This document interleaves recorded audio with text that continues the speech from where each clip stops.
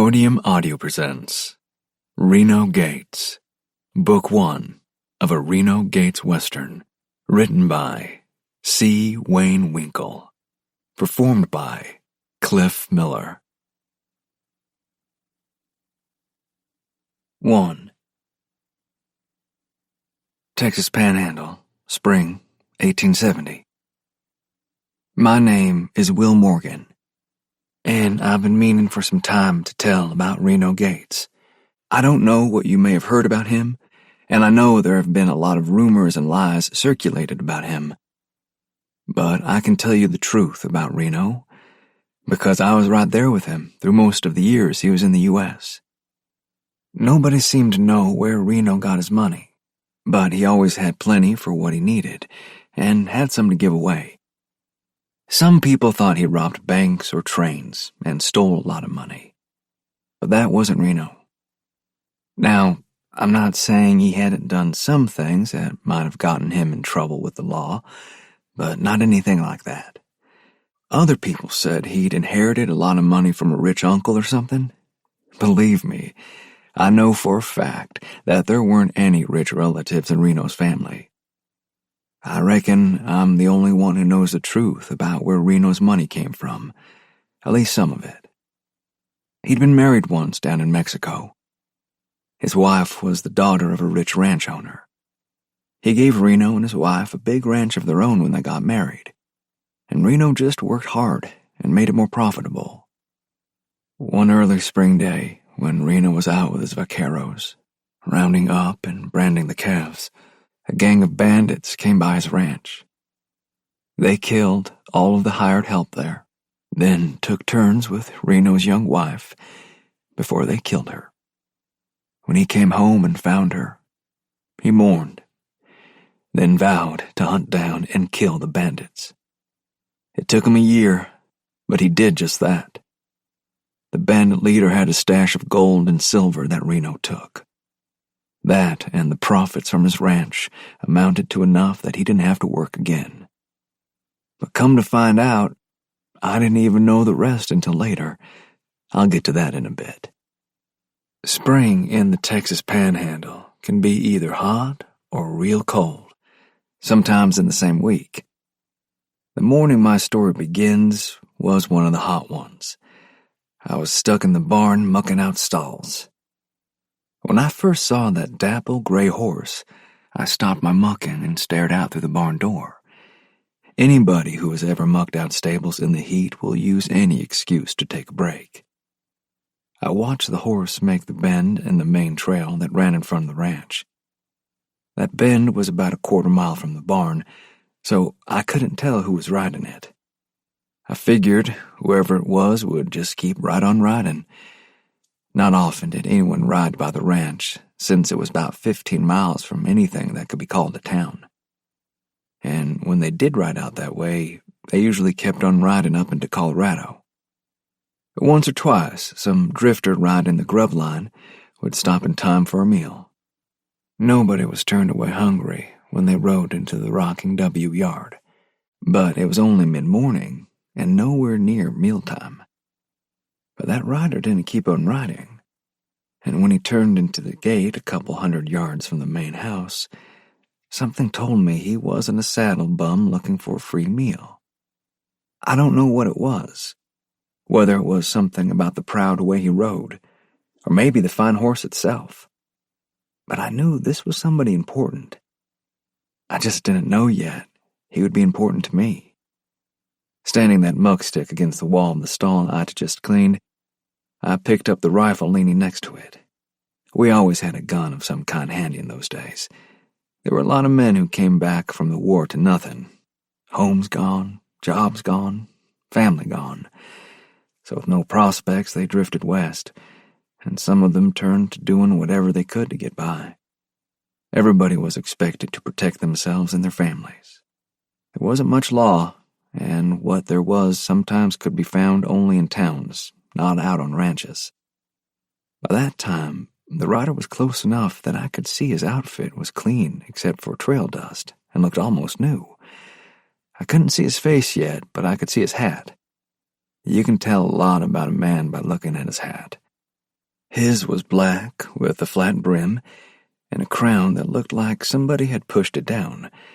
It gave him what I heard people call style. Not that I knew anything about style, living on a ranch in the Texas Panhandle. Then he rode right up to me, lifted his head, and said, "Hello, Will Morgan." That rider turned out to be Reno Gates, my uncle, and the last surviving relative that I knew about. The man who'd left me on that isolated ranch 3 years before. I was flabbergasted. So much so that no words came out of my open mouth at first. Finally, a few managed to squeak out, Uncle Reno?" He grinned at me. "Now, Will, I told you to just call me Reno. I also told you I'd come back for you. Well, here I am. Are you ready to go?" I don't think I'd ever heard words that sounded so good to me as those did. There'd been times in the past 3 years that I'd been ready to cuss Reno for leaving me on that ranch after my ma and pa got killed. But those times didn't mean anything that day. My Uncle Reno had come to get me. 2. Later that same day, Reno and me sat in the shade of the porch on the main ranch house with Alan Ross, the ranch owner. It wasn't exactly cool on the porch, but there was a breeze and a beat working out in the sun. "I figured you'd be coming by before too much longer, Reno," Mr. Ross said. Uncle Reno, smiled. "I appreciate you taking care of Will here for the last 3 years, Alan. I hope he ain't been too much trouble." Mr. Ross grinned at me. "No trouble at all, Reno. He's become a good hand on the ranch. Glad to hear that. I know when I left him here, he wasn't much to look at. We'd just come from burying his ma and pa, and I couldn't take him with me just then. I couldn't think of a better place for him to learn how to be a man than here." I couldn't keep quiet at that. It took me a while to get used to the idea that I wasn't going anywhere else. I know I gave Mr. Ross some trouble for a little while until I got that in my head. "None of that matters now, Will," Mr. Ross told me. "What does matter is that you learned what you needed to learn and did it fast." He turned to Reno then. "Where are you two headed from here?" "I've got some business to take care of up north of Denver. Then I think we'll ride on up into Wyoming. We'll just ride and see the country for a while. I've been pretty busy for the past several months, so I need a break." He turned and faced me. "How does that sound, Will? Just riding and seeing the country?" "Sounds real good to me, Reno." In fact, doing almost anything with Reno sounded good to me. "Just about had your fill of ranch life?" Reno asked with a grin. I didn't know for sure what to say to that. I didn't want to hurt Mr. Ross's feelings by saying yes after all he'd done for me. Ducking my head for a second, I lifted it again and said, "Well, that was as far as I got." Mr. Ross nodded and grinned. "You ain't gonna hurt my feelings by being truthful, Will. Ranching ain't for everybody. I grew up on a ranch, so I don't know any different." "You've been real good to me, Mr. Ross, so I didn't want to hurt your feelings. But I've known for a while now that I can't stay on a ranch for the rest of my life." Reno stood then. Seems like he was a lot like me, or I was a lot like him. Either way, both of us wanted to get going once there was a direction we wanted to go. "Reckon we need to get going," Reno said. "We got quite a way to go." Mr. Ross also stood. Then he surprised me. "Well, why don't you take that bay-colored Morgan horse? The two of you seem to get along real well." That horse was the one I would have picked if given a choice of all the horses on the ranch. From the first, the two of us hit it off. He was the best horse on the ranch. I don't know what to say, Mr. Ross, except thank you. "That's enough, Will. Take that saddle you like so well, too. A man needs to like what he's riding and riding on." It only took me about 15 minutes after that to be ready to ride. After leading that horse out of the barn, I climbed into the saddle and got myself situated. Reno already had a pack horse and supplies for us, so we took off, headed northwest. About the only places I'd ever been to in the last 3 years were the ranch and the little town that was closest to us. So all of the country we crossed was brand new for me. I have to say, there wasn't all that much to see. The Texas Panhandle was pretty flat, although it was crossed by a lot of gullies and arroyos. At times, we were the tallest things anywhere around us. And eastern Colorado wasn't a whole lot different. All of the stories I'd heard about Colorado made it out to be covered in real tall mountains with snow on them. But it took several days for any mountains to show up, and then they were just blue smudges on the western horizon. That first day was relatively short for traveling. We left the Rocking W just after the middle of the day, so we only covered about 20 miles before Reno started looking for a campsite. He started in right away, teaching me about how to survive out in the wilderness.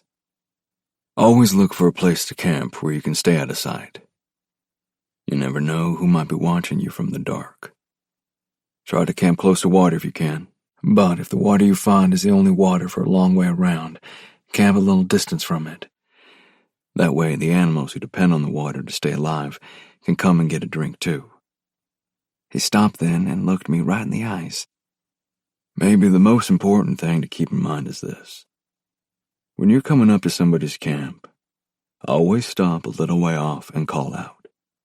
That way you don't ride into the camp by surprise and maybe get shot for your trouble. We found a little dry wash with a sort of cut in the bank where we built our small fire. That was another thing Reno told me. Only build a fire big enough to cook on and boil some coffee. Use dry wood so there's not much smoke. There sure was a lot to remember about traveling through wild country. After we ate, we sat around and watched the light go out of the sky. It had been a beautiful sunset, all red and orange. Then the dusk sort of slid out of wherever it hid in the daytime and covered the flat prairie around us. We let the fire die down while we drank the last of the coffee. Once it was only a bed of coals, Reno used a stick and pushed the coals together, so there'd probably be 1 or 2 left to start the morning fire. Then he stood and motioned for me to follow him. We walked out a little way from camp and just listened. After we'd listened for a few minutes, Reno said in a low voice, "You can hear a lot at night out in the open like this. It's always a good idea to spend a few minutes doing that, to see if there's somebody trying to sneak up on you. You can depend on your horse to let you know too." We walked back to camp and rolled up in our blankets. It could get cold out on the plains at night in springtime. Sleep came for me at last as I tried to remember all the things Reno was teaching me. The next morning, we were up before the sun showed itself. That would be the typical morning from then on. Reno wasn't one to sleep in, even when he was sick. As we ate the bacon and biscuits with honey, he seemed to be examining me real close. I looked down at my shirt and pants, wondering if I'd spilled something on them. When I raised my eyes again, Reno was staring right at me. "Are those the best clothes you've got?" he asked. A little ashamed, I said, "Never needed anything better working out on the ranch." He nodded, chewed the bite of bacon he put in his mouth, swallowed and said, "We'll stop in Pueblo up in Colorado. You need some better clothes." He glanced at the cap and ball rifle that I'd brought with me. "You partial to that rifle?" I laid a hand on the rifle that was never far from me. "It's the only one I've got." "We need to get you a new one in Pueblo. A pistol, too. You ever shot a pistol?" "Never had need to shoot one." "Well, you need to learn. Out here, pistols are a good idea. You can carry one strapped around your middle in case you run into any varmints. More handy to carry than a rifle." We finished up breakfast, got things cleaned and packed away, then mounted up and rode off. Riding into that morning with the person I'd rather be with than anybody else was something else for me. 2 days later, we rode into Pueblo about supper time. There wasn't a whole lot to the town, but to somebody like me who hadn't been to what could really be called a town, it was pretty big. Reno said it had over 600 people living there. I don't think I'd ever seen that many people in my whole life. We rode down the only street in town, past buildings that held shops of different kinds in them. At one place, a building with 2 floors housed a saloon on the bottom. I wasn't sure what was in the space above the saloon until a bunch of women wearing their underwear came out onto a sort of porch on the top floor. They grinned and waved at Reno and me as we rode past. I might have been a youngster from out in the sticks, but I'd heard about shady ladies from the hands on the ranch. Those women sure looked the part to me. Reno waved back to them, then turned to face me. I'm pretty sure I turned red when he caught me looking at those women. "You ain't quite old enough for them, Will," he said, grinning. Reno rode on until we came to a store wearing a sign across the front that said, "Harvey's Mercantile." He pulled to a stop and dismounted. Not really sure what a mercantile was, I dismounted too. Inside, the store turned out to have just about anything anybody could want for sale. Clothes, hats, boots, rifles, pistols, and knives were laid out on tables that ran the length of the store. On the shelves fastened to the walls were stacks of canned goods. Toward the back, ropes, shovels, and plows stood against the walls. Another minute went by after we'd walked in before an older man wearing a white apron came up to Reno. "Mr. Gates, it's good to see you again. What can I do for you?" "This young man is my nephew, Will Morgan. He needs a new set of clothes from the inside out and top to bottom, plus a good pistol and rifle. I'm sure you can accommodate him." Now, I didn't know what accommodate meant, but it sounded like Reno was telling the man to fix me up with all he said. The way he talked to the man sounded like he'd been there before. "Oh, yes we can," the man said. "Come with me, Mr. Morgan. I'll bring you the clothes you need so you can try them on." That man took me to a small room at the back of the store and told me to take off all my clothes. I wasn't sure about that, but Reno seemed to know the man, so it must be okay, I told myself. There hadn't been many times all my clothes came off, so it was embarrassing to do that with a stranger handing me clothes to put on. But by the time we were finished, I had my first set of brand new clothes that hadn't been worn by anybody else, and a second set too. Reno looked over at me when the man was finished handing me clothes. "Well, you're a handsome young man. I'm going to have to make sure none of those ladies we saw get a look at you. They'd be running over themselves to get to you. I can't take a chance on losing you the first day out." Even though he was joshing me, it was good to hear. Reno went on talking to the man who waited on us. "How about a rifle and pistol now, Bill? We've got a cap and ball rifle to trade in." He turned to me. "Go out and get your rifle, Will, and all of the powder and shot you have." When I stepped out of that store, nothing happened. That was a little disappointing. I thought for sure everybody in town would see me in those new clothes and stop to look. Back inside, Reno took the rifle from me and laid it out on the counter next to a Henry rifle and a .44 rimfire. Laying next to the rifle was a .44 caliber Colt Model 1860 Army, converted to use cartridges instead of powder and shot. "How much will you give me for this rifle toward the Henry?" Reno asked the man. When the store man told him, I knew for sure there wouldn't be a sale. It was amazing how much good guns cost. But then Reno said, "All right, figure it all up and we'll settle up." After all was said and done, I walked out of that store with new clothes, a new hat, new boots, a Henry rifle, and a Colt pistol. Those last two were like what Reno carried. "Now we can share ammunition," he told me. "That might come in handy one day. Let's go get something to eat, then sleep in real beds at the hotel tonight." He started to walk off, but I stopped him. "Reno, I ain't got the money to pay you back for these things, let alone a meal in a restaurant and a hotel room." "I know that, Will," he said. "Let's see. I missed 3 of your birthdays and 3 Christmases. Let's consider these things my way of making up for missing those days. Now come on." That meal we had in the restaurant was the best I'd ever had at any time I could remember. but the mattress on that bed at the hotel was way too soft for me.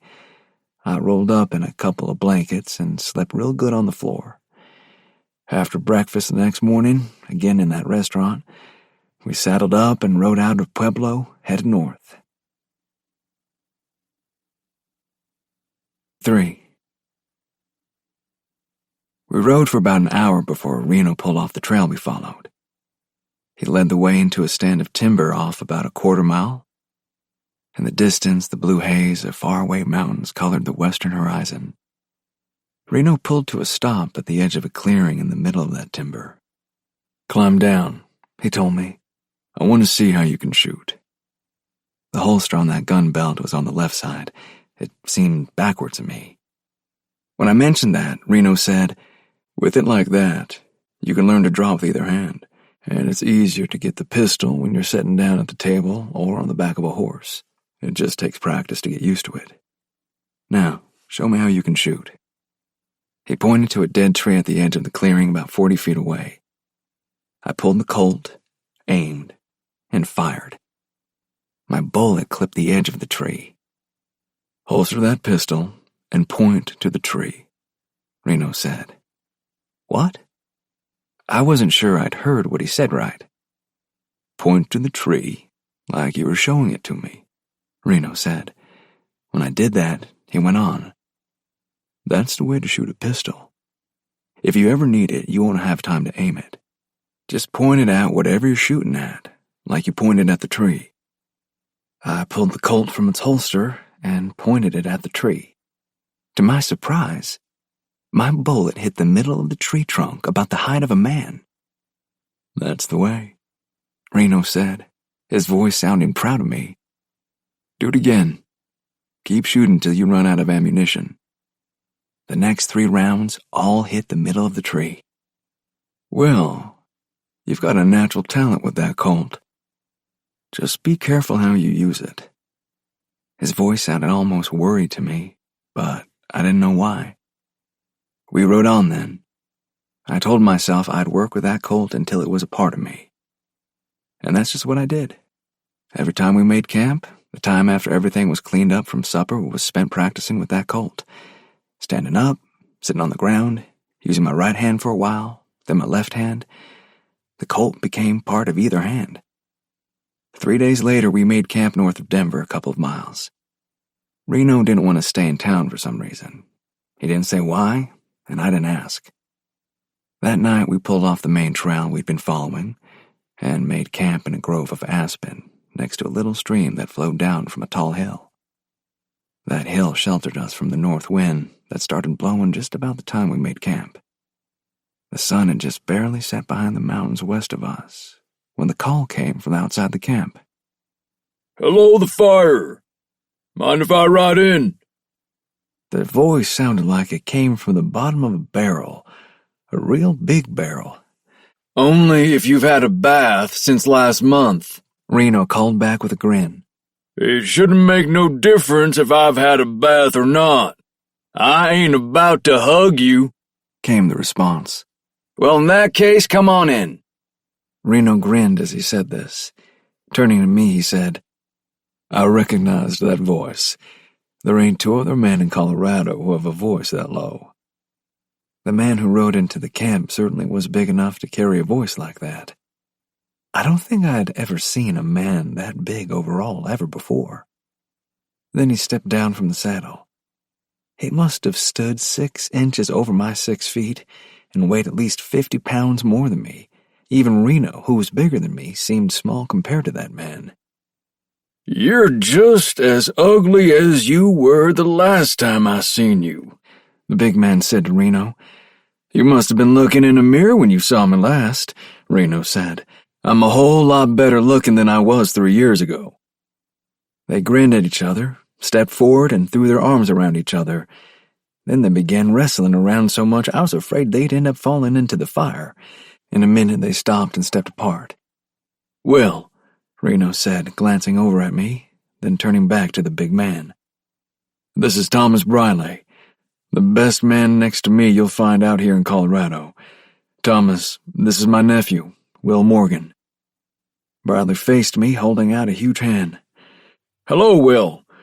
I'm sorry you have to be related to this no-good saddle tramp, but you ride with me a while and I'll help you get over whatever he's told you that ain't so." "What brings you out this way, Thomas, other than wanting a free meal?" Reno said nothing about the things Bradley said about him. I got the idea that these two were like brothers who loved each other and showed it by insulting each other. "Believe it or not, I've been trying to find you." The big man took the plate of food I handed him. "Got something you might be interested in." Reno swallowed the bite of bacon he'd been chewing. "Well, all right. Tell me what you've got in mind." "There's a little town just up ahead that's been run into the ground by a couple local bad boys. I got a cousin who lives there, and he wrote me about it. I would stop by and take care of it, but I got to be down in Santa Fe in the next couple of days for my sister's wedding. I know she wouldn't want me to show up late. I was hoping you might be coming by here on your way up to the Union Colony. By the way, they're starting to call it Latham now. Used to be Fort Latham." Reno eyed his friend as he sipped some coffee. After a minute, he said, "So you thought maybe I'd stop by that little town and take care of those two old boys?" "Something like that." Bradley grinned around a mouthful of biscuit. When he swallowed that, he turned to me. "Well, I don't know if Reno told you what he does to pass the time out here. He helps people who need somebody to help them get justice, I guess you'd call it. Like this little town, for instance. If those two bad men weren't doing what they're doing, that little town might have a chance. As it is, those two will likely run off everybody in a few more months, and that little town will dry up and blow away. Of course, it might anyway, but it needs a chance." When my gaze shifted over to Reno, he was just eating his supper, as if Bradley hadn't said a word. After a bit, he sipped the last of his coffee and threw the drags into the fire. "How far is that little town from here?" "No more than 5 miles. You'll see where the trail branches off and leads right to the town." "So we could get there in a couple of hours in the morning." Reno said to no one in particular. He poured another cup of the hot liquid and went on. "I guess we might stop in there and see what's to be seen." "I appreciate it, Reno," Bradley said. He stood then. "I'm going to push on tonight. I want to make sure this feller my sister's marrying is worthy of her. Thanks for the supper." Watching him right away, Reno said, "Thomas Bradley ain't one to stay in one place very long, Will, but he's the best friend I've ever had." He went quiet then, still watching his friend right away. When the gathering dusk that began creeping out of the canyons covered Bradley, Reno turned to me and said, "Let's get everything cleaned up and turn in early. I'm a little sleepy." After a good night's sleep, we were in the saddle by the time the sun chinned itself on the eastern horizon. One thing I'd noticed about Reno, he always woke up a couple times in the night, and either got up to walk out a little way from camp to listen, or sat up in his blankets and listened. That was something else for me to file away in my memory. 2 hours later, we came to the place where a smaller trail branched off the main road we had been following. Without hesitating, Reno took that trail with me following along. 10 minutes later, we stopped on a small rise just short of the small town Bradley told us about the night before. As far as I knew, it didn't have a name. The trail we followed turned into the main street, going on between 5 or 6 buildings on either side of it, then leading on into the hills the other side of the town. Those buildings were built of sawn lumber and not logs. That told me, as little as I knew, that whoever built them meant for the town to last. It took time and effort to build like that. Behind the town proper, some houses sat snugged up against the side of a tall hill on the north side of town. Some other buildings sat here and there as well. We sat on that little hill for several minutes as Reno scanned the area closely. When he was satisfied with what he saw, he said, "Well, let's go down there and see what we can find out." Reno rode down the hill and into the little town. When we got to a building in the middle of the block that had a sign over it that said Saloon, he pulled up and dismounted. We tied our horses and the pack horse to the hitch rail. "It's kind of early to begin to drink, ain't it?" I asked as we tied the horses. "In just about every town out there, the best place to start if you're wanting to find out things is the saloon. They're usually the gathering place for everybody in town who knows anything. That don't mean we have to get drinks here unless it's coffee this time of day." After a quick glance up and down the street, Reno pushed through the bat-wing doors and into the saloon. I followed closely behind him. The saloon was longer than it appeared on the outside. A bar made of pine, probably harvested locally, ran along the left side of the building. Tables and chairs were randomly scattered in the space in front of the bar. The rough plank floor had little spaces between the planks, so any spilled beer or whiskey could go right on through to the ground. I imagine other liquids that might be spilled there would also go on through. 5 men stared at us as we walked into the place. 2 were slightly older men sitting at one of the tables. Another 2 were younger and stood at the far end of the bar. Then the bartender stood behind the bar rubbing a cloth over a glass he was holding. Nobody said a word. When we walked up to the bar, the bartender set the glass he held onto a shelf behind the bar and stepped down to us. "What can I do for you fellers?" He seemed to be worried about something. His forehead was all wrinkled, his eyebrows nearly touched over the top of his nose, and his mouth was turned down at the corners. "I'll have a beer, and my partner will have coffee," Reno said. He hadn't even glanced at the 2 men at the other end of the bar. Those 2 stared at us, and had been since we walked through the doors. I had a lot harder time not staring back. Those 2 men were surely the ones Briley told us about. I couldn't understand why Reno was ignoring them. The bartender brought his beer and my coffee, setting them on the bar in front of us. "That'll be 50 cents, he said. Reno laid the money in the bar and picked up his beer. I picked up the coffee and sipped it. From the corner of my eye, I caught a movement at the other end of the bar. One of those men pushed back from leaning on the bar and started toward us. "Reno," I whispered, still holding the cup to my lips. "Shh, I see him." He went on sipping his beer. The man stopped a few feet down the bar from Reno.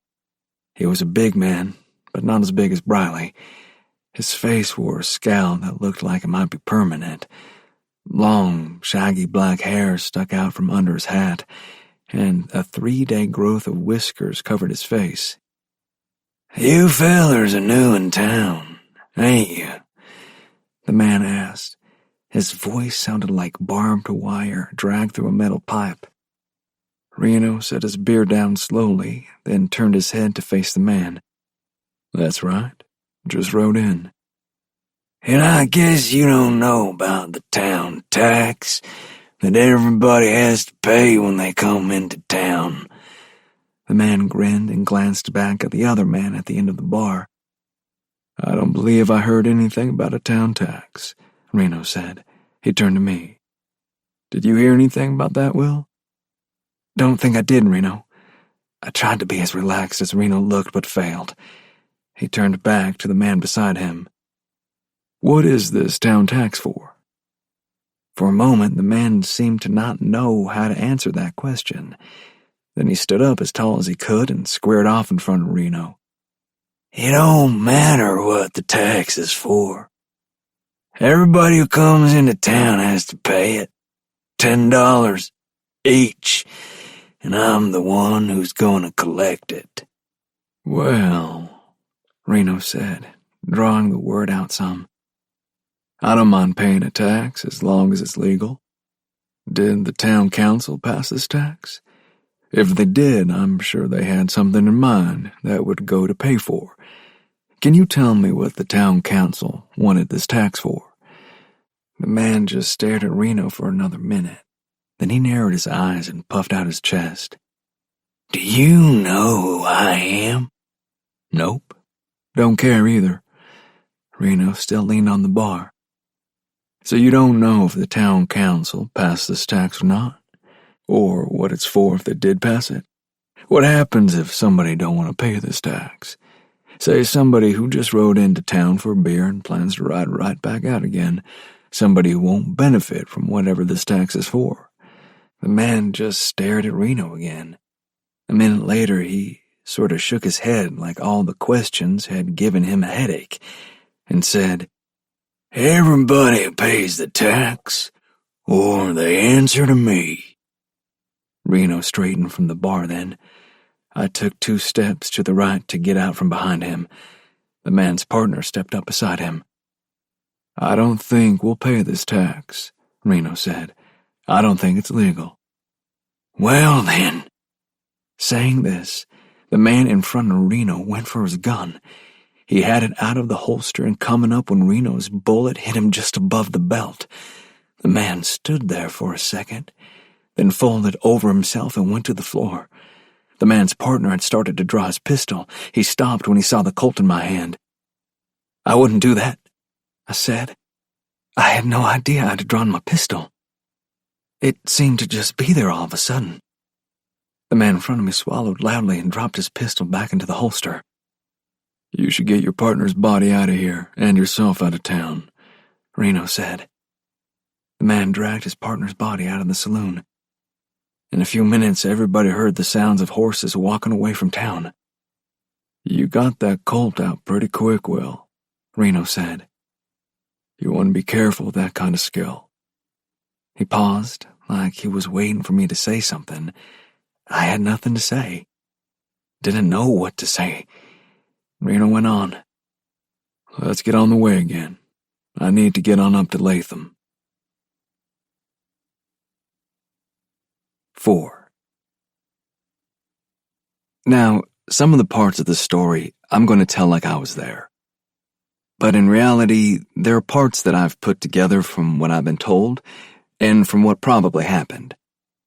I hope they make sense to the entire story. I've been told I'm a pretty good storyteller. Farther north of Reno and me, Nina Villarreal sighed contentedly and slipped farther down in the hot bath.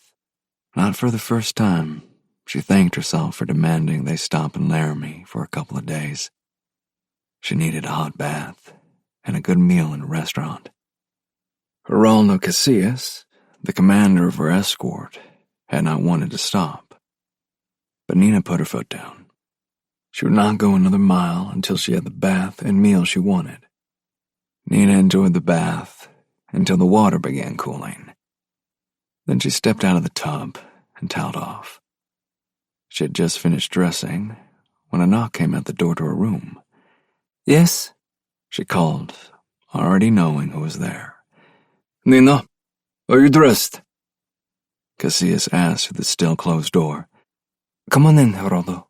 I am almost ready." Casillas had dressed in his formal uniform for his chance to escort Nina to dinner at what passed for a good restaurant in Laramie. In his opinion, there was no place good enough for her to dine in other than the finest restaurants in Mexico City. But since she demanded they stop in this frontier town, he decided to make sure the locals knew someone important was gracing their little town. Therefore, he wore his uniform. "You certainly went out of your way to look impressive," Nina said after examining him up and down. "I want to impress these frontier people, so they will know you are important." Casillas always tried to say the right thing to the right people. "You look very beautiful, Nina." "Thank you, Geraldo."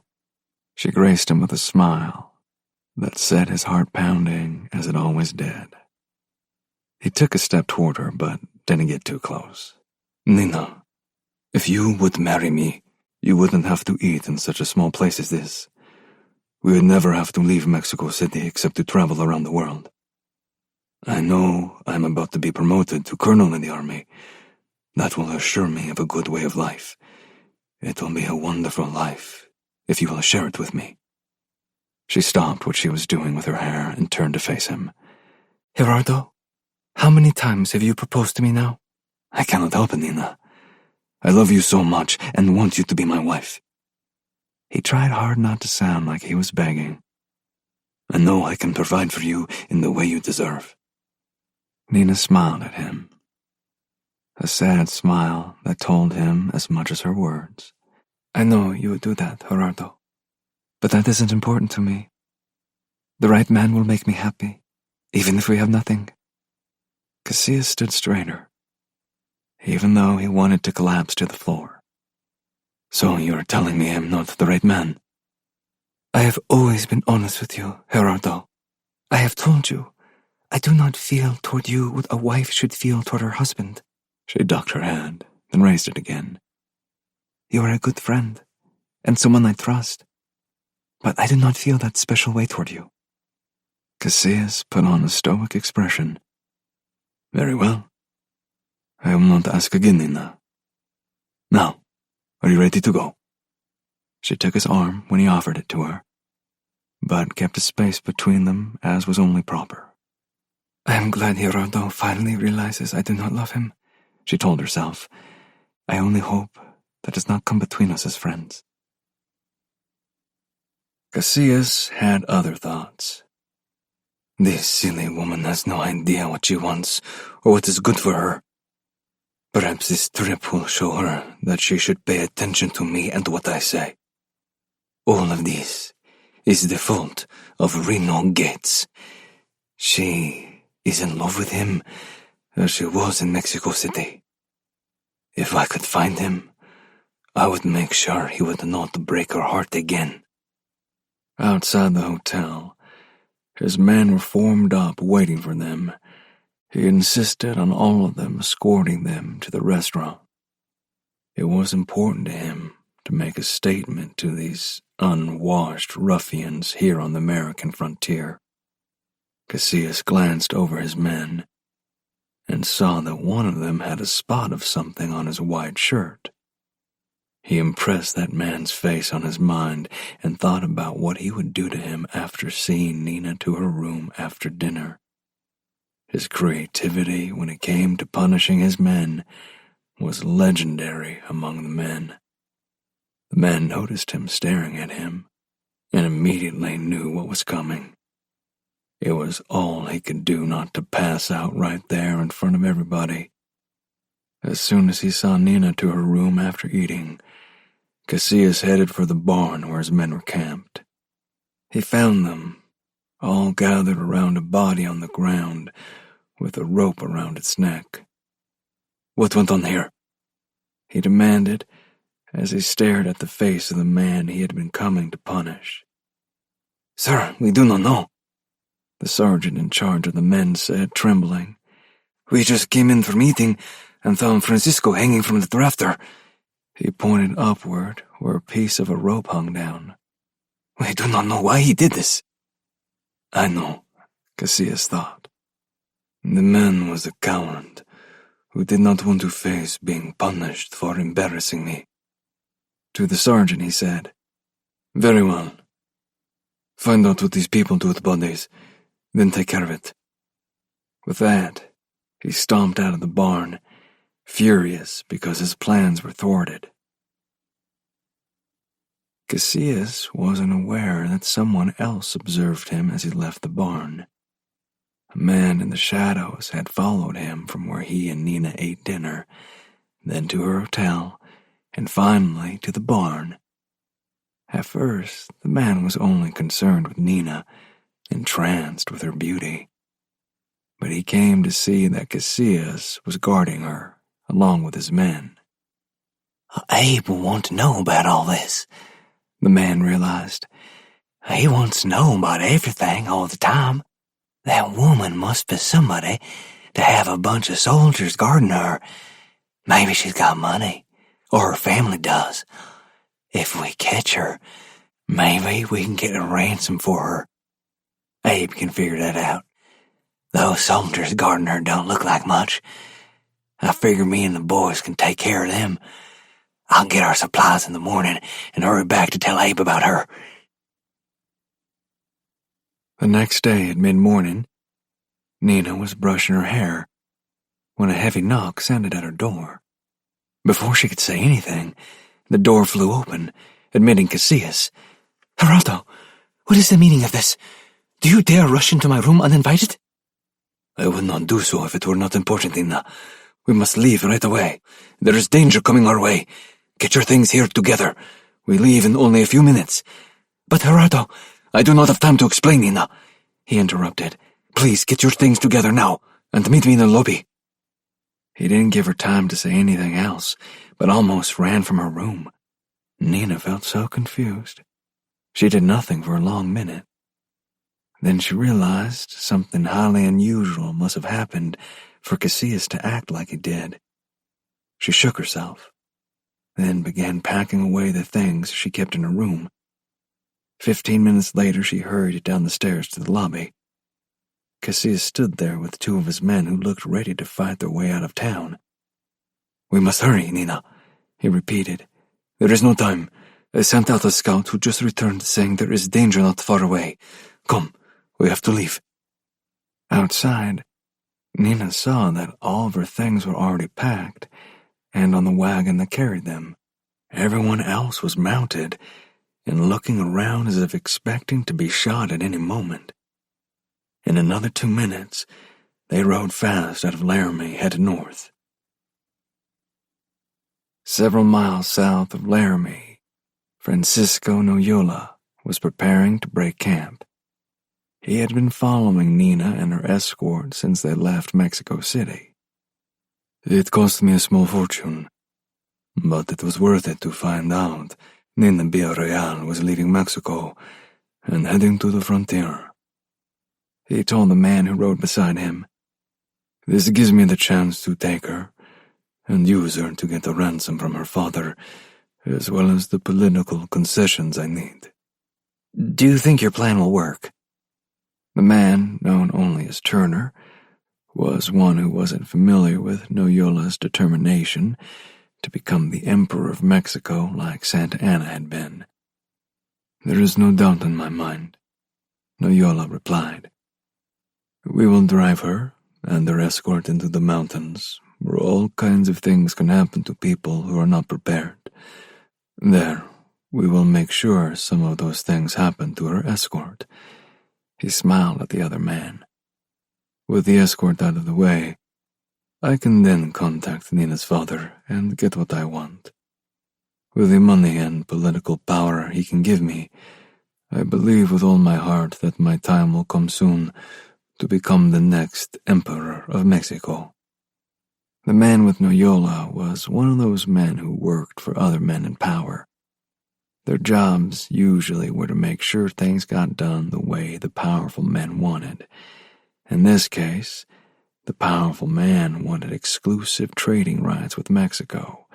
Forming an alliance with Noyola was one of the ways he planned to get that. If Noyola succeeded in his dream of becoming Emperor of Mexico, the powerful man would be in a position to expect certain things from him. If that didn't happen, then maybe one of his other avenues would pan out. In any case, his man was with Noyola to remind him of who was backing him in his efforts. "It will be good for both of us if your dream becomes reality," Turner said to Noyola. "My boss is being very generous by supplying you with what you need to succeed." Noyola turned to face him, an expression of contempt. "I realize your boss has provided some things I have needed, and for that I am grateful. And I realize it is your job to remind me of this often. But I want you and your boss to know I would be able to succeed even without his help."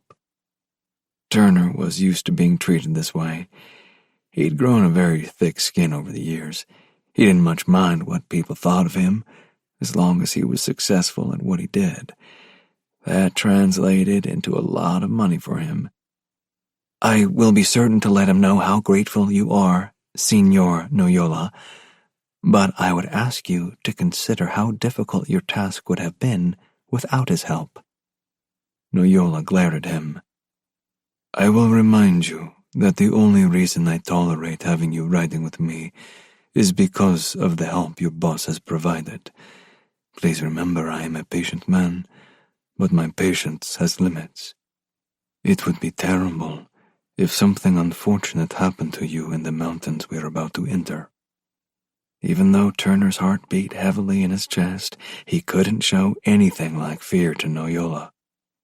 It would indeed be unfortunate if something happened to me. That would mean I would no longer be able to contact my boss.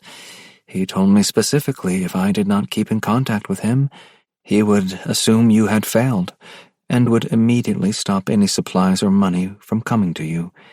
He's expecting me to send him a telegram from Laramie as soon as we get there. Noyola's anger was apparent in his expression, especially his almost black eyes. Then it is very fortunate for you that we will be in Laramie this day. Then you can send your telegram to your boss that everything is all right. With that, Noyola turned and rode away from him. As soon as Noyola was out of sight, Turner took in a deep breath and let it out slowly. 5. As we rode on north, a lot of different thoughts found room in my mind. 2 primary ones gave me a lot of trouble. First, it seemed easy for Reno to kill that man. It felt like that's what we went there to do. Yeah, those 2 men were stealing from everybody who came to town with that phony town tax they were collecting. All of that money probably went right into their pockets, and they were scary. That's probably why nobody tried to stop them from doing what they were doing. But it seemed wrong somehow for it to be so easy to kill somebody. Was Reno really as good a man as he appeared to be most of the time? The second thought that bothered me so much had to do with me. I'd pulled my pistol without even thinking about it, and had it pointed right at that other man's belly with my finger on the trigger. Would I have shot him?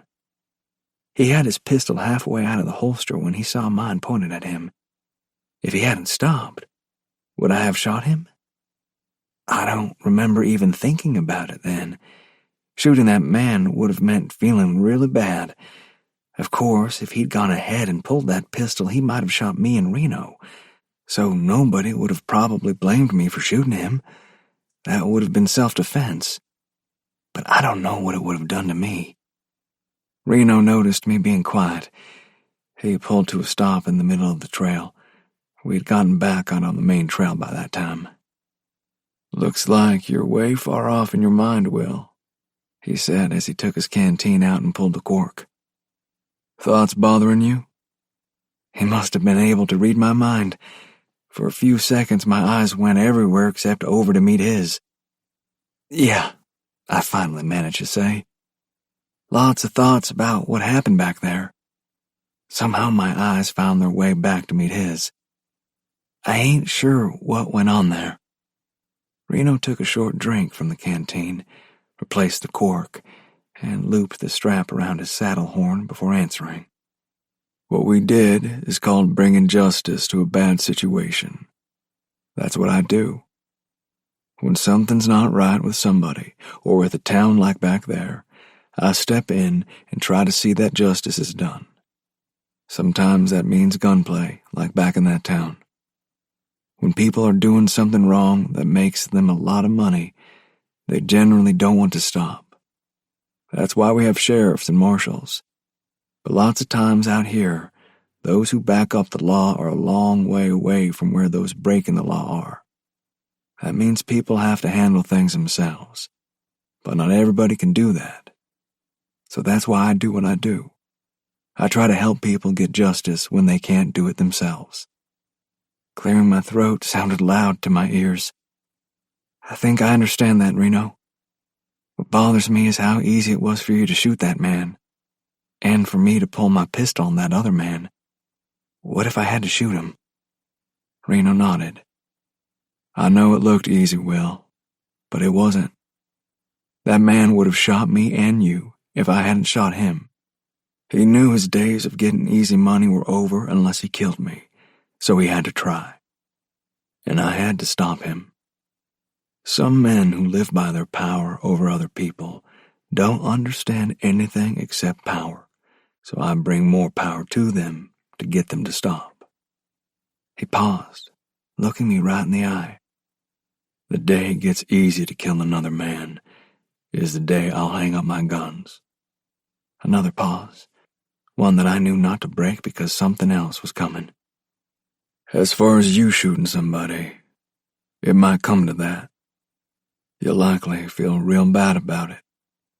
So you need to be sure there ain't no other way to get done whatever it is you're there to do. Afterward, you'll feel awful for taking somebody's life. There ain't no way around it. If you don't, you need to hang up your guns. And if you don't think you can do that when you get into a situation where you have to, then I can take you back to the ranch today. It's up to you. No matter what you choose, you're not going to disappoint me." So there it was, a choice that had to be made, and I had to make it. The desire to tell Reno that I could do it was strong in me, but the memory of holding that pistol pointed at that man still scared me. My eyes flitted from Reno's, out to a distant mountain blue with the miles, then over to a grove of aspen on the side of a nearer mountain. But none of those things gave me an answer. I brought my eyes back to his. "I want to go on with you, Reno. All I can say is I'll do my best not to let you down." He nodded. "All right, Will. Let's get on up to Latham so I can take care of my business there." What were the feelings running through me just then? Lots of them. Pride that I made the decision the way I did. Fear that someday Reno would depend on me to back him up, and I might not do it. Excitement that the unknown brought. Most of all, a realization that being a man meant a lot of responsibility. With all my heart, I hoped I was up to it. We rode the rest of that day, coming to the little town called Latham in the middle of the afternoon. There had been an army fort there back a few years when the army needed to protect settlers from Indians. During the time of the Civil War, Fort Latham was a busy post. Now it was no longer in use as a fort, but a little town was growing up around where it had been. Reno seemed to know right where he was going, so I followed along. But it was quite a surprise when he reined in right in front of a ladies' goods store. Dresses hung in the front windows, and hats of different kinds with lots of lace and frilly stuff sat on a little platform in front of the dresses. "I'll just be a minute," Reno said, handing me the reins to his horse after taking something from a saddlebag.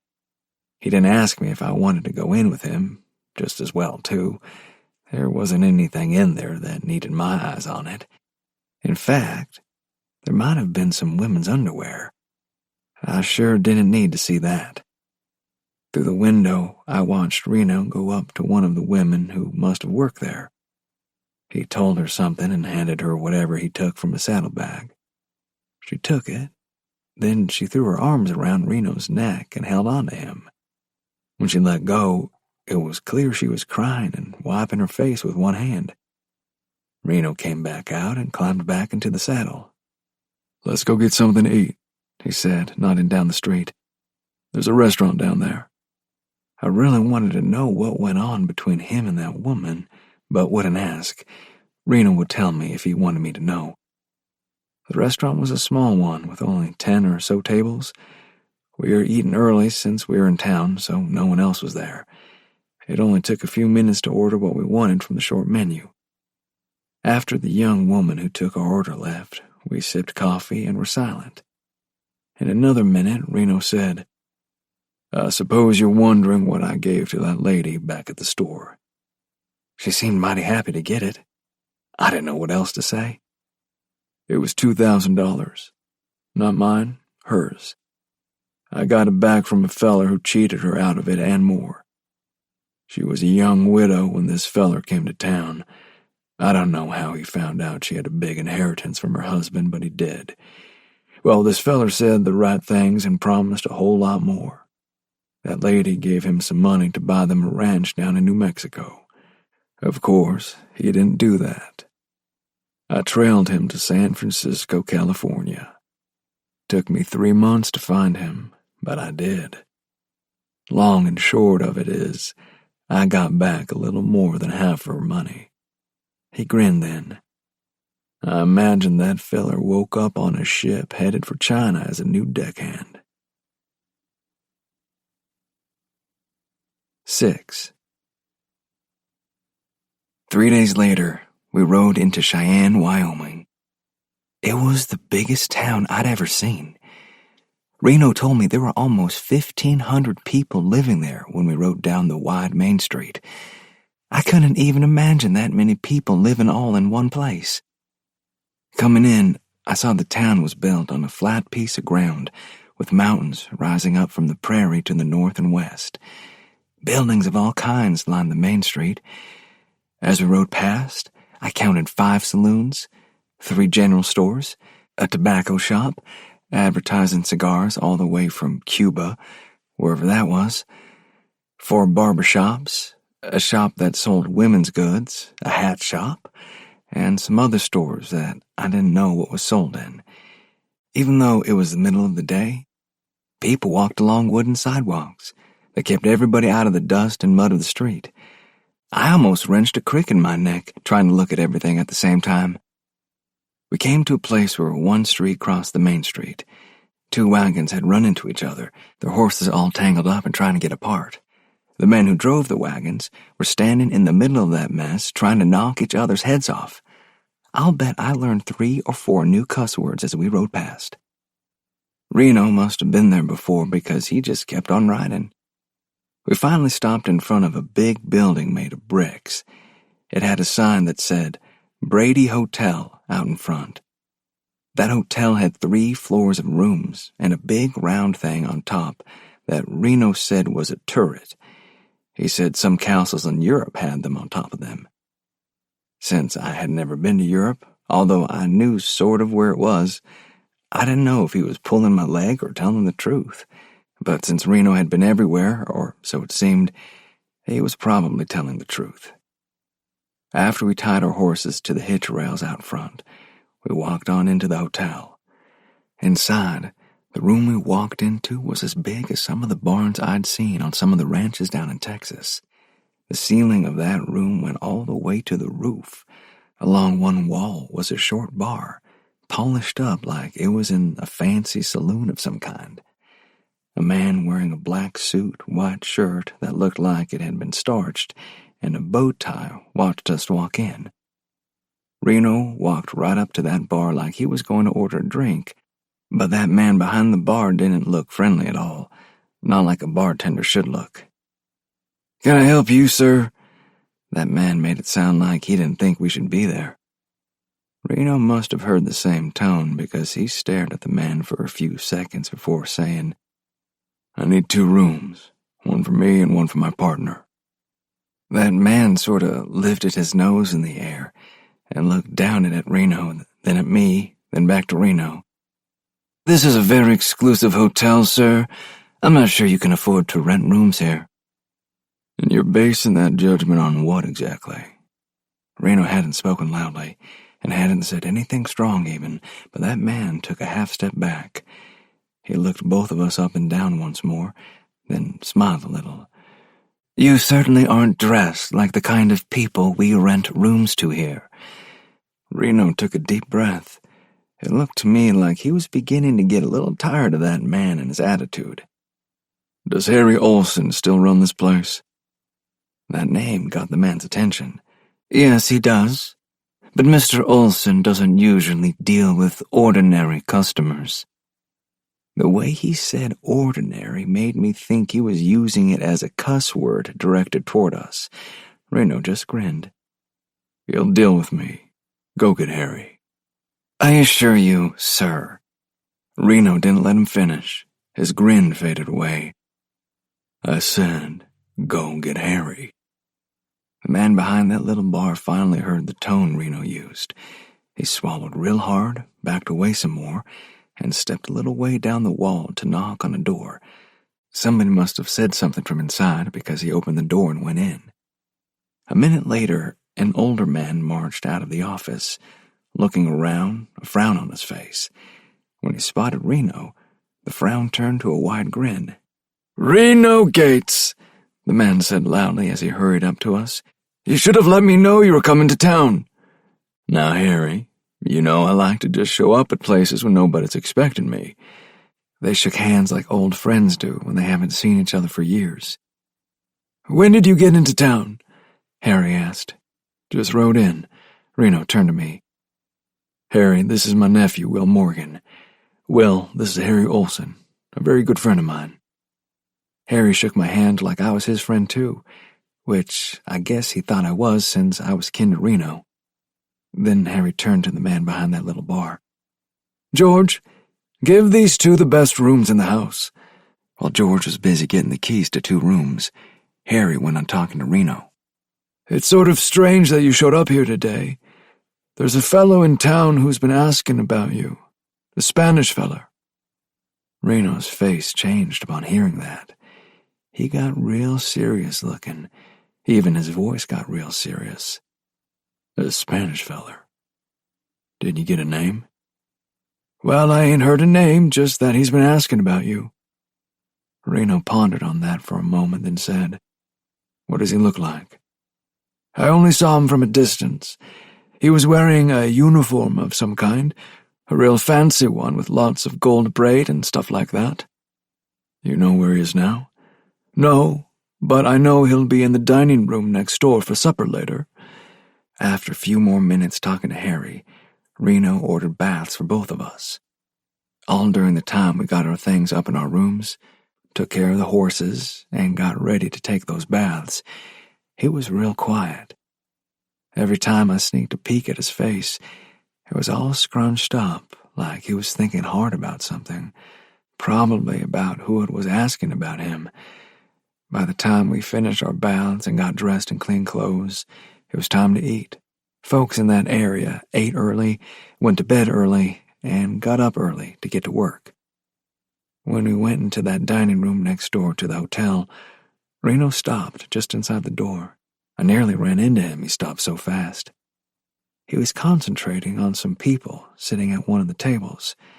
I could see they all wore uniforms, and one of them wore one all covered in gold braid.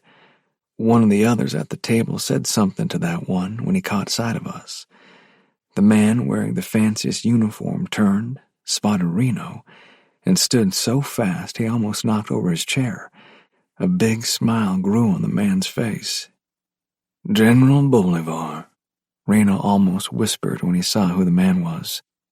"Reno Gates," the general said, walking fast up to Reno and hugging him.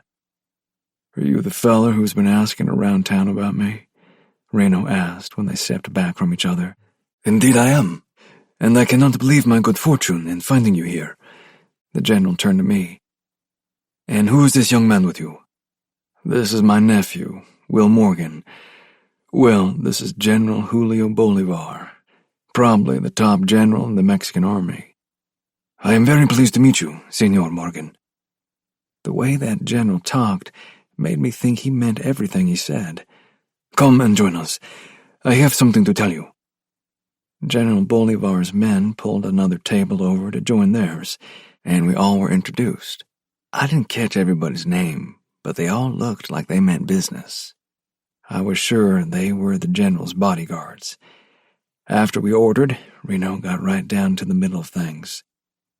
"Okay, General. You came up this way looking for me for some reason. Let's have it." So the general did. "Nina is out here somewhere, and I have been sent to find her." Now, I didn't know who Nina was, but it was real clear that Reno did. He sat back in his chair for a moment like the words had knocked him there. In a sense, they did. What in the world is Nina doing out here? Reno finally got out. He sat forward in his chair again, fastening the general with his eyes. "You know how Nina can be."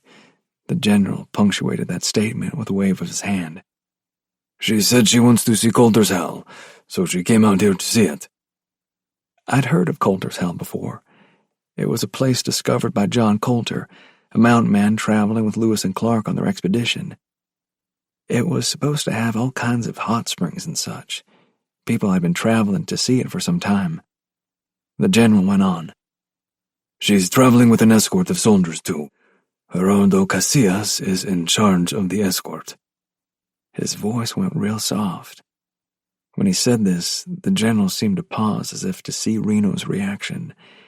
He wasn't disappointed. Reno's face turned red. He turned away from facing the others and gave a disgusted grunt. "Nina was supposed to send her father a telegram from Laramie 3 days ago. She did not do that. I was in Santa Fe at the time and was told to come up here and find her."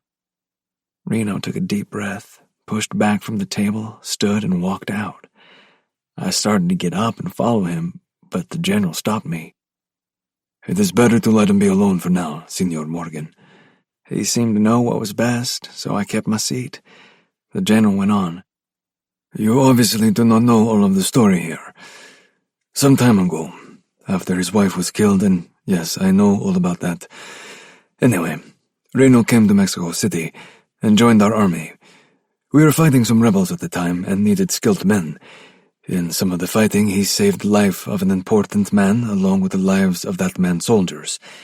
The man was a son of an important politician who rewarded Reno handsomely. After the fighting was over, Reno came back to Mexico City and fell in love with Nina Villarreal. The two of them wanted to marry, but Nina's father refused to allow her to move to the United States with Reno, so you see why he is so upset about her being here now, especially with Gerardo Casillas in charge of her escort. Casillas has promised to kill Reno when he sees him again, because Nina is still in love with him and refuses to marry Casillas. It is all very confusing." Not so confusing, really. Reno had come back to the table. "Nina shouldn't be here because Casillas can't protect her, no matter how many men he has. He is a coward and a terrible soldier. I'll find her, General, and bring her to Laramie. Bring her to Cheyenne. We will have a train waiting to take her to Santa Fe and back home to Mexico City. You must be careful, Reno. I have heard that the Sioux may take the warpath with warmer weather." "It's a pretty good bet they will. We'll have to move fast and make sure they don't see us before we see them." The general nodded. "I know you can do that." "All right. We'll leave in the morning." Reno left the room then without eating. I stayed and talked with the general for a while. When I finally went to my room, I listened at Reno's door, but heard nothing. He must have gone on to bed. It took a while for sleep to catch up to me. I was finding out things about my uncle that no one else knew, at least as far as I knew. He'd been a war hero down in Mexico, had some kind of handsome reward somewhere, and had almost married again. What else was there about him that I was going to find out? 7. After leaving Laramie in such a hurry, Gerardo kept them at a steady trot for an hour. Then he slowed them when they began riding into the higher ground of the Laramie Mountains. At one place, where a stream flowed down from one of the nearby mountains and across the trail they followed, he stopped them to let the horses water. "Gerardo," Nina said indignantly when they stopped. "Why are we hurrying like this? Where are we going? We should be going northwest and not due north." Casillas wasn't used to being questioned like that about something he did, especially by someone who had no military experience, even if she did nominally have authority over him. He swallowed his irritation and turned to face her. "Nina, you must trust me in things having to do with your safety." He tried to present a calm and professional expression to her. "And this fast departure from Laramie has everything to do with your safety. I sent out a man to scout behind us, and he returned to report that there is someone following us with several men. He saw uniforms, so he knows they are following us, probably following you. There is no reason for that, so I must think it is someone coming for you for some reason that is not good." Nina's own expression reflected her growing concern as she listened to him. "Why would someone be coming for me?" "I do not know exactly, but you know your father has enemies back in Mexico, and the political climate there is unsettled at best." He paused, appearing to think. "Perhaps it is someone who wants to use you for political gain. Some of your father's enemies would not hesitate to do that." Nina thought about that for a moment. "If that is the case, then why do we not stay in Laramie where there are authorities to help us? Why come out here?" Gerardo sighed, but tried to keep it silent so Nina wouldn't think he was exasperated with her, even though he was. "I do not trust the authorities in Laramie. In fact, where we are concerned, I do not trust any authorities. They do not understand our politics or our culture. They would just as likely do nothing to protect you. No, it is better for us to do it this way." He started to turn from her, but Nina wasn't finished. "But why? Out here we are in the wild. Anything can happen. We do not know this country." A little of his irritation crept into his next words. "Nina, I am an experienced military man. I can adapt to any country and can protect you. Out here I am not hampered by what gringos think is right according to their laws." He stopped, took a breath, and smiled at her. "Please believe me. Trust me to know what is best in protecting you. My men are all experienced soldiers. We can deal with whatever comes. Now, I must get the men ready to ride again." Her mind filled with uncomfortable thoughts as she watched him ride away. "I have not seen Gerardo so hard before. I know he is a military officer and has to be hard, but this time it seemed to be directed at me. I do not know who it is that may be following us, but I cannot think of a good reason for anyone to follow us. Maybe it is like Gerardo said. One of my father's enemies is coming to capture me. But why would anyone want to do that?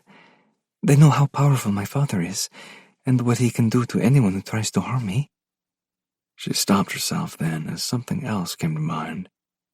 "I wonder if Gerardo is angry because I have turned him down again. It was only yesterday that we talked about that. Maybe I should have been more gentle with him somehow. But how?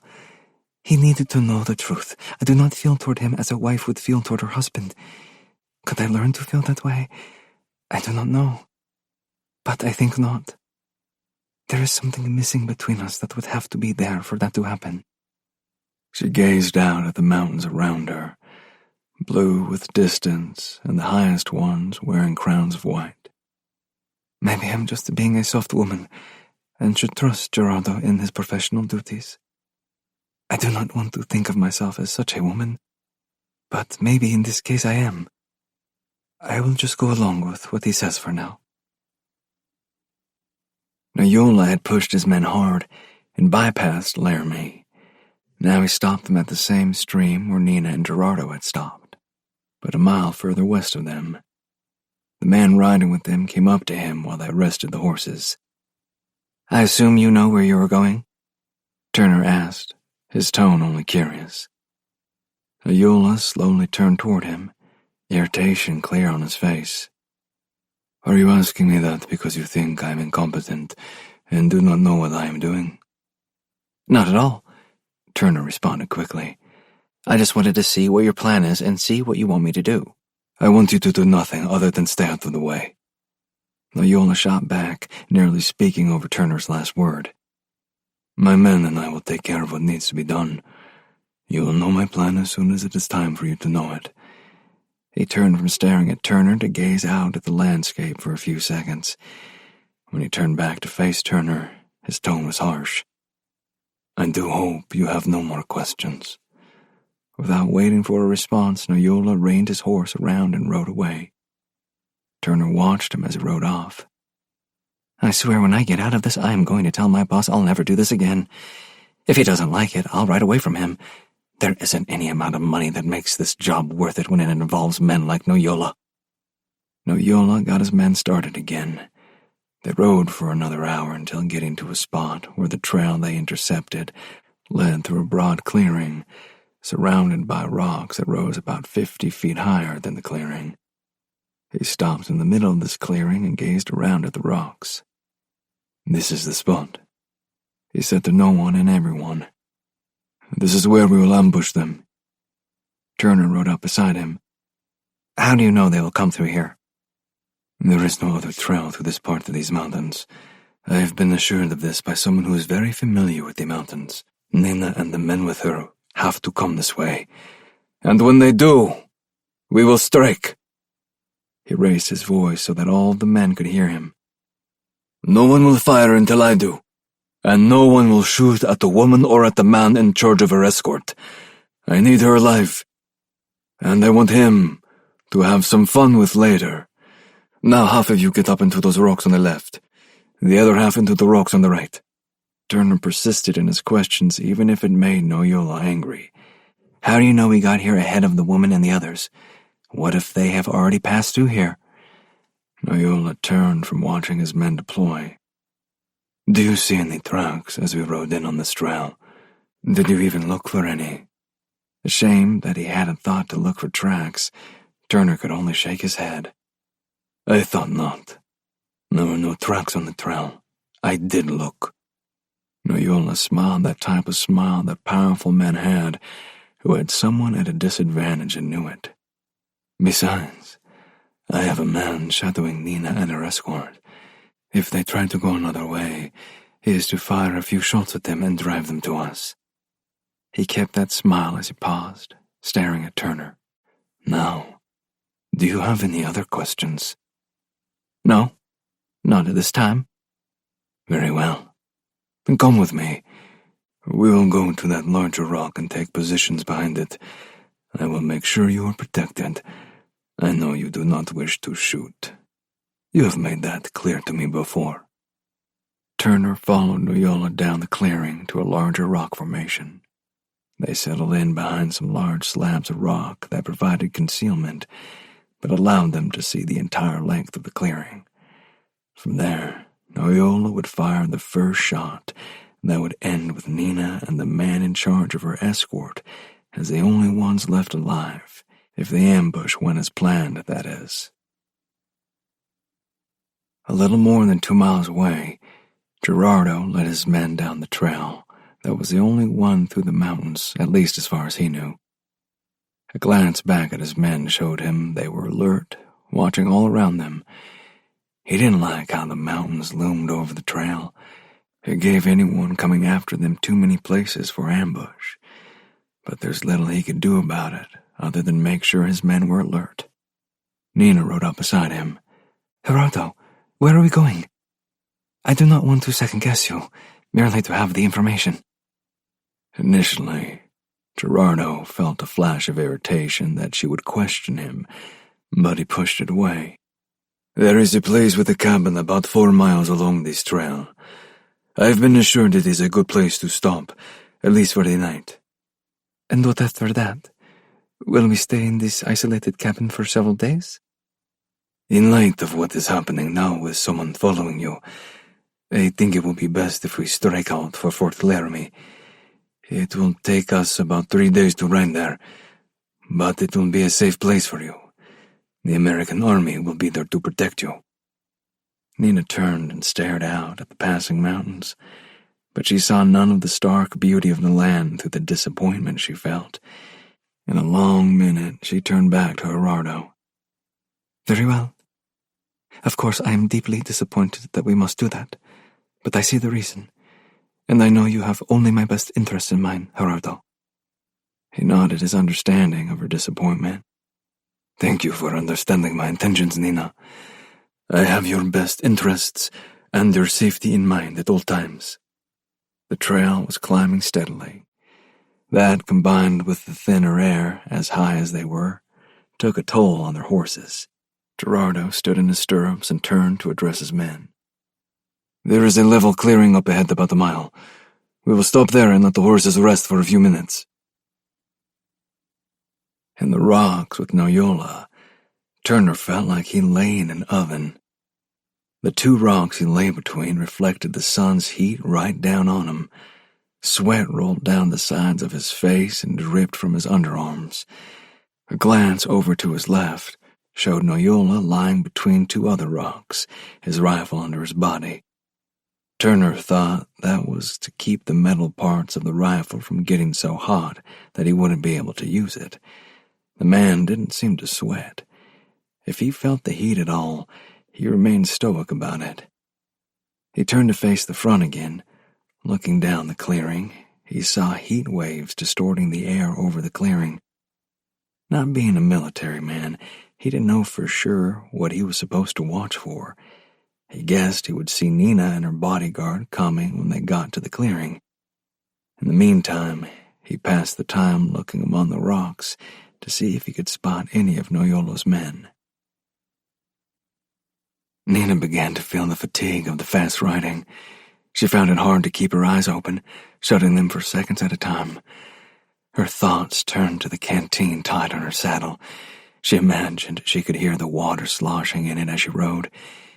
Even though the water would be warm by now, it would feel good going down her dry throat. A glance at Gerardo riding just ahead of her showed he rode straight back in the saddle. How did he do that? Did he not feel the same fatigue she did?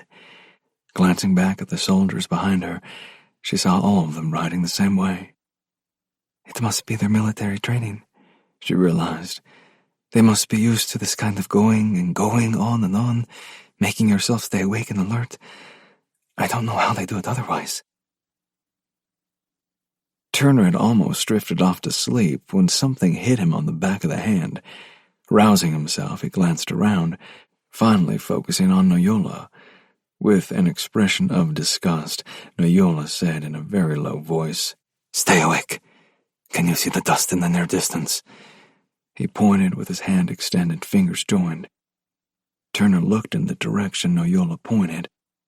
At first he saw nothing through the heat waves and the haze that seemed a permanent part of the mountains when the wind wasn't blowing.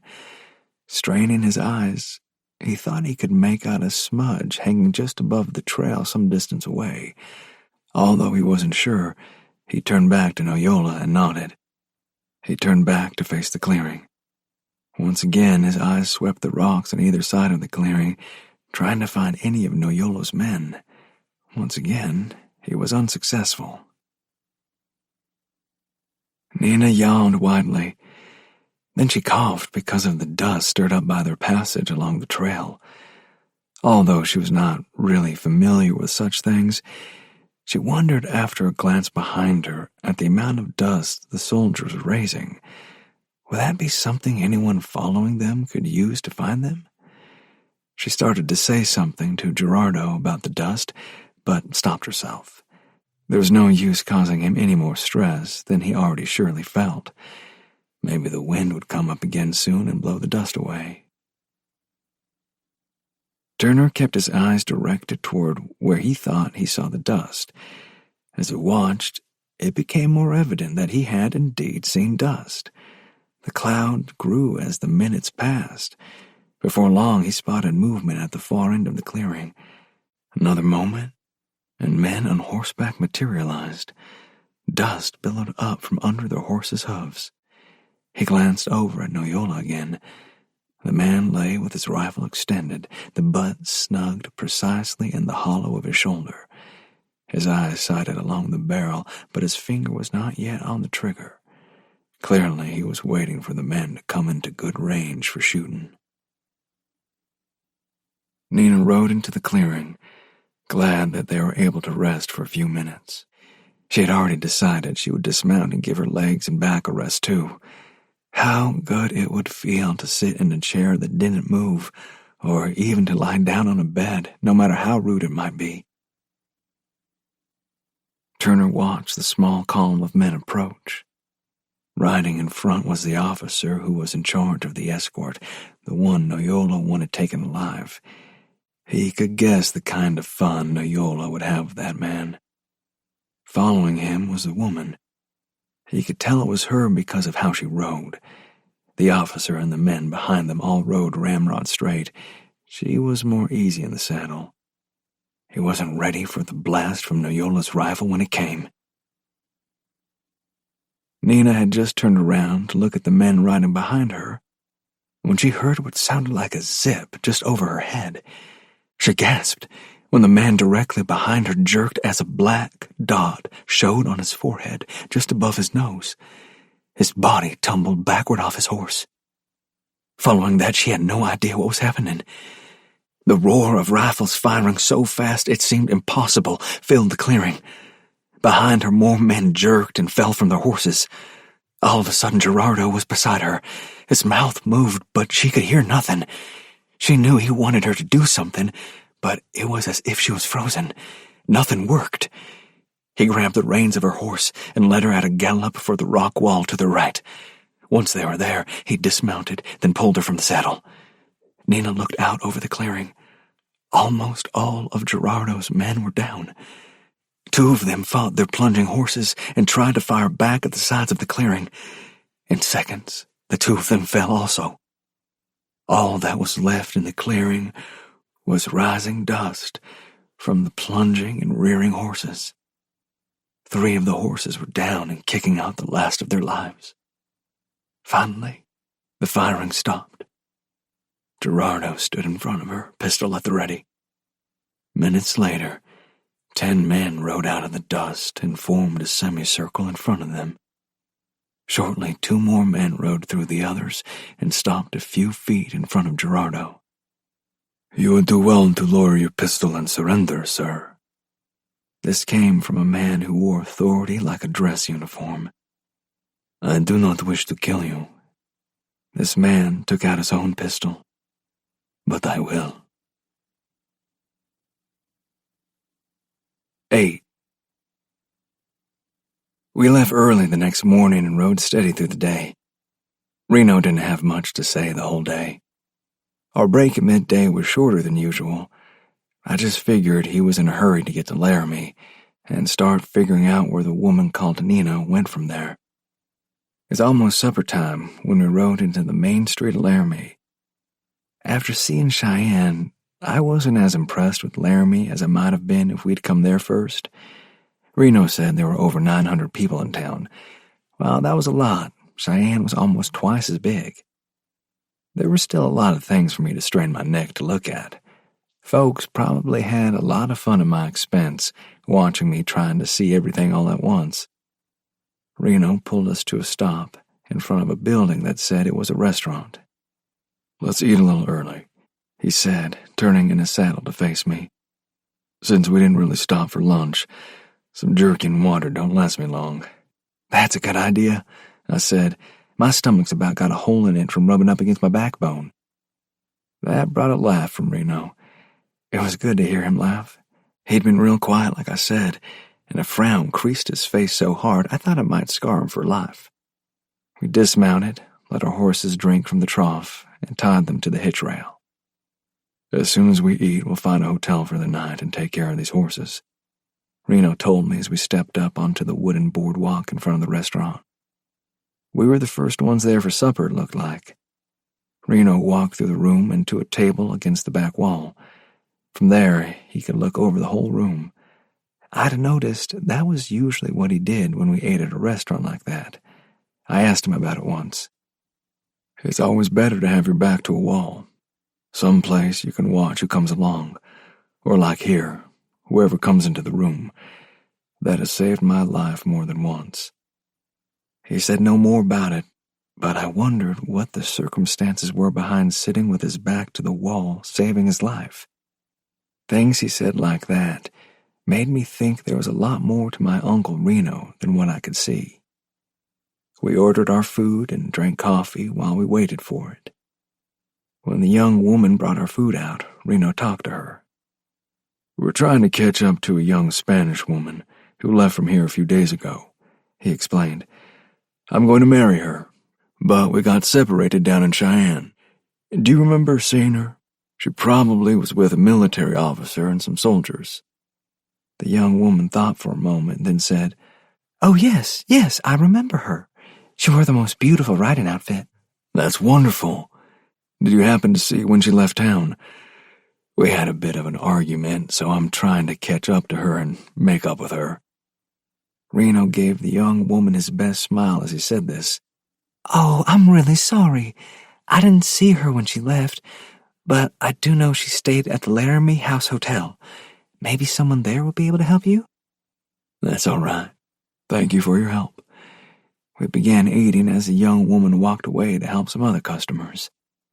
After she was gone, I said, "You didn't exactly tell the truth, Reno. You're not going to marry her, and you didn't have an argument with her." Reno grinned and nodded. "You're right, Will. But both of those things set me up in that young woman's mind as a man who had a real good reason for looking for a woman, and I could have married her back in Mexico City if I'd stayed there. It wasn't exactly truthful, but there was no harm done."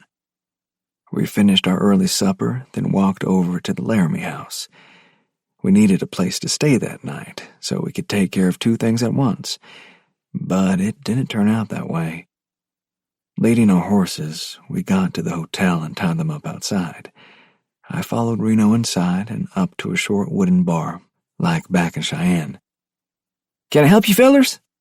The young man behind the bar asked in a friendly tone. He was really different from the man back in Cheyenne. Reno smiled at him. "We need 2 rooms for the night and some information." "Well, I can set you up with the 2 rooms, and I'll try to help with the information." Reno got the 2 keys to the rooms and told the man why we were there. "Sorry, I can't help you with anything about the young woman you're looking for. I'm usually the night clerk. Our day clerk, Roy, won't be back at work until tomorrow morning. He's the one you want to talk to. I only saw the young woman one time, and that was when she was coming back in from a late supper." "I appreciate the help anyway," Reno said. He led the way up to our rooms. "So what do we do now?" I asked. "Wait for Roy to come to work?"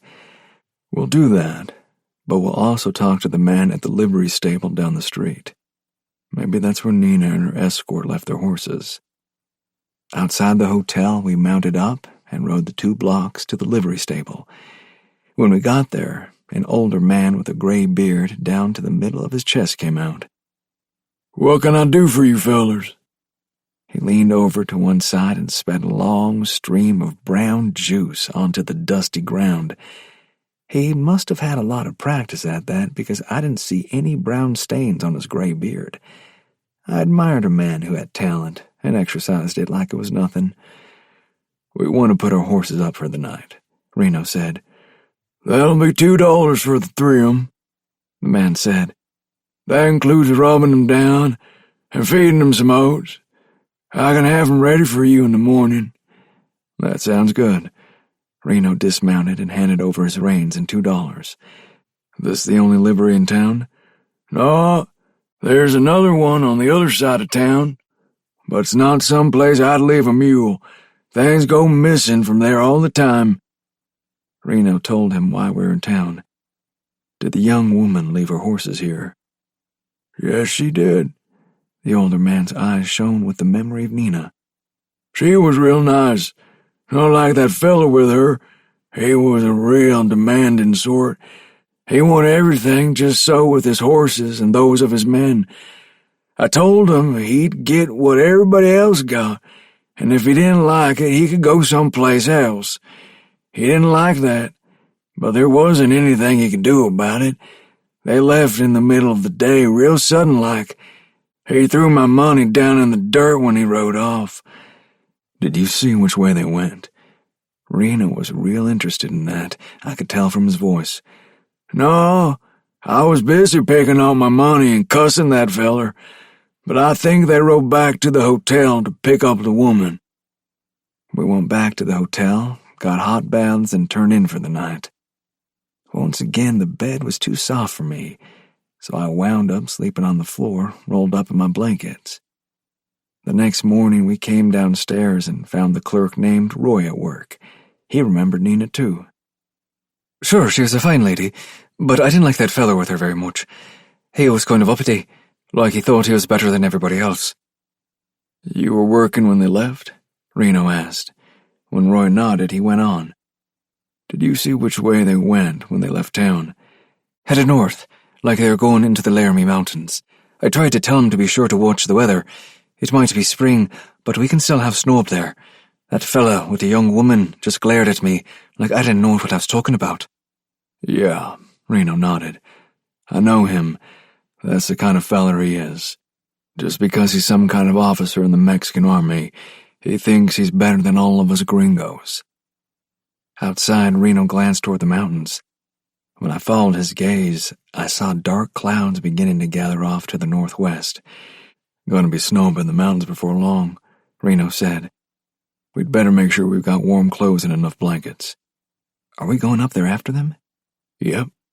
We should be able to follow them pretty easy. There's only one trail through the mountains that's fit enough to follow. We'll get started after breakfast. When we finished breakfast and walked outside, the first thing Reno did was take a good look at the sky. I followed his example and noticed those clouds building up over the mountains looked closer and darker now. Reno took a deep breath. When he exhaled, he said, "Snow's coming. I can smell it." "Smell it? You're pulling my leg." "Nope. You wait and see. There'll be snow in the mountains by morning." 9. Me and Reno rode out of Laramie shortly after breakfast and rode on into the foothills of the Laramie Mountains. We kept our speed of travel sort of slow once the land around us began showing the trail we followed was climbing. When we stopped the first time to let the horses rest a few minutes, I asked Reno about that. "Reno, why are we going so slow? Don't we want to catch up to your friend as soon as we can?" "Yeah, we do. But we've got to go a little slower so we don't wear the horses out from climbing. Right now the trail's not too steep, but it gets a lot steeper further along. Plus, the higher we go, the harder it is to get enough air in when you breathe. You'll feel that before long. Imagine what the horses feel carrying us and our gear." I hadn't thought about that. Not having been in the mountains before, I didn't have any idea it would be harder to breathe the higher we climbed. Why is that, Reno? Why is it harder to get enough air as we ride higher? "I don't know for certain," Reno replied, his forehead creased like it did when he was thinking. "I've heard somebody say the air gets thinner the higher you climb. Don't know why for sure, but it's been that way every time I've gone into the mountains. You get used to it after a while, but you really notice it at first." We started off again after that, still following what Reno said was the only good trail through the mountains. Reno studied the ground pretty close as we rode. He was looking for tracks. In the middle of the afternoon, we stopped again to rest the horses. A little stream chuckled over a rocky bed beside the trail. The air had gotten a lot colder. "That's a good thing," Reno told me when I mentioned that. "When these clouds let go of the water in them, it'll most likely come out as snow. If the temperature stayed higher, it might rain first, then freeze when it got colder, and then snow. That would make travel in these mountains a whole lot harder." Just then I felt a tiny wet kiss on the back of my hand. A snowflake lay there for a second before it melted. Raising my head showed me the air full of snowflakes falling lazily to the ground. None of them lasted long. "We better start looking for a place to camp," Reno said as he gazed at the falling snow. "It's gonna start sticking when the air gets a little colder." 5 miles as the crow flies ahead of Reno and me, Nina felt a flake touch her cheek. In a moment, the air was full of snowflakes falling fast. She barely gave the snow any thought. Instead, she marveled that she and Gerardo were still alive. Only minutes before, they had been surrounded by gunfire cutting down Gerardo's men. Now, they were all but surrounded by armed men with rifles pointed at them. Gerardo glanced from one to the other of those men, his pistol at the ready. Finally, he laid the pistol on the ground and glared at the man in front of him who had done the talking. "A wise decision, Senor," the man said. "I do not really want to kill you. Not yet." "But you killed all of my men," Gerardo said angrily. The man shrugged. "A necessity at this time." An Indian walked up to the man and said something in a voice too low for Nina to hear.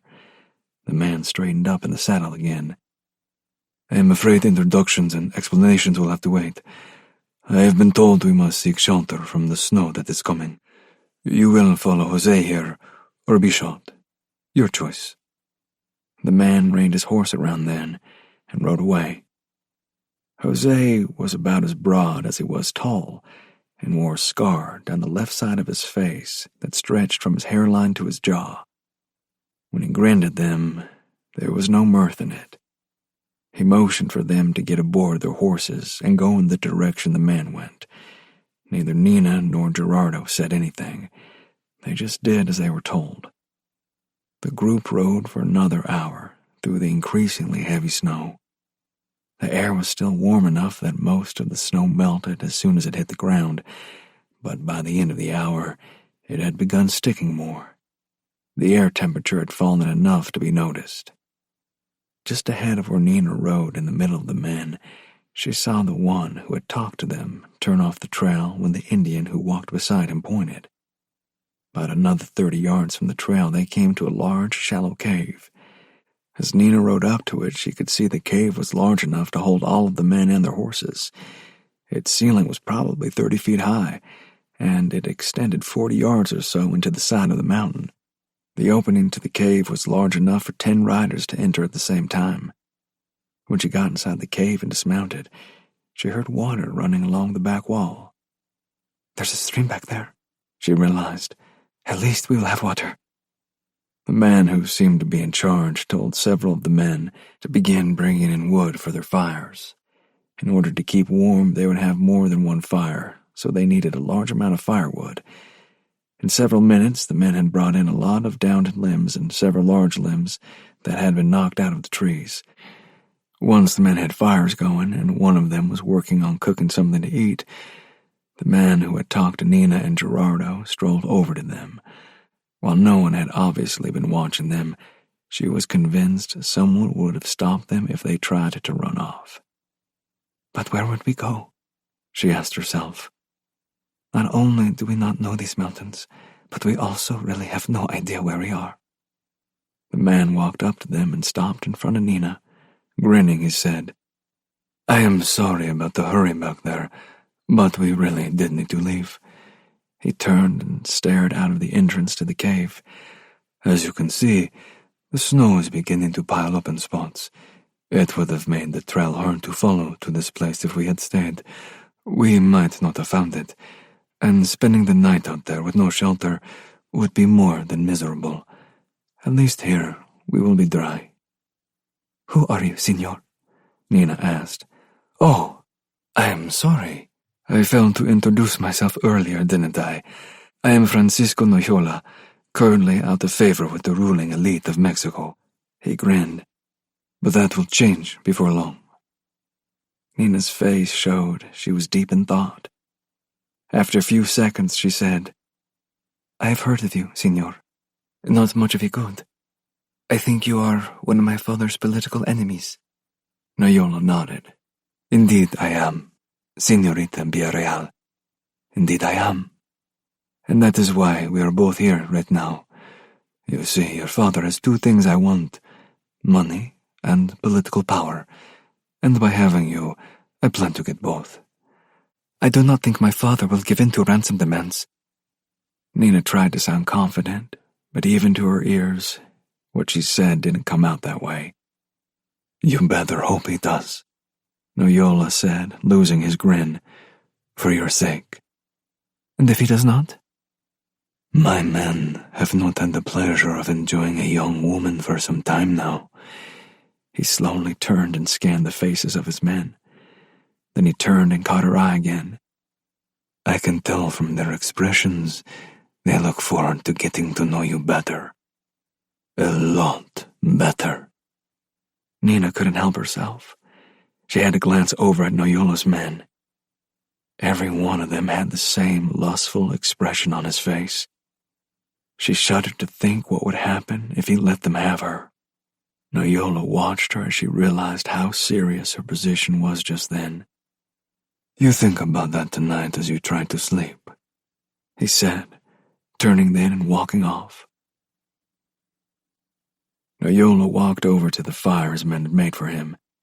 Turner sat there with a cup of coffee.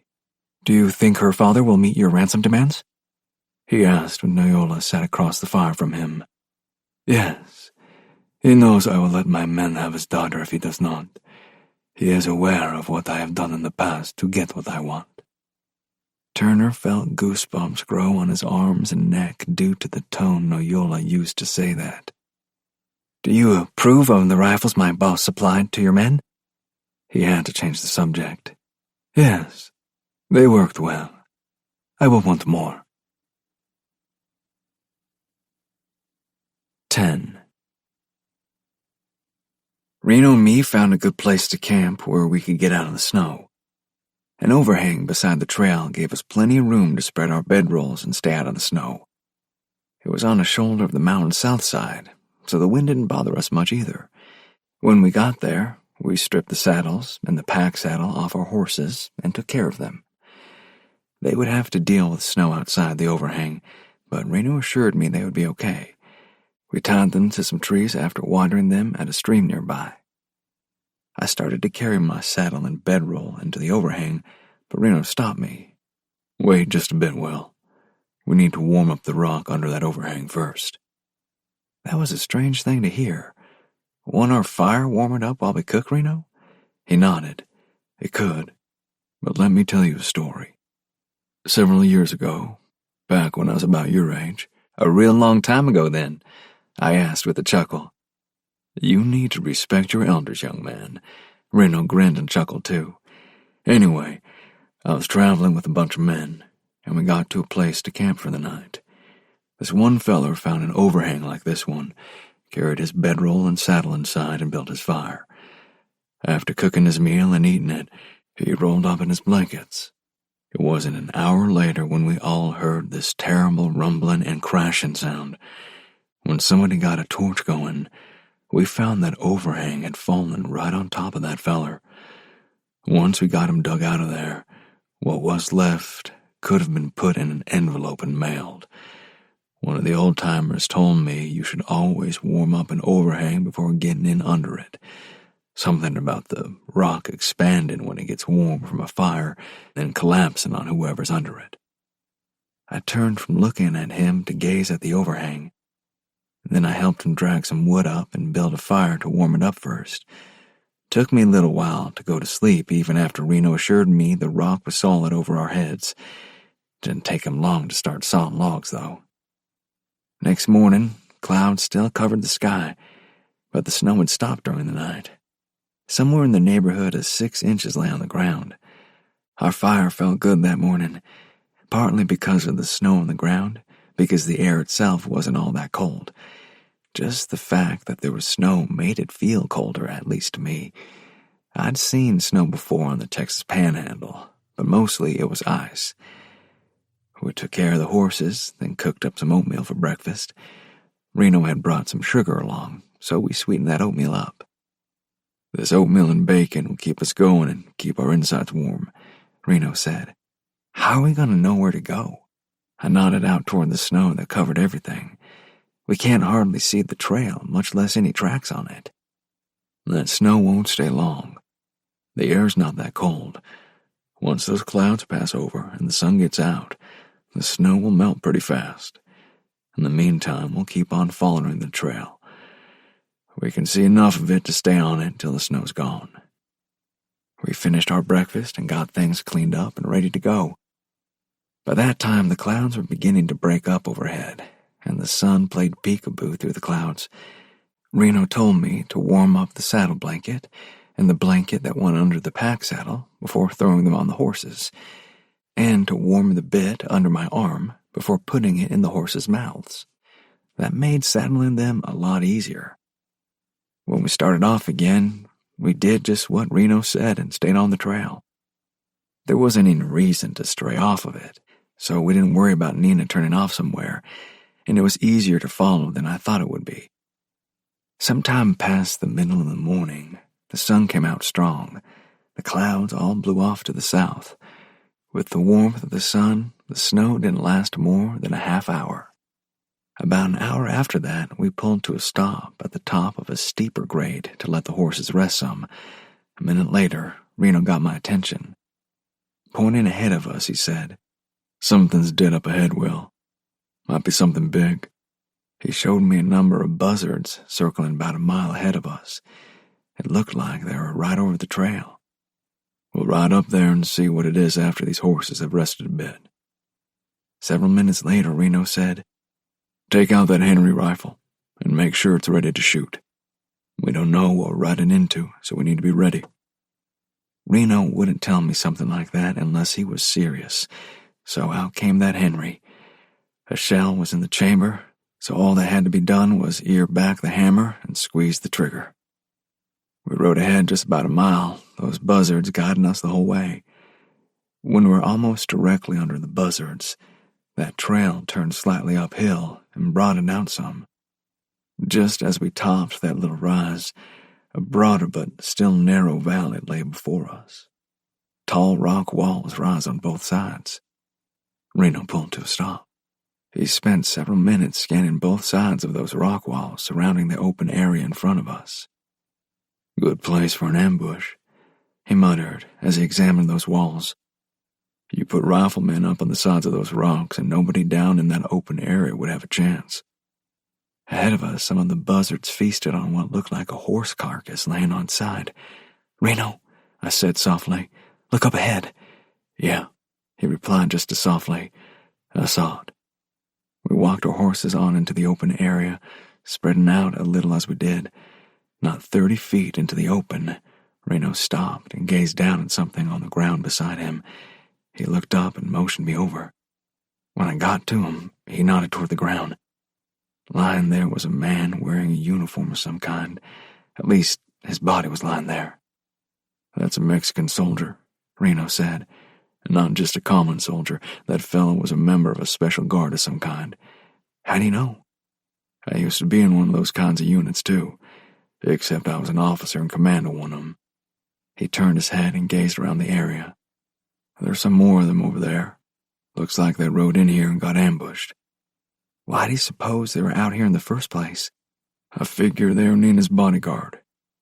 And if Gerardo Casillas was in command of them, I can see why they got ambushed. Casillas always was a poor soldier, but he had political connections. That's the only way he could get any command." He glanced around at the rock walls again. Whoever hit them had men on both of those walls. They let the whole bunch get into this open area, then cut them down. These soldiers never had a chance. And something came to me. If these were Nina's bodyguard, then do you think she... I couldn't bring myself to say it. "No," Reno said as if he read my mind. "I don't think she was killed. I think whoever did this probably took her captive." "Indians, you think?" He shook his head. "No. None of the bodies was mutilated or scalped. Another group of white men did this, but I don't know who." He paused, then went on. "Let's ride on up to the other end of this open area and see if we can find any tracks." We passed body after body, 7 in all. Reno examined each one of them closely. I think he was looking for that man he counted as an enemy, Casillas. At the other end of that open area, we found a bunch of tracks. Some of them were all grouped around in one spot. After examining them closely, Reno said, "I think this is where whoever set this ambush captured Nina, and I suspect they caught Casillas too. I didn't see his body back there with the men." He scanned the ground some more. "Looks like they rode off north, further into the mountains. Maybe they've got a camp of some kind up there somewhere. We'll keep on the trail and find out." To me, it seemed like this search for Reno's former girlfriend or fiancée or whatever she was had taken a different tack now. Somebody else was involved. Somebody who obviously wanted Nina and didn't mind killing other men to get her. I wondered what else would happen before all this was over. 11. About mid-morning the next day, Abe Tobin stood beside his fire in a thick grove of mixed cedar and fir trees. The dense cover overhead kept off most of the snow from accumulating under the trees. For the most part, he and his men had kept dry and warm during the snowfall. Outside of the grove, at least 8 inches of snow had fallen. Only a light dusting covered the ground under the trees. If the temperature had been any lower, they would have had a hard time staying warm. Tobin drank the last of the coffee from the pot sitting beside his fire. If that fool Billy don't get back here soon, we're going to be hurting for coffee. I don't think there's enough left to make even one pot. He better get back here today, 'cause he knows what I'm like if I don't get my coffee. Just then, he heard the sounds of a horse laboring through the snow coming toward the campsite. He walked to the edge of the trees, held his coffee in his left hand, and warmed his right inside his coat close to the butt of his Colt. When he saw it was Billy, he relaxed as much as he ever relaxed. It wasn't easy running a gang of outlaws. In the best of times, the gang was held together only by their mutual desire for easy money. In harder times like now, he depended on his brute strength and aggression to hold them together. Running out of coffee or food, combined with the snow, might be what it took to shatter his hold over them. "It's about time you got back here," he said as Billy rode into the trees. "This snow slowed me down a whole lot," Billy said as he dismounted and handed the reins of the pack horse to the man who did the cooking. "But I got everything you wanted and then some." "What do you mean, then some?" Abe threw the dregs of his coffee off to the side and tossed the cup to the cook. "Down in Laramie, I saw a woman," Billy said, his grin showing almost as many gaps in his mouth as dirty brown teeth. "Is that supposed to mean something to me? I figured you'd be staring at every saloon girl in town," Abe asked when Billy didn't go on. "Well, I figured this one was somebody important. She was traveling with a bunch of soldiers, and they wasn't American soldiers, but Mexican. I heard 'em talking Mex talk." "What would a Mex woman be doing traveling with some soldiers out here?" Abe pondered. "I thought you might want to know about her, Abe. I mean, what with her looking like maybe she or her family has money. She wore a real pretty dress to go eat." "A good-looking woman wearing a pretty dress, huh? And with a soldier escort to boot. Sounds like she's somebody important. Maybe somebody rich. You can't ever tell what rich people will do. She could be just riding around looking at the country. Who knows? But this might be just what we need. The boys are getting restless, and when they get restless, they sometimes get ideas in their heads they don't need to have, like challenging me for the job of leading the gang. Can't have that happen. Besides, we ain't pulled off a job in a month now. Things slowed way down in the winter. This is something we need to do something with." He turned back to Billy. "How many soldiers were with this woman?" "No more than 7 or 8, Abe, and none of 'em would give us much trouble. I think the boys could handle 'em all right." Tobin focused off into the distance again. "I've got 6 men with me. If we catch those fellers in an ambush, there shouldn't be any problem. And if a couple of the boys got hit, well, that would just mean more of the ransom for each of us left. I wonder how we'd get a ransom for catching that woman. Never done nothing like that before. But it can't be all that hard." "What do you think, Abe?" Billy asked after a minute. "Is this something you wanted to know about?" Yeah. This might be worth looking at closer. Once we can get out of here through this snow, we'll ride down to Laramie and see what we can find out. Maybe we can catch her and get some kind of ransom or something." 12. Several miles ahead of me in Reno, Nina awoke to more snow than she'd ever seen before. For a couple of minutes, she forgot where she was and just laid in her blankets, staring out at the white covering everything. Then Noyola walked up to where she lay. "Time to crawl out of those warm blankets, Señorita Villarreal," he said with a fake smile. "I am so sorry you'll not have breakfast served to you in bed. You must understand the awful conditions under which we have to live." Then his demeanor changed. "Now, get up and get your own breakfast if you want something." He turned on his heel and stomped off. Nina pushed the blankets off and found her boots. After shaking them out, as she'd been told to do before putting them on, She made her way to the fire and helped herself to oatmeal and bacon, and of course coffee. She wondered where Gerardo was, but had no one to ask. All of the men had apparently already eaten. They were working at various duties, getting ready to continue on the trail to wherever they were going. As she ate, she noticed some of the men eyeing her as they worked. She caught the eye of one of them.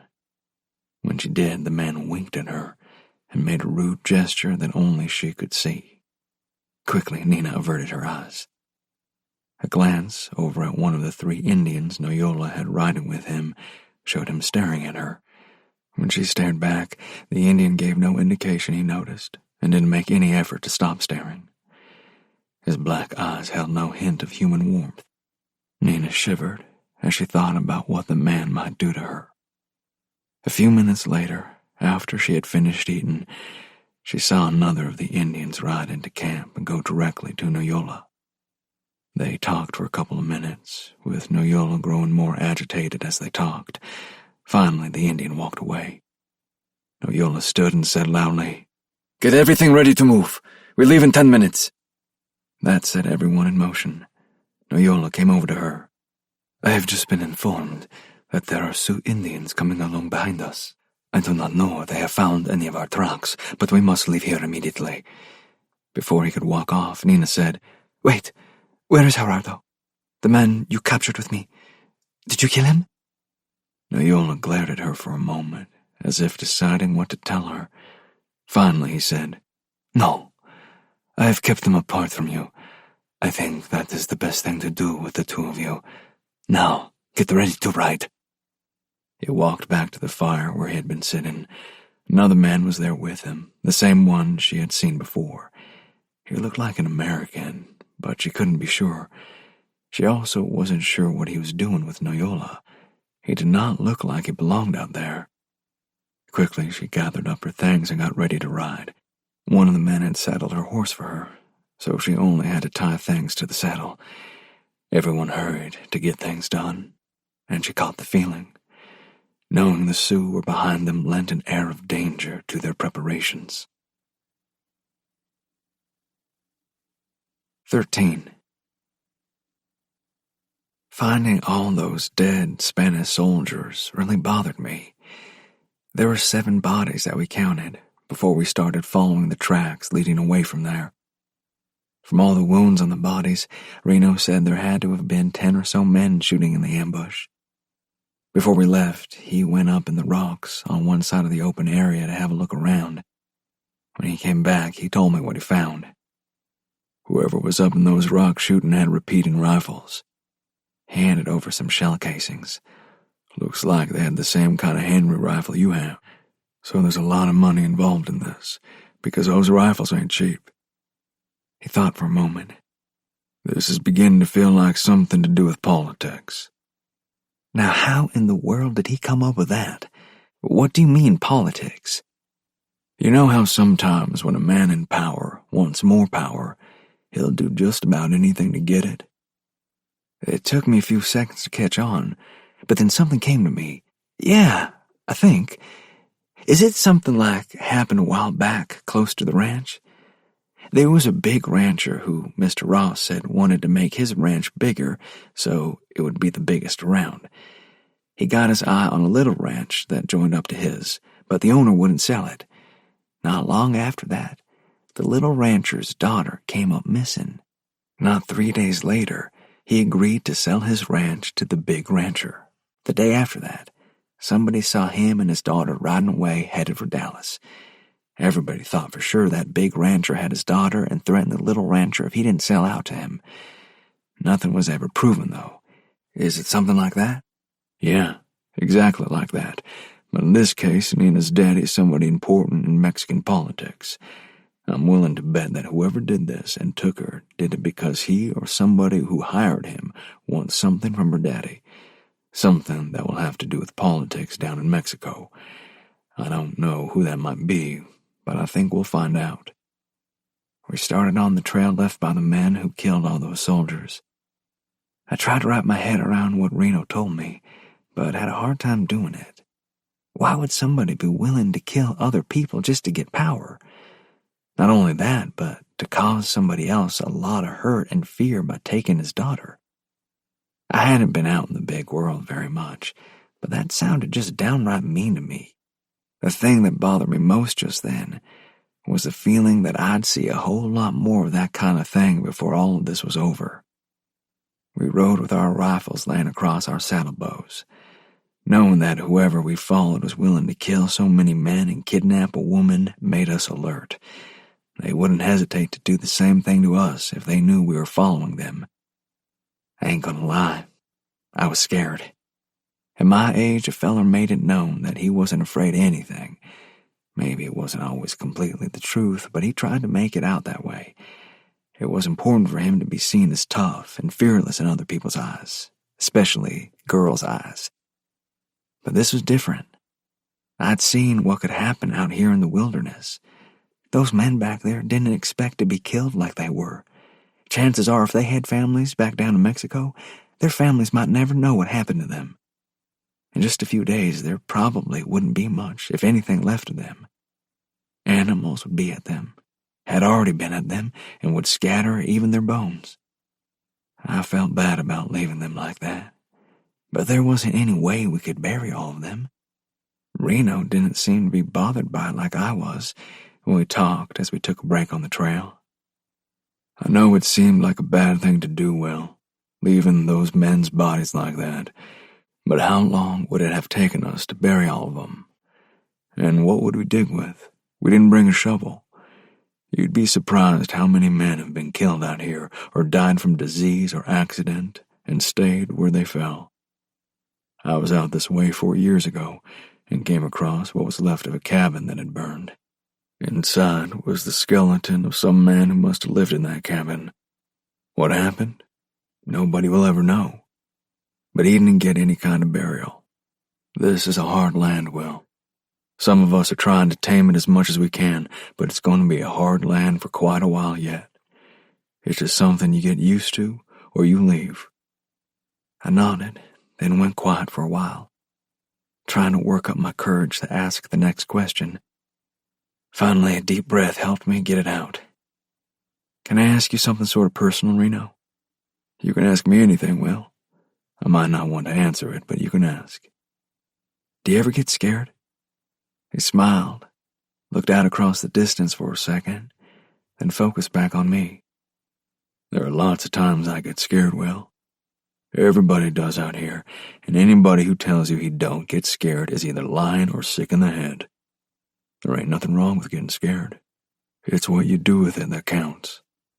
I've seen some men who shook so bad before they had to fight that they almost dropped their guns. But when it came time to actually fight, they jumped right in and did what had to be done. Other men who looked like nothing would ever scare them would cut and run at the first shot. So don't worry about being scared. What you're doing right now should scare you. It's dangerous. People could get killed. Look at what happened to those men back there. He paused then, just long enough for me to notice. Then he went on. Remember those 2 men in the saloon back in Colorado? When the time came, you stepped right up and protected me from that second feller. You could have cut and run, but you didn't. When the time comes again, I think you'll step up and do what has to be done.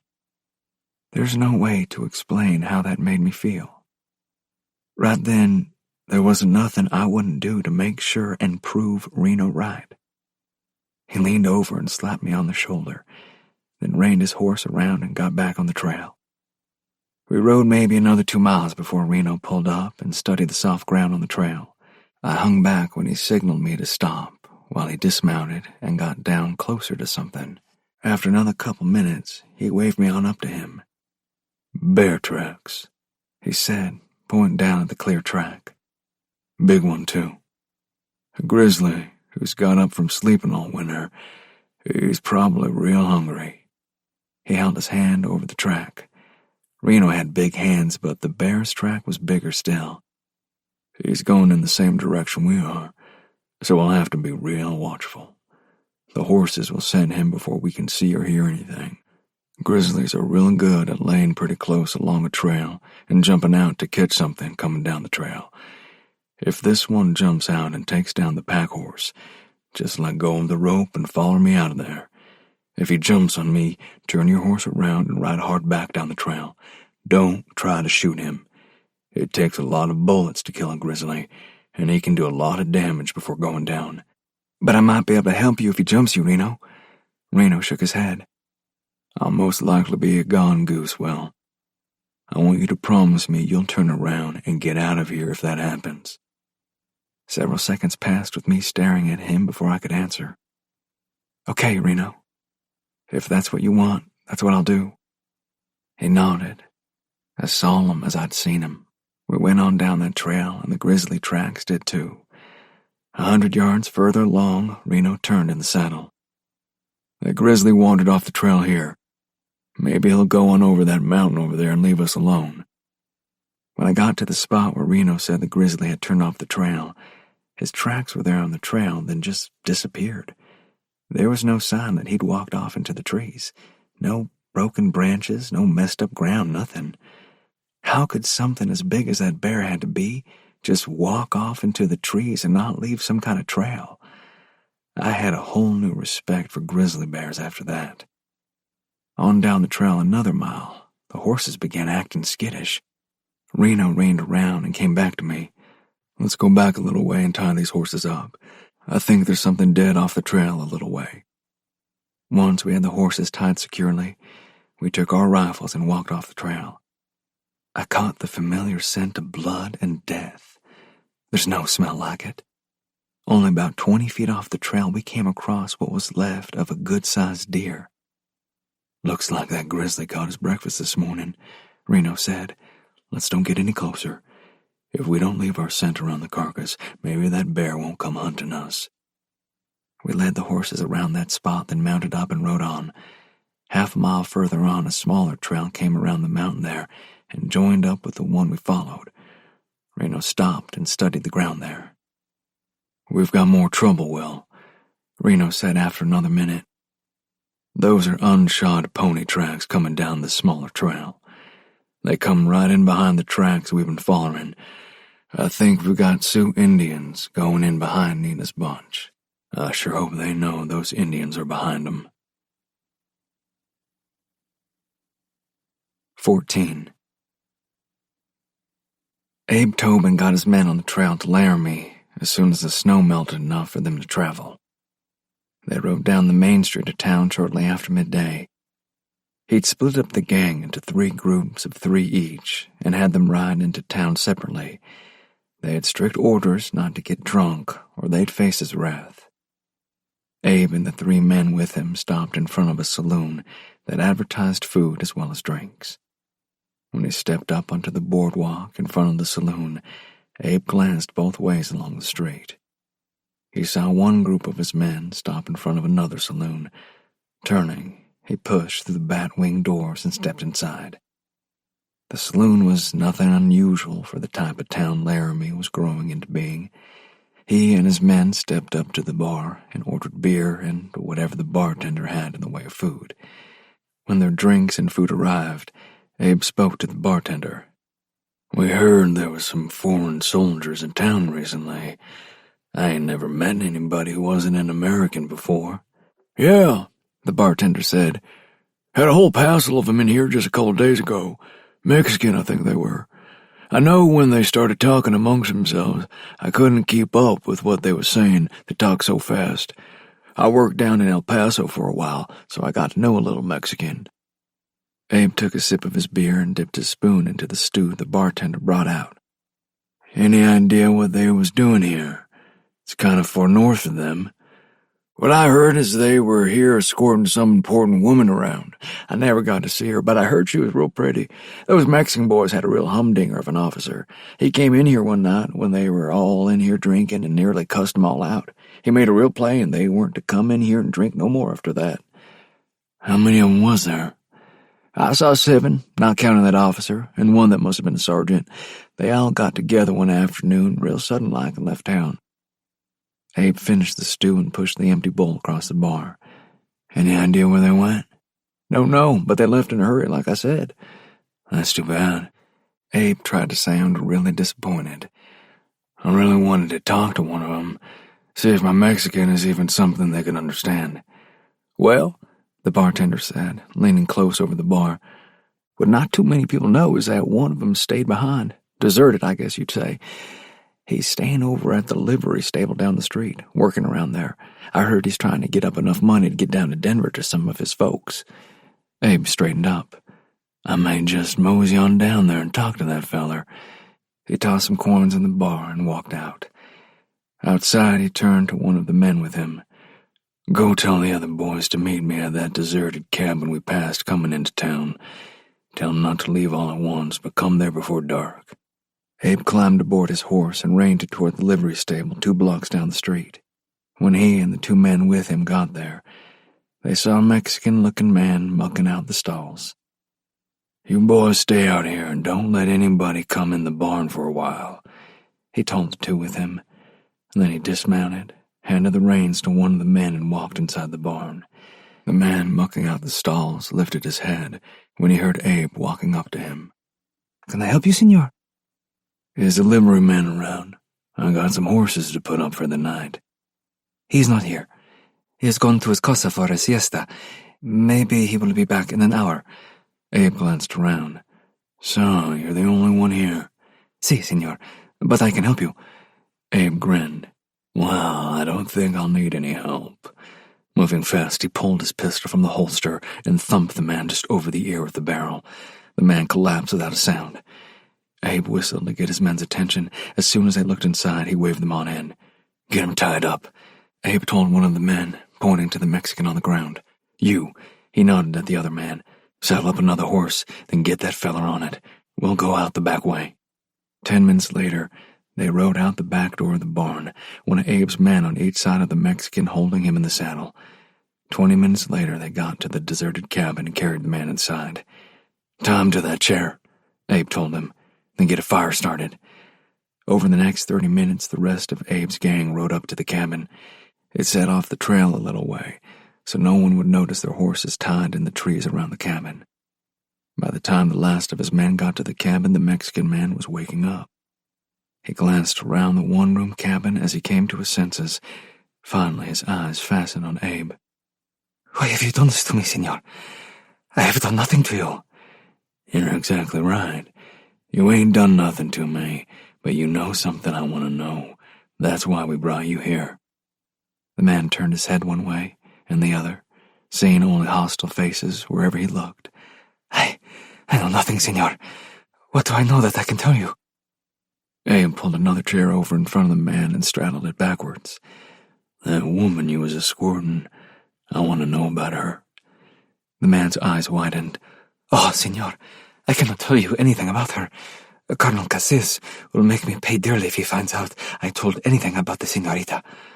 Well, we're going to have a real long night then, Abe told him, because I'm going to make you tell me about her. He turned to one of his men.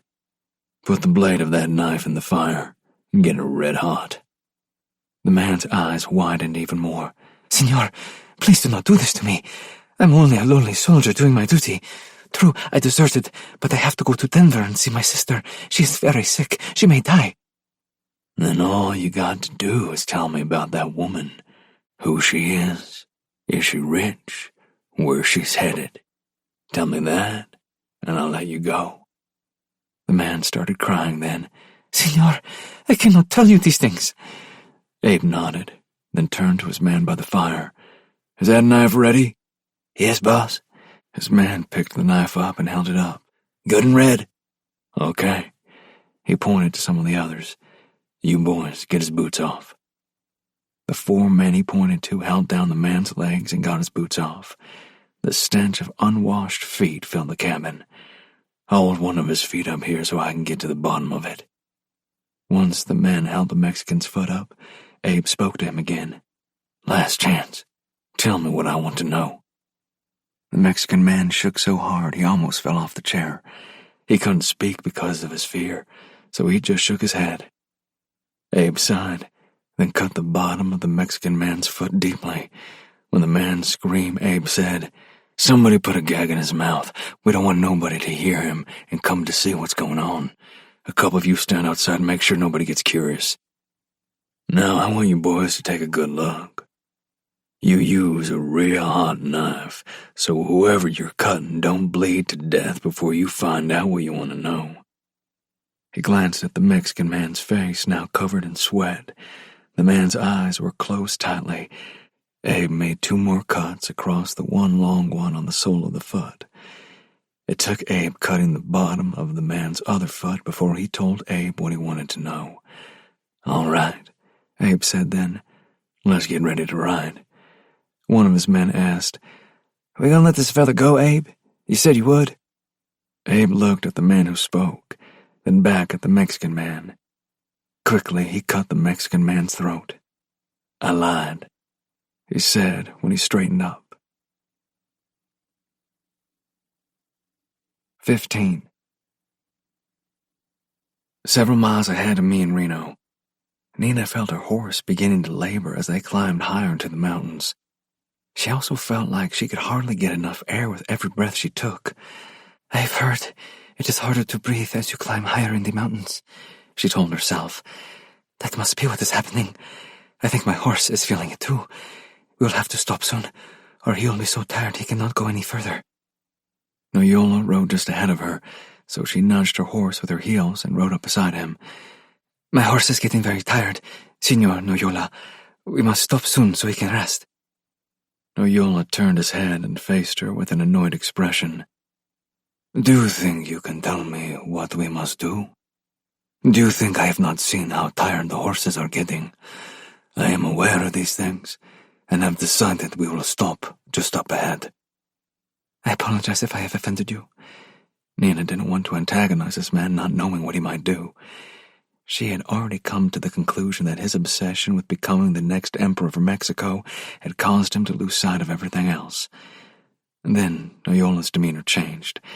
The annoyed person was gone, and a more friendly person took his place. "I know you are concerned about the horses, Senorita," he said with a smile, "and so am I. When we first heard that there were Indians coming up behind us, we pushed them hard to put distance between us. Now that we have done so, we must stop and let them rest. Being out here without the horse is the same thing as being sentenced to die. Thank you for helping me remember that." "Do you think those Indians are still behind us?" Her voice was shaky, showing her fear that the savages would catch up to them. "If they are still far behind us." He waved a hand as if shooing away a pesky fly. "Even if they do catch up to us, my men can handle them, so you have no reason to fear." They came to a relatively flat area with a stream flowing across the trail. "We'll stop here and let the horses rest." Nina knew little about Indians, but the little she did know came from some men who had fought the Apaches in her native Mexico. She knew the Indians here were likely just as stubborn when it came to following a trail as the Apaches. That meant they were still behind Noyola and his men, and as slow as they had been traveling, the Indians had probably gotten closer to them. The Indian horses were probably used to the mountains and didn't tire as easily as the ones she and the men rode. They had been resting the horses for no more than 10 minutes when one of the Indians who rode with Noyola came up to him. The man was the same one who brought him the news of the Indians coming up behind them before. After a minute during which they talked, Noyola grew agitated and spoke loudly enough for all to hear. "The Sioux are closer to us than I thought. We will split up and make it harder to follow us." He split his men into 3 parties and sent them off in different directions with orders to meet up again at a place a few miles ahead of them where a short waterfall fed a high mountain lake. He turned to Nina again. "You and Casillas will come with me and 2 others." Gerardo rode up with 2 men. He sported a black eye. "Gerardo, are you all right?" Nina was relieved to see him, even if she didn't feel toward him as he did toward her. "I was afraid Noyola might have killed you." "He talked about it in front of me. That is how I got this." He pointed to his eye. "I decided if he was going to kill me, I would at least put up a fight." "I am glad he did not kill you," she said. "Let's go," Noyola called to them as he reined his horse around and got back on the trail. They continued on the trail for another 100 yards. Then Noyola turned into a smaller game trail that intersected with the main trail and led off around a shoulder of the mountain. The trail wound gradually upward and round the side of the mountain, leading higher as they rode. After following the trail for about half a mile, Noyola stopped. "We'll rest the horses here." He took a short telescope from his saddlebag and extended it out. Putting it to his eye, he scanned their back trail all the way to where it branched off from the main trail. Since they were higher, he could look back that far over the trees. A few seconds later, he uttered a curse and collapsed the telescope. "I'd hoped the Indians would follow one of the other groups, but they are coming after us." He shoved the telescope back into his saddlebag. "We must go on farther and watch for a place to hide. If we can find a good place and cover our tracks, maybe they will pass us by." The white man who rode with Noyola had also come with him this time. Nina heard him call Turner. "Can we find a place to hide so they won't catch us?" Turner asked, his voice clearly showing his fear. Noyola slowly turned to face him. "If we do not, Senor Turner, I can leave you with one of your repeating rifles to hold them off while I get away. What do you think of that?" Turner trembled. I don't think I can do that. I'm not a very good shot." "Well, it may be time for you to learn to be a better shot." Noyola turned from him with a disgusted expression. "We will go on down this trail a little farther." For the next half hour they rode as fast as they could down the trail. That in itself was dangerous because the trail was narrow and rocks and tree roots were plentiful. A horse could easily take a wrong step and end up lame. Nina watched the side of the mountain that rose above them on the right side, looking for something that would indicate a place they could get to without leaving a lot of tracks. Although she saw nothing, Noyola must have. He turned off the game trail at a place where the undergrowth was thick. When she got to the spot where he turned off, she followed. Just past the thick screen of underbrush, Noyola stood waiting on them. "Surely we are not going to stop here and hope the Indians pass on by," she thought. "We are no more than a few feet from the trail." Noyola dispelled her fear. "Right on through the trees that way." He pointed along the side of the mountain back in the direction they had come from. "I will catch up." As Nina rode, she saw they followed a very faint trail along the side of the mountain. How Noyola knew it was there, she had no idea. A glance back showed her the last man had pushed through the underbrush off the game trail, and Noyola was pushing the brush back into its original position and spreading leaves and twigs over any tracks he might have left. He was better at moving through the mountains than she had thought. A couple 100 yards along the very dim trail brought her to a shallow cave. It was higher than the trail below where they had ridden before, and hidden by a thick grove of trees and brush. The only reason she had seen it was the rider in front of her following another rider. Noyola rode up to them a short time later. "We will hide here. We should be hidden well enough that the Sioux will pass by below. This cave is large enough for all of us and the horses." Once everyone and the horses got into the cave, there was very little room left. If they had to stay very long there, things would get very bad. Nina managed to get a place near the opening of the cave, so she wasn't subjected to the smells of horse and human sweat as much. Unfortunately, after only a few minutes, one of the horses dropped some horse apples and another one urinated in a long stream. The combined smells brought tears to Nina's eyes and caused subdued coughing among some of the men. Noyola turned from gazing out of the opening of the cave. "Quiet!" he demanded. For several minutes after that, Nina heard nothing from inside or outside the cave. Then she caught a faint click as a horse's hoof hit a rock or something on the animal trail below them. A sharp intake of breath from Noyola got her attention. From the corner of her eye, she saw him staring through the screen of trees and brush down toward the trail. Following his line of sight, she got a glimpse of movement. Down below them, on the faint trail, she saw a flash of brown as one of the Sioux wearing tan animal skins rode very slowly past a narrow opening in the trees. She watched as another Sioux rode past the opening a few seconds later. That one stopped, his horse blowing through its nose. A faint murmur in some language she didn't understand came to her from that same direction. Then she understood. The Indians been tracking them to that spot, and now weren't sure where they went. A few seconds went by with no other sounds. Even the background sounds of the forest had stilled. She didn't know how long she'd been staring at the brown she could see through the slight opening in the trees. But all of a sudden, there was a lighter spot showing against the brown. The Sioux sitting on his horse right there had turned his head and seemed to be looking right at her. Nina froze. Not even daring to breathe, she understood movement was seen easier in the forest. Even ducking down out of the Indian's line of sight would alert him to her presence. Just like the Apaches in the desert, the Sioux knew the forests of the mountains and would be alert for any change that might indicate unwanted trespassers. These Sioux already knew somebody was there, and probably how many, but they weren't sure just where they were. Staying completely still meant the difference between life and death for them. A few very long minutes later, another muttering from the trail came to her ears. The Sioux moved on, continuing their search for the intruders. Over on the other side of Noyola, the man called Turner started to say something. Swifter than Nina's eyes could follow, Noyola brought a knife up from somewhere on his belt and held it against Turner's throat while he shook his head. She thought Turner would collapse, his face grew so white. Down below she glimpsed another flash of brown as another Sioux rode past the narrow opening in the trees. The Indians had left one of their braves to follow along behind the main party to catch anyone coming out of hiding behind them. How had Noyola known that? She had no answer to that question, but she was glad he did.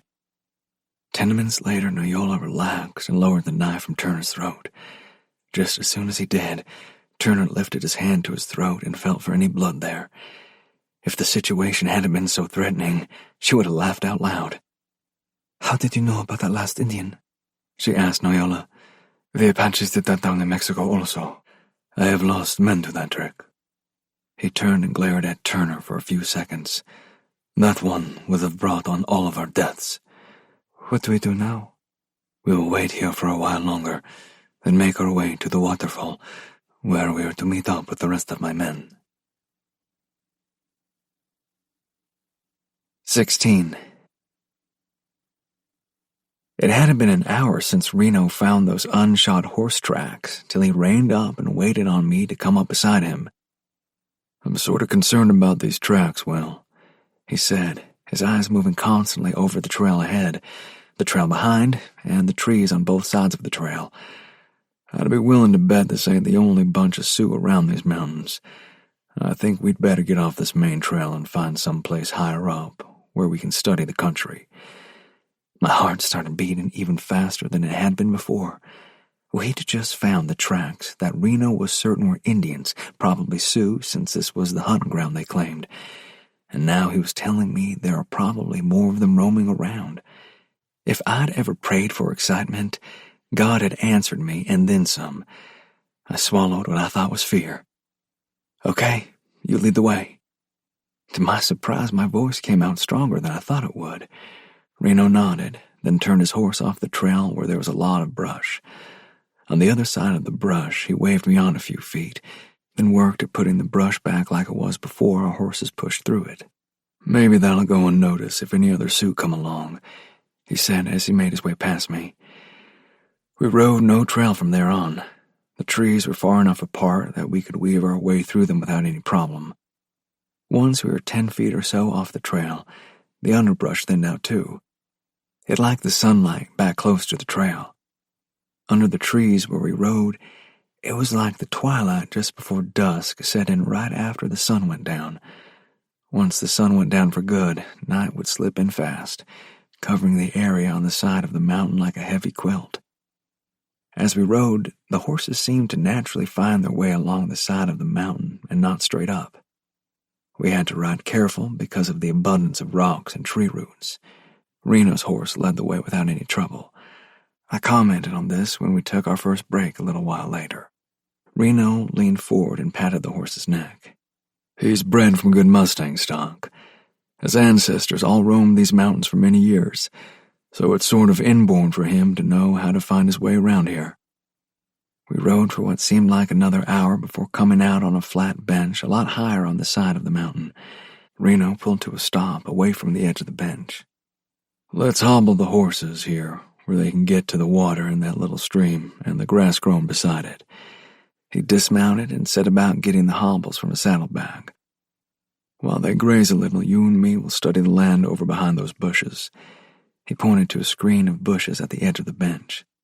Stay low while we go up to those bushes, he told me after we got the horses settled. Any movement up here will draw the eye of anybody who happens to be looking this way." We got settled in behind those bushes, and Reno started breaking off little limbs to give him room to look out. I did the same. "Not too many," he cautioned, "and do it real slow. That movement thing again. If somebody like one of those Sioux might happen to be looking up here and see the bushes moving when there ain't no wind blowing, well, he'd want to know why. I'd rather nobody sees us up here." The mountains and the valley between them spread out for miles and miles before us. Some of the highest mountains still wore crowns of white. I knew a lot of that snow would last through the summer because of how cold it stayed up that high. We didn't need to watch that far out, so I brought my scan closer in. We sat there, searching the sides of the mountains and the valleys close to us for the next half hour. Just as I thought my butt was going to go to sleep, Reno reached over and gripped my arm. When I turned to look at him, he was gazing down below us where we could see a part of the mountain we'd just rode through. I focused my eyes on the area where he seemed to be looking. At first, I saw nothing but trees. Then movement caught my eye. For a few seconds, it looked like a herd of deer or elk making their way along the side of the mountain. Then all of a sudden, I made out an upturned face that was lighter in color than the rest of what was there. A glint of sunlight off a rifle barrel followed. Sioux. It looked like 6 or 7 of them, all coming along almost the same way we did to get to where we were then. I froze, afraid to move even behind the screening bushes. "You see 'em?" Reno asked in a low voice. "Yeah, I caught 6 or 7 of them." My voice was once again stronger than I felt. "7, I think, and they're coming right up this way. I think they found our camp from last night and have been following us. Whoever's doing the tracking is real good." Reno watched the Sioux for another minute. Then he went on. "We've got to find some place to hide. There's too many of them for us to stand and fight. Come on."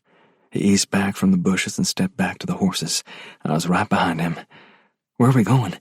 I asked as we took the hobbles off the horses. "Seems like I remember a cave on around this mountain." Reno took a minute to gaze out over the distance. "At least I think it was this mountain. In any case, we can't stay here. Those Sioux are only about half a mile lower than us, but they'll have to go another mile or so before they get here. We can put at least a mile behind us." He led off again. There still was no trail to follow, just riding through the trees. Always we went a little higher. I seemed to feel the temperature dropping as we climbed. An hour later, we were all the way around the mountain from where we stopped on that bench. Reno pulled to a stop and searched the side of the mountain just above us. "There it is." He pointed to a black spot in the gathering dusk. Even though I couldn't see it for sure, Reno led us right to the cave. Its opening was just tall enough to admit a man standing upright on the ground. The horses would have to duck their heads to get inside. At first, they were hesitant to go inside. "They smell something," Reno said. "Hold 'em out here while I check it out." He handed me the reins to his horse, drew his pistol, and stepped inside the cave. In no more than 3 steps, I couldn't see him anymore. I could hear his footsteps, so I knew he was still there. A few minutes later, he walked back out. "Nothing in there, and the cave opens up a little just past this low part. I think that grizzly might have been using this cave for its den over the winter." "You think it might come back?" I surely wasn't wanting that to happen. Reno shook his head. "Doubtful. Maybe he'll come and use it again when the weather starts getting cold again, but probably not before then." We got the horses into the larger part of the cave and got them settled down. A bit of the oats we'd brought with us helped with that. "Go out and drag in as many downed limbs as you can find," Reno told me. "We can have a fire as long as we keep it low back here. It won't give us much heat through the night, but we can at least cook supper." When I went outside the cave, it was almost dark. I had to be careful not to make too much noise gathering the wood because sounds would travel a long way in the mountains at night. Those Sioux might be out there looking for us, but we didn't need to give them any help. I managed to bring in enough wood for a supper fire and probably for breakfast coffee too. It didn't take Reno long to get something together to put in our bellies. It really tasted good too. Maybe part of that was knowing the danger we were in and that this could literally be our last meal. After we ate and got everything cleaned up, Reno stepped outside the cave with the last cup of coffee. I joined him a few minutes later. "See anything?" I whispered. "I caught a glimpse of a light lower down on the side of the mountain. he said. "I think that's where the Sioux are for tonight. Couldn't tell how far away they are. Distances at night can be deceiving." "Do we just stay here and hope they ride on by?" "That's the idea.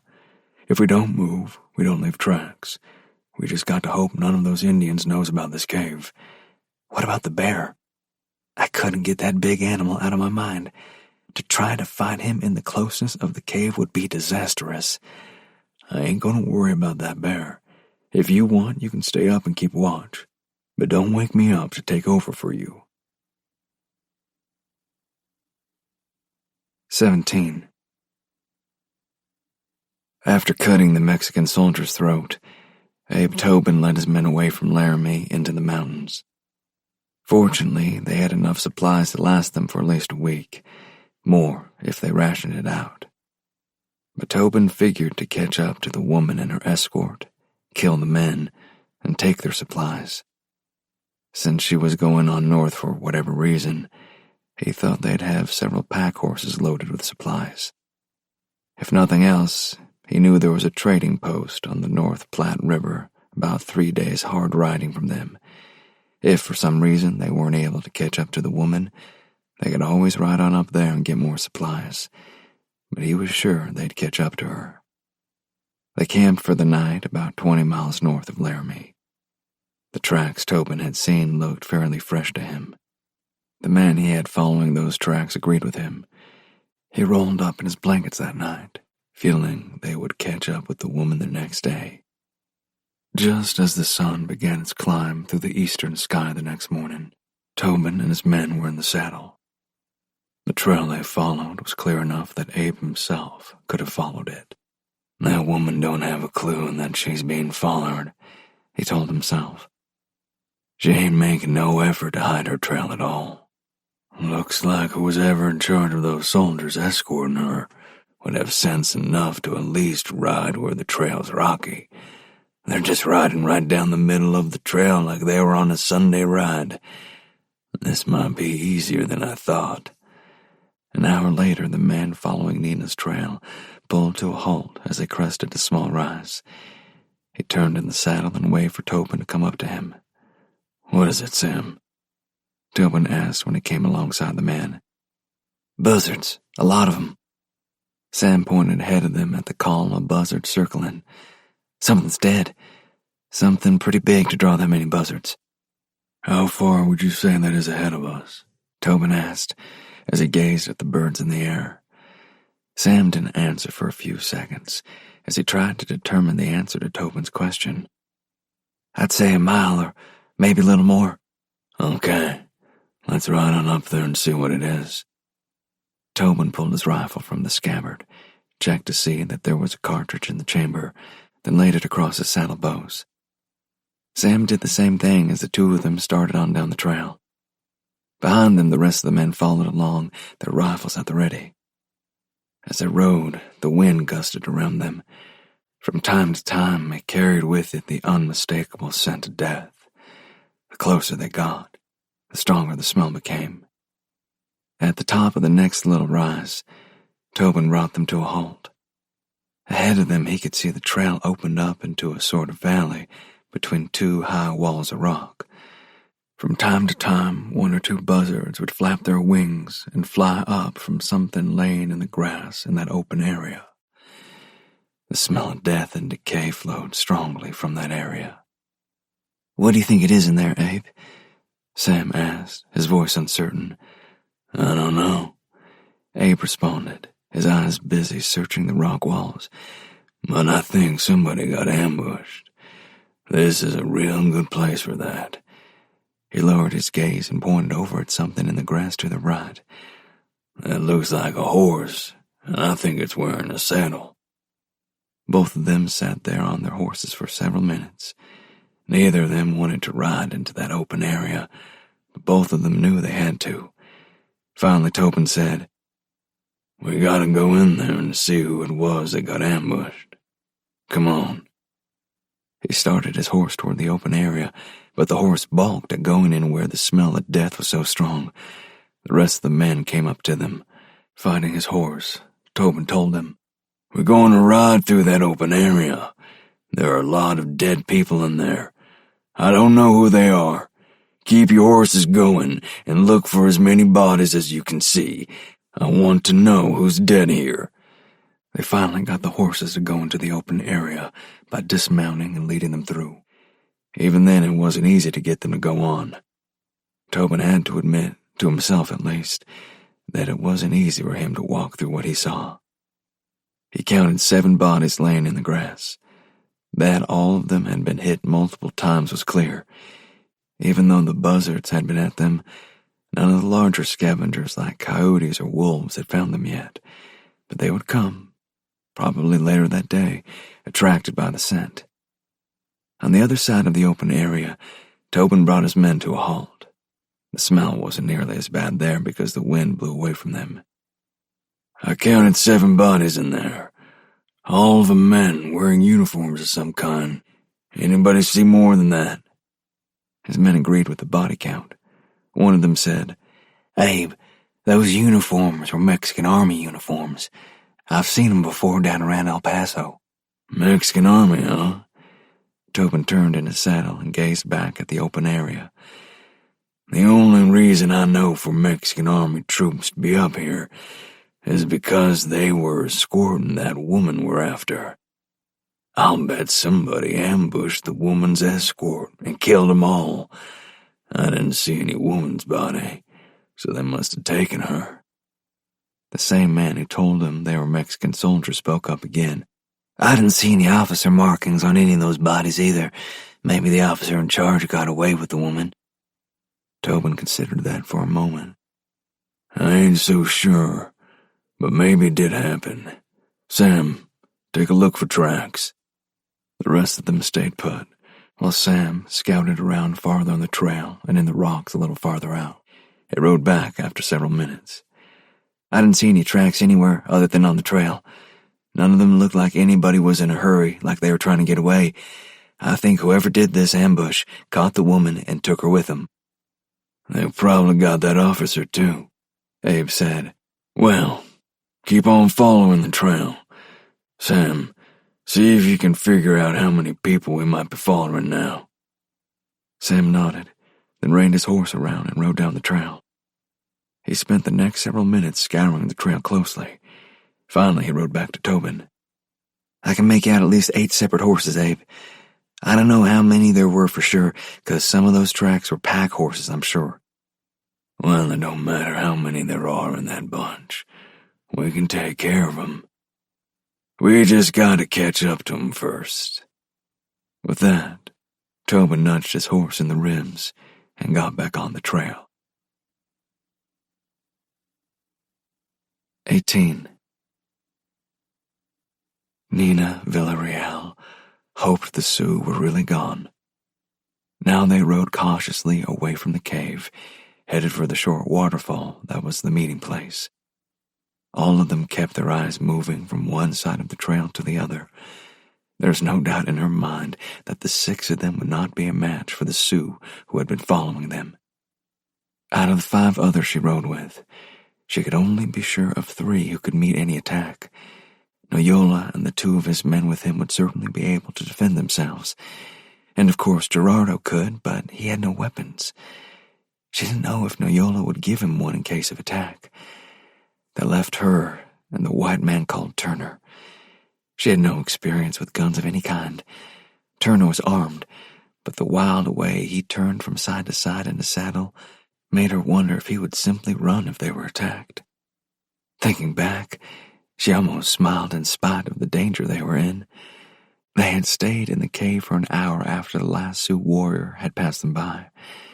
For almost that entire time, Turner had asked Noyola how he could be sure the Sioux were really gone.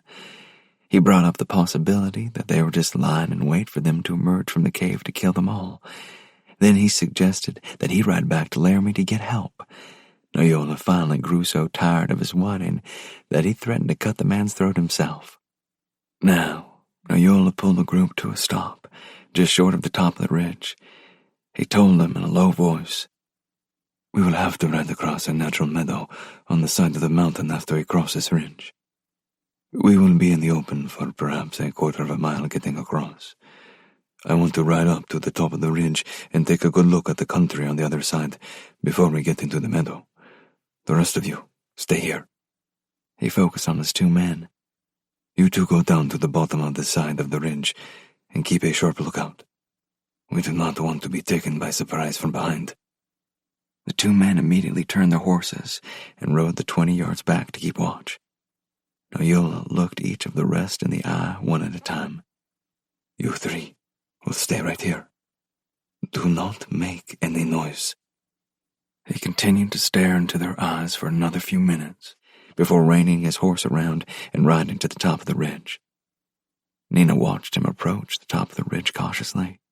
He stayed at the side of the trail, so he would blend in with the trees there if anyone was watching the trail from the other side. "This is madness," Turner said softly, drawing Nina's attention. "What do you mean?" She responded. "I mean going the same way those Indians went. We don't know where they are. They could be waiting anywhere along this trail for us to ride by. They could be watching that clearing up ahead. If they wait until we're in the middle of it and attack us then, we won't stand a chance." His voice began growing in volume as he went on. "Shh," Nina cautioned him. "You must not be so loud. If Noyola hears you, he will come back here and cut your throat." Turner glanced upward at Noyola, his eyes wide in both fear and anguish. "I tell you, that man will get us all killed." He kept his voice lower this time. "He doesn't care about anything except getting his chance to be the next emperor of Mexico. He doesn't care how many people he has to kill or get killed either." Nina's face showed her surprise. "Emperor of Mexico? Is that what Noyola wants? Are you sure of this?" "That's what he told me. He expects the political power he gets from your father to get you back will be what he needs to become emperor. There's nothing else he talks about." Nina sat back in her saddle. Noyola as Emperor of Mexico. That would be the worst thing that happened to her country in 100 years. He was nothing but a second-rate general who escaped being stood in front of a firing squad by running across the border into the U.S. He had no governing experience or ability. Her musing was interrupted by Noyola's return. "Everything looks clear," he said. "We should be able to get across the open meadow with no trouble." He gave a low whistle. When one of his men below them looked up, he signaled for them to join him. When the 2 men were back with him, Noyola went on. "We'll ride down the other side of the ridge. For perhaps 20 yards past the bottom of the ridge, we'll still be in the trees. From there, onto the other side, we'll be in the open. Keep your rifles ready and watch the tree line ahead of us closely. We will ride single file. If we are attacked, spread out and gallop for the trees across the meadow." "You mean ride right at them?" Turner sounded like he couldn't believe what Noyola said. "That's crazy." "Yes, it may be," Noyola said.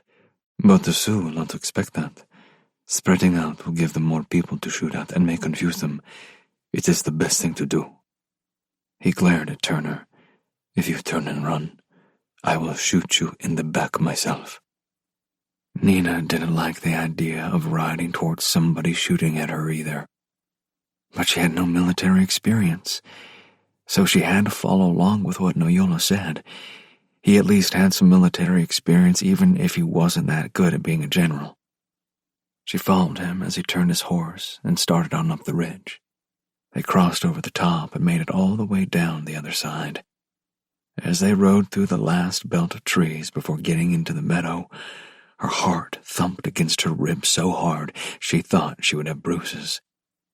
Even though the air was cool, sweat dripped down under her arms and ran in streaks down the sides of her head from her hair. Her mouth felt dry. As they rode out of the trees, she noticed her vision seeming to sharpen.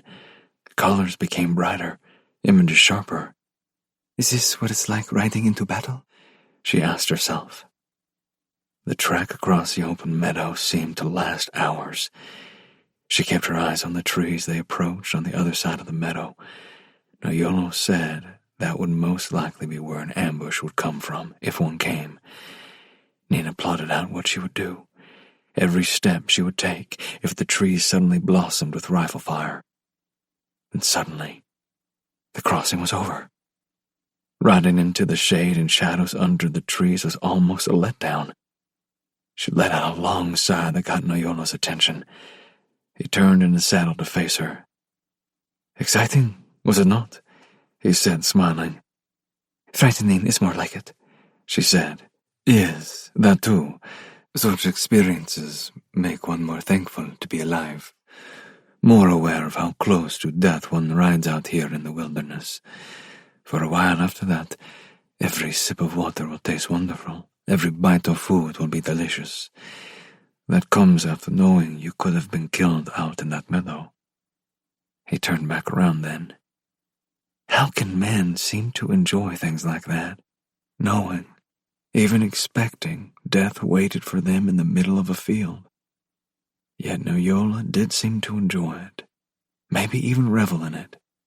If he enjoys the threat of death so much as an individual, will he enjoy it even more if he rules a country and its army? The thought terrified her. I must do whatever I can to stop him from even getting close to becoming Emperor of Mexico. They rode on another mile and stopped by a small stream to let the horses rest. Nina dismounted and walked upstream a short way to a small pool. There, she dipped water from the stream in her cupped hands and washed her face. She could smell herself and vowed to take a bath as soon as she could. She was not a pampered young woman, but at the same time, she liked to be clean and smell nice. In the absence of anything that would help her smell nice, she would settle for not smelling at all. Another hour passed after they got started again. At the end of that hour, they approached the meeting place near the small waterfall. Noyola rode ahead a little way as they spotted the waterfall and a group of men near it. When Nina got there, Noyola was on the ground beside one of his men who had been horribly wounded. One entire side of the man's face was furrowed deeply as if by something with claws. His left arm hung useless, broken in 3 places. His uniform lay in shreds around him, blood covering it all. Deep gouges had been torn out of his body in several places. She thought that the gouges looked like something had bitten him, taking chunks of flesh as it did. The man was barely conscious. His eyelids kept fluttering over unfocused eyes. Small moans escaped his lips from time to time. Noyola turned his face upward towards those men who were with the wounded one. "What happened, Jose? What caused this kind of damage?" "It was a great bear, General," one of the men said. "We were riding along a trail we found, expecting nothing. I was in the lead. The next thing I knew, the bushes beside the trail seemed to come alive. The great bear leaped out of the bushes and knocked Jose from his horse, killing the horse as it did so. Then it jumped on top of him and began tearing and shredding his body. All that took only a minute, no more. Then the bear turned and ran after Oscar. He caught up with Oscar's horse in a short distance and killed the horse. Then Oscar. I picked Jose up and brought him here. A glance back showed the bear starting to eat Oscar's horse." "Where did this happen?" "About 4 miles to the east." The man crossed himself. "I have never seen such a bear in my life." 19. Even with Reno's attitude about that grizzly returning to his den, sleep ran away from me for a long time that night. Sometime after midnight, I did doze off and sleep for a few hours, but daylight came real early for me that next morning. Although he didn't say anything about it, I could tell Reno was amused at how sleepy I looked when I got up. "Too bad we can't risk a fire," Reno said. "Coffee sure would taste good this morning." Do you think those Sioux would see a fire inside the cave? Since he mentioned coffee, the idea of a hot cup got bigger and bigger in my mind. It ain't that they would see the fire. They might smell the coffee boiling. Living out in the wild like they do, they can smell things a lot like wild animals do. We don't know for sure where they are, so we can't take the chance. Let me tell you, jerky and canteen water will never take the place of coffee and bacon for breakfast. But that's what I ate that morning. The 2 of us hunkered down close to the opening of that cave. Reno watched out to the right and I watched out to the left. We watched for movement most of all. That's what would give away where the Sioux were if they were still looking for us, and I was sure they were still looking. After an hour or so of seeing nothing moving, that the wind didn't move, I took a little time to scan the area around the cave. If everything went bad and we had to defend where we were, it wasn't a bad spot, except for a hill off to the left. If those Sioux got a brave up there, one who could shoot pretty good, he could drive us back away from the mouth of the cave, and the rest of them could sneak up real close to us. I started to say something to Reno about that, but became aware of something being different. For a second it eluded me. Then I realized the birds and insects have stopped making their music. Very slowly, I turned my head enough to see Reno out of the corner of my eye. He stared intently at something below us. The earth could have turned twice around in the time it took me to move my head where I could see what he saw. Down below us, riding through the trees, were 7 Sioux warriors. They were probably at least 200 feet lower than the cave and moving slowly through the forest. Every once in a while, one of them would stop and study something in the ground. There wasn't any way they could work out the route we took to get to this cave. At least I hope there wasn't. I also hope none of them knew about the cave. If they did, they probably would have come right to us in the first place. Reno reached over and laid a hand on my arm. Cutting my eyes over toward him, I saw his hand making a patting motion. At first, it meant nothing to me, but when he started lowering himself down to lie flat on the dirt of the cave entrance, I got what he meant. Once on my belly, it was actually easier to see through the brush that screened us from the Sioux. While we watched, they made their way slowly along the side of the mountain, getting a little bit higher all the time. One of the Sioux stopped and began scanning the side of the mountain above them. That would include us. He seemed determined to see every square inch of the mountain as he looked it over. In my mind, I told him to just go on past us. We were nothing but a part of the rocks and trees there. I could smell the dirt under me and the lingering odor of horse on my clothes.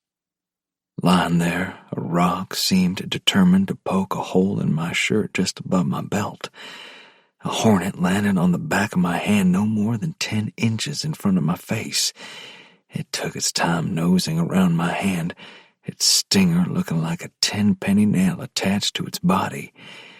I figured there was nothing I could do about whether or not it took the notion to sting me, so my eyes went back to the Sioux below us. That one scanning the side of the mountain was still there. In another few seconds, the soft, guttural sounds of the Sioux language came to my ears. At the same time, the Indian below turned his head, replied something to another of the Sioux warriors, then nudged his horse with his heels, and rode on. We lay there as still as the trees and rocks around us for some time after the Sioux had ridden on past. That hornet finally decided there was nothing worth stinging on the back of my hand and flew off. After another few minutes, the birds and insects resumed their music. Reno began inching his way back from the mouth of the cave. I followed as quietly as I could. When we got back into the shadows in the cave, he turned to me and grinned. That was exciting, wasn't it? I grinned back, maybe a little less pert than his grin, and said, "It sure was. I thought I'd have to change my pants for sure when that Sioux took so long to look this side of the mountain over." Yeah, I felt the same way for a little bit there. He sighed from the bottom of his lungs. Let's eat some jerky and let those Indians get on away from here. Then we'll get back down on the trail. As much as it felt strange to say it, I was beginning to develop a taste for jerky. It wouldn't ever be my favorite food, but it certainly filled my belly enough. While I gnawed off a chunk of the dried meat and let it soak up the water in my mouth, I pondered what me and Reno had been through.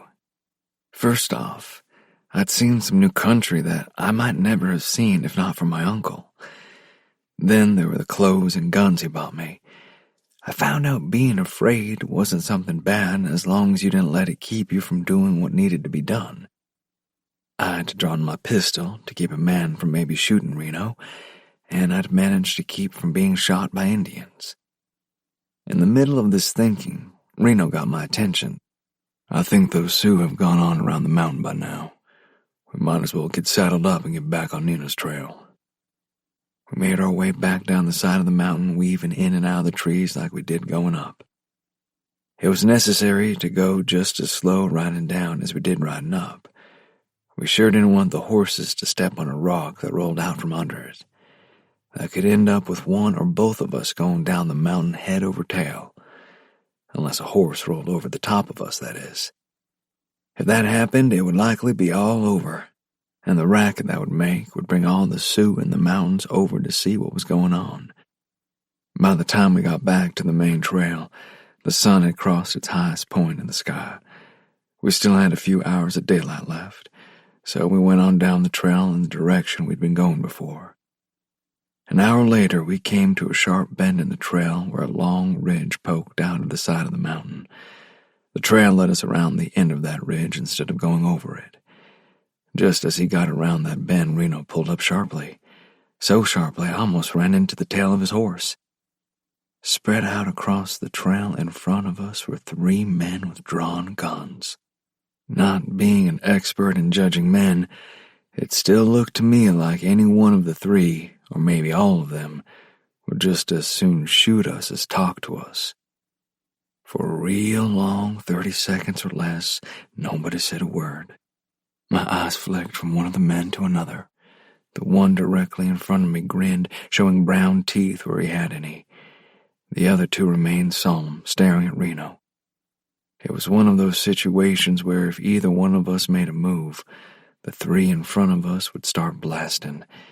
I didn't know what was going to happen. Then another man rode out from behind the 3 in front of us. Those 3 separated enough to let him get through them. He pulled up about 15 feet in front of us. When his eyes lit on Reno's face, a big grin grew across his. Well, well, Reno Gates, I didn't expect to see you out here.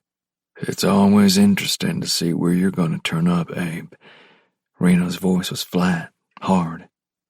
Last I heard, you were running from the law over in Nebraska. The man he called Abe chuckled, ducked his head, then raised it again. Yeah, well, that was a misunderstanding. That sheriff who was chasing me thought me and the boys had robbed a bank in one of his towns. Turns out it wasn't us that time, but that sheriff didn't want to listen to any explanations.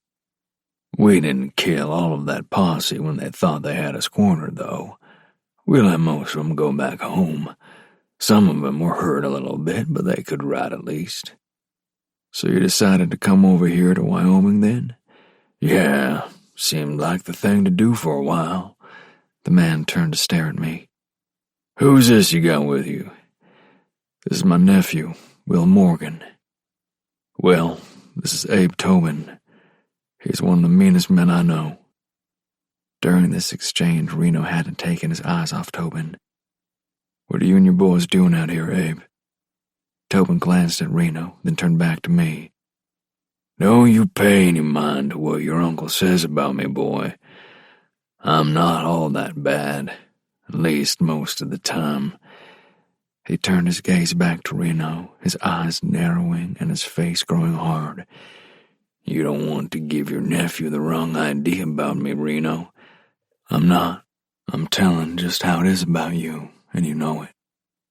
I'm starting to think I should have killed you over in Kansas when I had the chance, Tobin said. His face was growing red, and his nostrils flared with every breath. You mean that time you tried to dry gulch me? You might have had a chance if my horse hadn't smelled you before you could get a clear shot.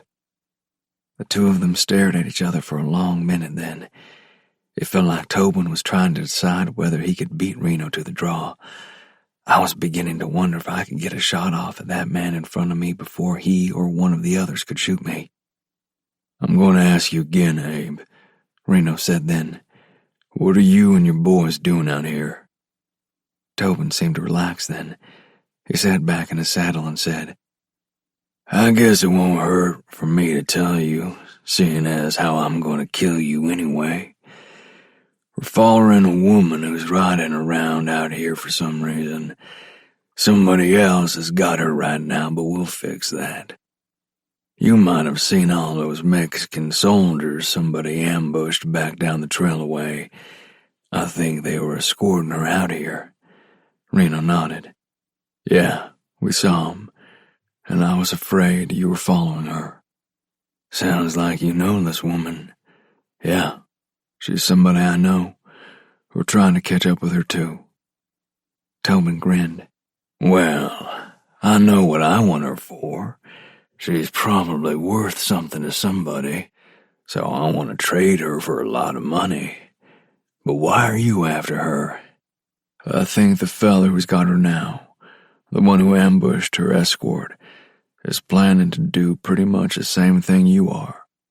But he's wanting some political power out of the deal too. At least, that's the way I figure it." Tobin made a face at that. "I don't care nothing about no political power. I just want some money for her. So, I guess you could say my motive for kidnapping her is a little more plain than that feller's." He took a deep breath and let it out slow. "Well, we could stand here the rest of the day shooting the breeze, but we need to get on along the trail. Now you and your nephew are going to be my guests.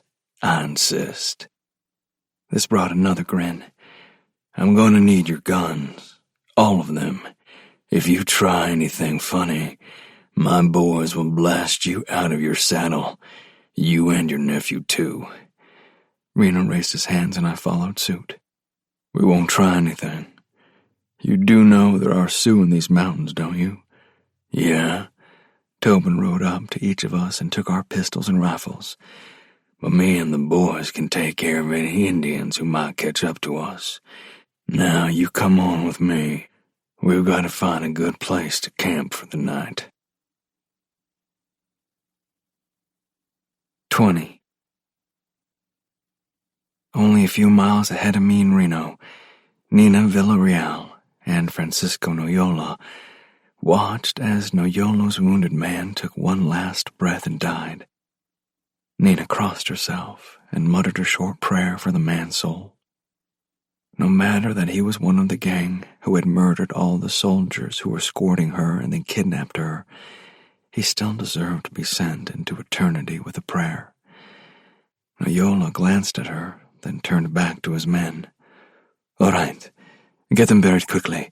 I do not want to wait around here for that bear to return and do the same thing to more of us." Turner averted his eyes from the body of the dead man. "Don't you think you should put some men on guard in case that bear comes here? I've heard grizzlies can smell blood from miles away, and that man bled a lot. That bear could be following the blood trail right to us." He sounded to Nina like he was near panic. Noyola kept his face turned from the man for a long moment. Nina could see contempt for Turner written all over Noyola's face.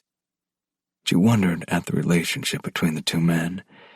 Turner seemed more a city man, and was obviously very much out of what he was used to out there in the mountains. Noyola, on the other hand, was more able to adapt to conditions due to his military background. He might not have very much experience in the mountains, at least not ones as high and rugged as these, but he was not in any kind of panic. When Noyola turned to face Turner, he kept his expression neutral. "If you'll take the time to look around, Turner, you'll see my men are watchful. They are more than ready to handle whatever comes our way. If it is a bear, they will kill it before it can do more harm. If it is Indians, they will make the savages wish they had never come after us." He walked away from Turner then. Half an hour later, with the dead man buried in a shallow grave with rocks piled over it, they started north again. Nina had asked Noyola where they were headed. He told her there was a trading post on the North Platte River where they could get enough supplies to last them for a while, and he was sure the Sioux would give up on their chase by the time they got to that trading post. From there, he told her they would go around the mountains to Cheyenne, where they would catch a train for St. Louis. Beyond that, he would tell her no more. They rode for another half a day. When they came to a steep part of the trail, the horses began laboring. At the top of that steep part, Noyola called for a halt. The place where they stopped was a long bench on the side of the mountain. It overlooked a clearing about 100 feet lower than them and almost an acre in extent. Nina looked out over the clearing. She saw a small herd of elk come out of the trees at one side of the clearing and begin to graze. While she watched, she noticed one of the cow elk raise her head and gaze back at the trees the way they'd come out of them. By that time, the small herd was about 50 feet out in the clearing. In the next few minutes, more and more of the elk lifted their heads and stared back toward the trees. She got Noyola's attention. Something's troubling those elk down in the clearing. Do you think the Sioux may be coming up behind them? Noyola turned to look down at the elk. I do not know, but you're right. Something is bothering them. Before the words left his mouth, the entire small elk herd bolted across the clearing and into the trees on the other side of it. Immediately following them, a huge grizzly burst out of the trees from which the elk had come. Clearly, it had been following the herd. The grizzly ran out into the middle of the clearing and stopped. It turned its head back and forth, testing the air. Nina noticed the wind blew from them toward the bear. In another moment, the bear turned its head and appeared to look right at them. It has caught our scent, Noyola said. We must go quickly. A last glance showed Nina the grizzly was running across the clearing toward them. She reined her horse around and followed Noyola. The rest of the men came close behind. Since the grizzly missed its chance at one of the elk, it had decided to come after the horses it smelled on the wind. As large as it was, it still could cover ground faster than most people believed. Nina heard the grizzly crashing through the trees and brush off the trail. It sounded to her like it was going to come out on the trail behind them. At least she hoped so. She marveled that the bear could get to them so fast. Her heart thrashed in her chest to the point of making her think it would bruise her ribs. Her breath came in short gasps. She had to make herself slow down her breathing so she wouldn't pass out. To do so, and to fall off her horse, would be the end of her. If the fall didn't kill her at the speed they were going, the bear would be on her before she could run. Not that she had any hope of outrunning the bear anyway. Behind her, the terrified neighing of the horses changed to screams as the bear burst from the brush beside the trail. The man leading the pack horses simply let go of the lead rope, leaving the horses to whatever fate awaited them. All of them kept on running after the other horses, all but the very last pack horse. It stepped on a slip rock in the trail and took a fall. As soon as the horse was on the ground, the grizzly was on top of it. Grabbing the horse by the neck, the grizzly shook its massive head like a dog worrying a bone. The horse started a loud scream that was cut off suddenly when the grizzly broke its neck. With the grizzly occupied with eating the horse and scattering whatever was in the packs, the rest of them made their getaway. No one slowed until they had put at least a mile between them and the bear. They slowed, but did not stop. To say all of them were terrified would be like saying the Mississippi River is a shallow creek. 21. I was little more than surprised that Reno didn't put up more of a fuss about giving up his guns than he did. But he probably did it because of those 3 men holding their guns on us at the time. Even so, I figured he had some kind of plan forming in his mind about what to do to get us out of Tobin's clutches. At least, I hope he did.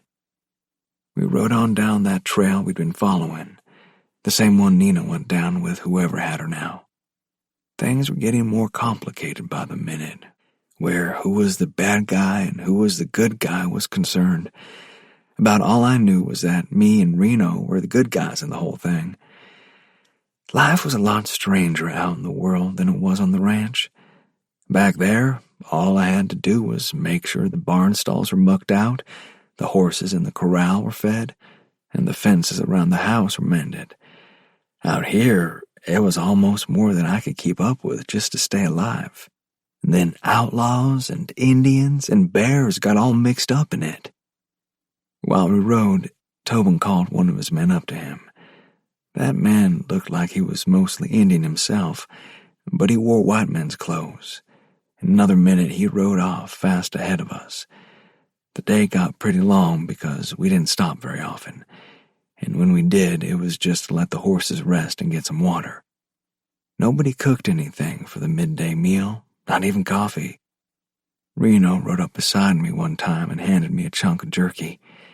Nodding my thanks, I gnawed off a bit of it, let it soak in my mouth for a minute, then chewed and swallowed. My canteen was about half full, so I only got a mouthful. There was no telling when we might stop again where I could fill it up. Late in the afternoon, I needed to pee real bad. Hopefully, we would stop soon for the night, so I could head for whatever bushes there were. I knew one thing. I'd hold my water until the cows came home, before I'd let go in my pants and give those outlaws an excuse to tease me. Finally, Tobin reined his horse off the trail and into a little wide canyon filled with trees. The sound of splashing water made me want to pee that much more, but it meant I could fill my canteen too. We rode into those trees and stopped beside a little pool.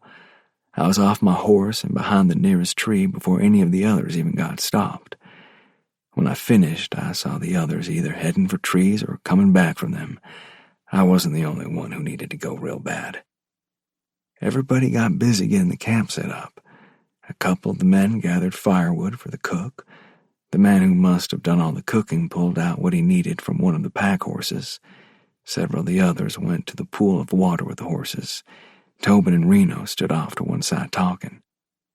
Nobody seemed to pay much attention to me, but I knew somebody was watching me all the time. Every once in a while, one of the other men glanced over at me, so I knew there was no way to escape. I walked over to the cook. "Is there something I can do to help?" I asked him. "You know how to cook?" the man asked, taking a few seconds to look me over. "Some," I replied. "I can fry bacon and fix a pot of beans." "Okay, you fry up that side of bacon there. It'll take all of that for this bunch. Be sure you don't burn it. They'll have your hide if you do." I nodded, then dragged the biggest iron skillet he had out. There was a tin can of leftover bacon grease there, so a big dollop of that went into the pan when I set it on the hot coals. While it heated, I slicked thick slices of bacon off that side, then spread them out on the hot grease. Before long, they were sizzling and popping something fierce. After the bacon was done, I piled it all on a tin plate close to the fire to keep it warm. The pot of beans was beginning to heat up then. "You mind if I put some wild onions in these beans to spice them up a little?" I asked the cook. "You know where there are some? That would make those beans taste good." "I saw a patch over there." I pointed off to the side. "Won't take but a minute to pull them, wash them off, and cut them up." The cook waited for me to do that. Once I got those onions in the beans, they were ready to eat in about 5 minutes. When the men got their food and started eating, I noticed several of them went back to the bean pot for seconds. When they said something to the cook about how good the beans were, he told them, "The kid put some wild onions in them. Made them taste better." One of the men called out, "Hey, Abe, why don't you keep that kid around to help the cook? He can make some real good beans." Tobin looked over at me. "What about it, Ken? You want to stay with us and cook?" "Not hardly." Later, I wondered why I dared to say such a thing. Tobin could have pulled his pistol and shot me dead right there. But at the time, it felt like the right thing to say. Tobin just laughed and went back to eating his beans. Right after we finished eating, and just as dusk was beginning to creep out over the land, the man Tobin sent out rode back in. One of the other men took care of his horse while the man hurried over to Tobin. They talked in low tones for a minute, then Tobin sent the man to get something to eat. "Well," Tobin said slowly, a smile growing on his face. "Now we know where that woman is. They've made camp only a couple of miles ahead of us. We'll have her tomorrow." Reno studied the man's face for a moment. "What do you have in mind, Abe?" "I have in mind to ambush them and kill all of the men with her." He said that in such a matter-of-fact way that I wasn't sure for a minute if he'd said what I thought he'd said. Then I took in his expression. He was happy about what he planned to do. How could a man be happy about the idea of killing other men just to get something, or somebody in this case, that he wanted? I had to admit I wasn't very smart when it came to why men did what they did, but to me that was just plain wrong. "You know, there are at least 3 things wrong with that," Reno said. Tobin looked at him like he didn't understand how he could find anything wrong with it. "Wrong? What do you mean?" "Well, first, with an ambush you run the risk of hitting the woman. That's something you don't want to do. She won't be any good to you dead. Second, those Sioux roaming around these mountains looking for all of us white men will hear the shots and come running, and you gotta think about the men with that woman. They'll fight. I imagine all of them have been in fights before, maybe even ambushes, and if they're soldiers or former soldiers, they'll know how to get out of an ambush, and maybe how to avoid one altogether." Tobin sat back against the tree he was eating under and studied on what Reno said for several seconds. Then he said, "My men know who we're after, so they ain't gonna shoot near the woman. And anyway, if we did kill her accidentally, we ain't any worse off than we are right now. We'll just have to find some other way to make some money. And as for those Sioux," he made a rude sound in his throat, "they ain't nothing. They don't worry me. Me and the boys can fight off any of them who wants to come after us. That man I sent out told me there are only 8 men with her. We can kill all of them with no problem." Once again, I couldn't believe what I heard. Tobin was basically dismissing the fact that Nina could be killed. It was as if she meant nothing to him other than a way to get some money. He didn't really care anything about her as a person, and those Sioux might not worry him, but they should. I hadn't ever fought any Sioux, but we had Comanches attack the ranch a couple of times while I was there. I know they fought real good, so I figured the Sioux would fight real good too. Reno must have thought about the same thing. "Don't look down on the Sioux, Abe. They're real good fighters, and a few of them can bring some real trouble to your boys. You're getting to be a real old woman in your old age, Reno." Tobin looked sad. "And to think I used to believe you were tough. Now you're afraid of a few Indians and some men who ain't gonna survive an ambush." He stood and walked away, laughing. Reno looked over at me. "When those Sioux hit us, you stick real close to me. That's going to be the way we get away from Abe." "You think they'll attack us?" "Oh, yeah. They won't pass up a chance to kill white men." My heart beat real hard in my chest. I wasn't looking forward to fighting off Sioux warriors.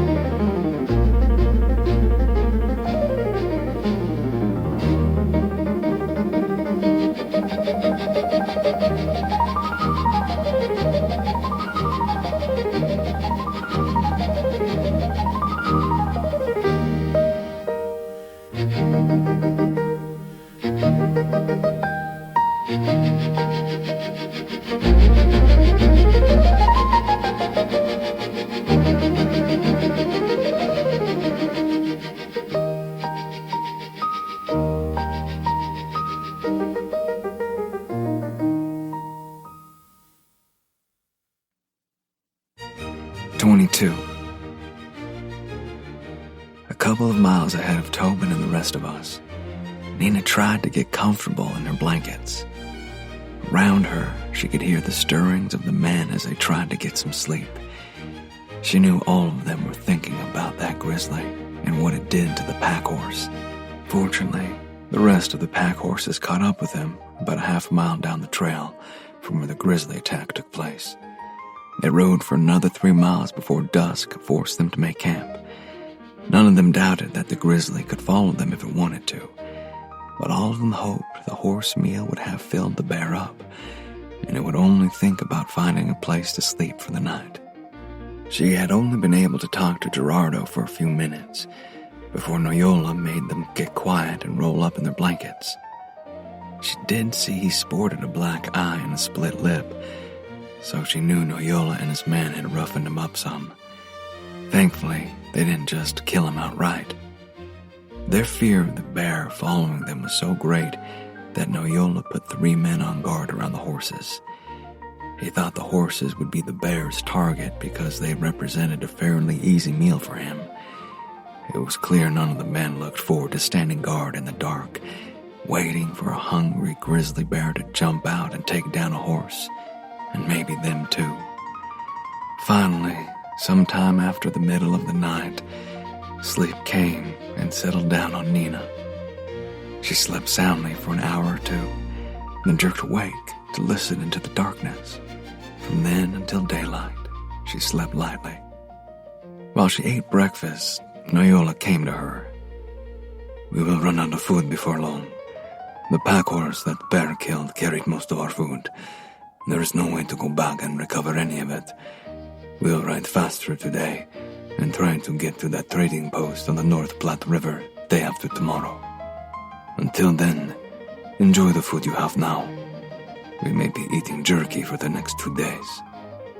Nina stared at his back as he walked away. She was not a spoiled rich woman by any means, but living on jerky for 2 days sounded pretty bad to her. At least we will have something to eat, she told herself. But we do have to stay away from that bear. I cannot believe how fast and powerful it is, and how big. I don't know if rifle shots can kill it. I'm sure they can, but it would take many of them. In the meantime, that bear could do a lot of damage. Her thoughts took a different direction then. Maybe when we get to that trading post, there will be someone there who can help me get away from Noyola. I cannot let him use me to get my father to give him money and the political power he wants. If Gerardo and I can get away from him, we can make our way back to Cheyenne and get on a train there for Santa Fe. And then still, a different trail of thoughts emerged. I wonder if my father has sent someone to look for me. After all, I did not get to send him a telegram from Laramie like I was supposed to. By now he knows something is wrong. Maybe he has sent another group of soldiers to find me and get me back home. If only Reno was here, he would rescue me. That last thought gave her some comfort for a minute or so. Then she remembered she had no idea where Reno Gates might be or what he might be doing. Did he even remember her? Had he put their relationship so far behind him that he no longer cared for her? She didn't want to even consider that. Her reality was that she could think about him coming for her all she wanted, but there is no way he could do that. In the midst of all her rambling through her thoughts, Noyola came back to her. "Get ready to move. We'll leave in 15 minutes. His voice sounded shaky, as if the fear of the great grizzly bear coming after them had infected him also. 15 minutes later, they were on the move again, just like Noyola said. For the first hour, they rode through a large pine forest. The open space under the pines helped all of them relax a little. They would be able to see the bear approaching if it came after them. At the end of that time, they came to a stretch of ground that was more open. Ahead of them, the trail wound through a hilly area. The hills rose up on both sides of the trail, making the trail seem much narrower. She had a bad feeling about riding through those hills, but put it off to the threat of the bear lingering over them all. Half a mile ahead of the dust cloud, that Tobin said had to be Nina and those with her, Reno and me huddled down next to the outlaw leader in some rocks. He spent all the time gazing at that dust cloud like he was willing it to come closer. We'd been up and going since before the sun ever peeked over the eastern horizon. Tobin wanted to get an early start and get in position well before Nina and the others could get there. Since we had to ride a long way around to keep from giving the ambush away with a lot of tracks, it took us quite a while to cover the distance.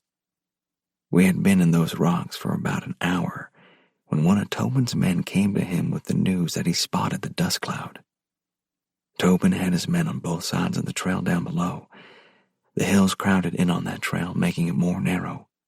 Even though the hills had trees on them, the trees were above us. The lower half of the hills were bare, except for the rocks. There was no cover down below us. That meant that whoever came down the trail would be easy targets for Tobin's men. Tobin turned to Reno. Now in a few minutes, you'll get to see what an ambush should work like. I used this on the Yankees a few times back during the war, too. I don't know what Reno was thinking just then, but the thoughts that went through my head had to do with how we could spoil that ambush. The more I thought about it, the more impossible it seemed. There was a man right behind us with orders to shoot either of us that tried anything. No doubt he would do it too. About all we could do was sit there and watch that dust cloud get ever closer. The sun really warmed things up for Nina as they rode through that open stretch. That, combined with not sleeping well the night before, caused her to be really drowsy. She tried to stay alert, but found herself letting her eyelids close more and more frequently. Once, when she roused herself, she glanced around at the men she could see. They too seemed to be fighting to stay alert. Shifting in her saddle helped her be more alert for a couple of minutes, but the drowsy feeling came back quickly. I hope we will find a place to stop and rest for a while once we get through these hills ahead. Noyola has to know his men are exhausted. If we are to watch for that bear and for Indians, we must have some rest. Waiting in those rocks was pretty hard. There wasn't any shade for us, so we just laid there and baked. The sun's heat reflected off those rocks so bad that I figured the barrels of the rifles Tobin's men held would be too hot to touch.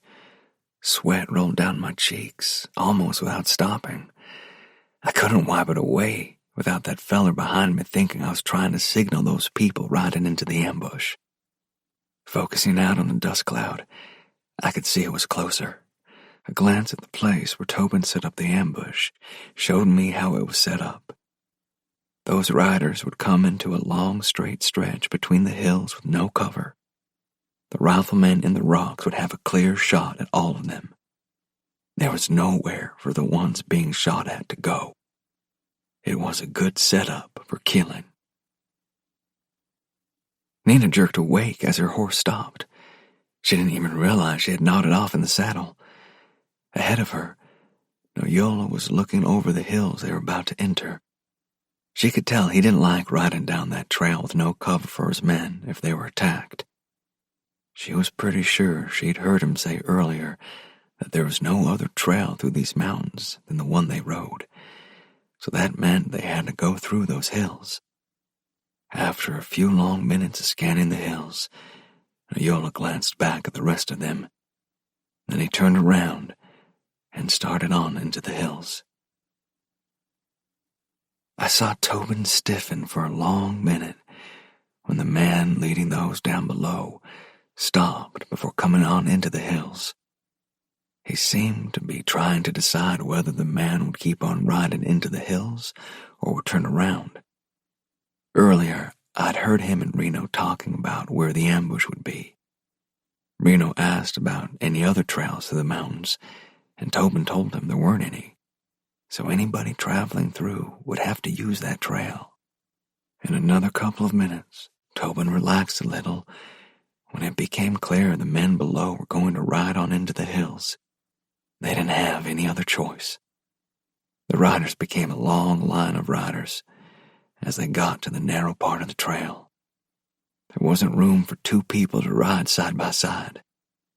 That man, who seemed to be the leader of the others, kept on looking at both hills beside the trail as he rode. He sensed something was wrong, but didn't know for sure, I guess. The woman rode third in line. She was easy to pick out from the way she was dressed and the long dark hair that showed from under her hat. When I glanced at Reno, he was looking down right at her. She was somebody important to him, I could tell. Tobin shifted just a little bit and settled his rifle on the rock in front of him. He was going to shoot that man who rode first in line to start the ambush. I knew he'd wait until all of the men were in the hills before he shot. While I watched him, he settled the rifle into his shoulder and put his cheek on the stock. He was getting ready to shoot. When they got into the hills, the heat seemed to increase for Nina. The sun's warmth bounced off the hills around them and put them in an oven. No breeze found its way down the narrow trail between the hills either. Nothing to bring them relief. She was beginning to nod off again when the blast from the first rifle hit her ears and echoed off the hills.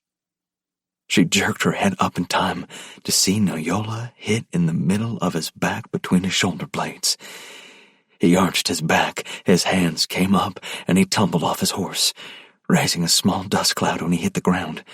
From that point on, Nina was overwhelmed by the noise of more rifles blasting from the sides of the hills. She had to fight to gain control of her horse. In doing so, she turned completely around in the trail. She watched as the men behind her were hit by the terrible cascade of bullets from the rifles of those in the rocks above them. Horses plunged, screaming as they were hit too. A couple of Noyola's men fired back, but were soon cut down.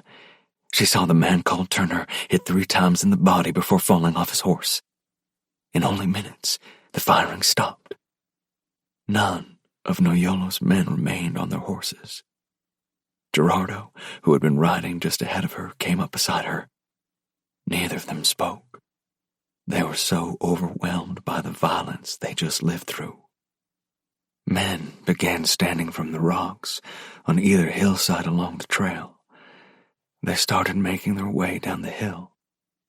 Over to her right, she spotted 3 men standing and then walking down the hill. Something about one of them seemed familiar. It cannot be, but it looks just like him.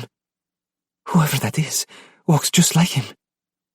Those thoughts flashed through Nina's mind as she watched the man walk down the hill. As he came closer, she was almost certain it was Reno Gates. But how could that be? Could her thoughts not long ago have summoned him somehow? Then she considered this. If that is Reno Gates, why is he with the men who killed Noyola and his men? Did he somehow know about Noyola? Did my father send him? When the man got down the hill and started toward her, she saw that it was Reno. She jumped from her horse and ran the rest of the way to him. At the last second she slowed, then rushed to him, her arms wrapping around him as tightly as she could. Reno! Reno, why are you here? She pulled back enough to see his face. Are you part of those who killed Noyola and his men? Then she saw the empty holster on his belt. No, Nina, he said. I ain't part of this bunch. They caught me and my nephew here and made us come with them. Your nephew? Nina turned loose of Reno and turned to me. This is your nephew? Yeah. Nina Villarreal. This is Will Morgan. I didn't really know what to say when Reno introduced Nina to me. She was beautiful. Somehow I managed to say, I'm glad to meet you. More gunshots grabbed our attention then. Reno moved fast and pulled Nina behind him. I looked down at my right hand lying on the empty holster. I didn't even realize I'd grabbed for my missing pistol. Slowly I lifted my head and saw what was going on. Tobin was walking down the trail, shooting any of the men who were wounded. When his pistol was empty, he calmly ejected the spent shells and reloaded, then went on with his work. Who is that man? Nina asked, stepping back up to Reno's side. That's Abe Tobin. Here's a mistake I made a few years ago. She stared at Reno, uncertain what he meant, judging from the expression on her face. A mistake? What do you mean? I took him in to the sheriff over in Kansas instead of shooting him. Reno turned from watching Tobin and faced Nina. I heard Gerardo Casillas was with you. He is. I saw him back behind me after the shooting stopped. She turned and gazed down past Tobin. Do you think he was killed? Don't know. I never did see him when the shooting was going on. Reno didn't even look in the direction Nina did to see about Casillas. What were you doing with this bunch anyway? Who was that fella in the lead? That was Francisco Noyola. He was one of Father's political enemies. He killed all of Gerardo's men and kidnapped me. He was planning on becoming the next emperor of Mexico, with Father's ransom money and political favors he would get for me. Reno glanced toward where Noyola's body lay. I don't guess that's going to happen now. No, you came to save me, Nina said, hugging Reno again. He held her out at arm's length. I hate to disappoint you, Nina, but you've gone from the frying pan into the fire. Tobin's here because he wants to get a ransom for you too. 23. Before Reno could explain any more of the situation to Nina, Abe Tobin walked back to them, reloading his pistol again. He stopped about 10 feet from Nina, looking her over while his hands worked from long hours of practice in the reloading. So, this is the woman I've been after, he said, replacing his pistol in the holster. I've gotta say, she's a looker. I don't know if I want to let her go for a ransom or keep her to have some fun with. Reno got really riled at that. He pulled Nina back behind him again. I don't think I can let you do that, Abe. Tobin glared at him for a few seconds, then grinned. Now, Reno, if I decide to have some fun with that woman, I'll just gut shoot you and leave you where you fall. And you know I'll do it. Foolishly, I took a step toward Tobin. What I was going to do? Who knows?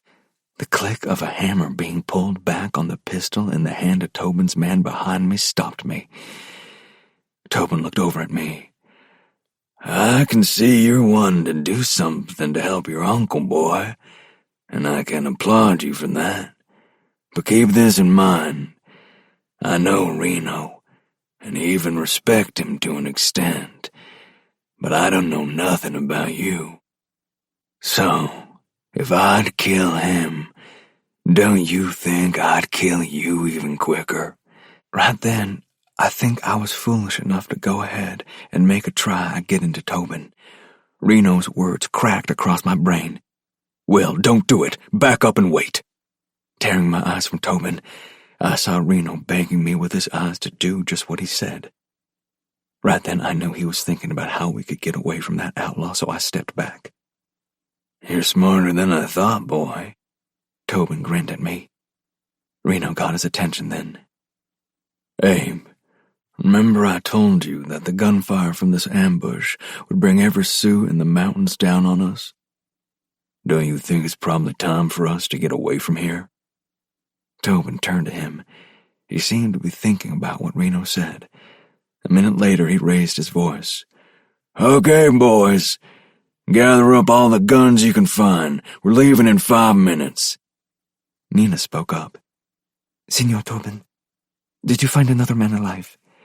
Yeah, there was one more. Tobin waved to one of his men, who was riding toward them with another man. That's him there. I was going to hang him just for the fun of it. That's Gerardo, Nina said when she saw who was with Tobin's man. Does he mean something to you? Tobin asked. Yes, please do not kill him. Tobin stared at her face for a moment. Okay, we'll keep him alive. For now. The outlaw then turned and mounted the horse another of his men brought up. He rode over to some of his men and began talking to them. "So, you are here." Gerardo's face clouded when he saw Reno. I've never seen somebody look at another person like he wished that one was dead, but that's how that Gerardo feller looked at Reno. "I should have known you would join up with outlaws." "That is not how it is, Gerardo," Nina said. "Reno is just as much a prisoner of this outlaw as we are." Gerardo snorted in derision. "So you say? How do you know that for sure? After all, he is here with the outlaws who have killed all these men and taken both of us prisoner. How do you know he did not plan the whole thing?"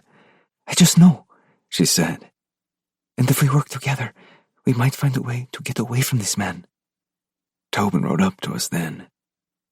"We're going to try to make a run for it back to Cheyenne. If we can get out of these mountains, we might make it." "So you know the Sioux heard the shooting like I said they would," Reno said. Tobin ground his teeth, his neck growing red from under his shirt up to his jaw. "One of my men spotted a band of Sioux coming on toward us from the north, so we can't get to that trading post up on the North Platte. With any kind of luck, we can get out of these mountains and in range of an army patrol. Maybe that'll scare those Sioux away." "I ain't seen a Sioux yet that was scared off by the army," Reno said. "But I ain't got any better idea right now."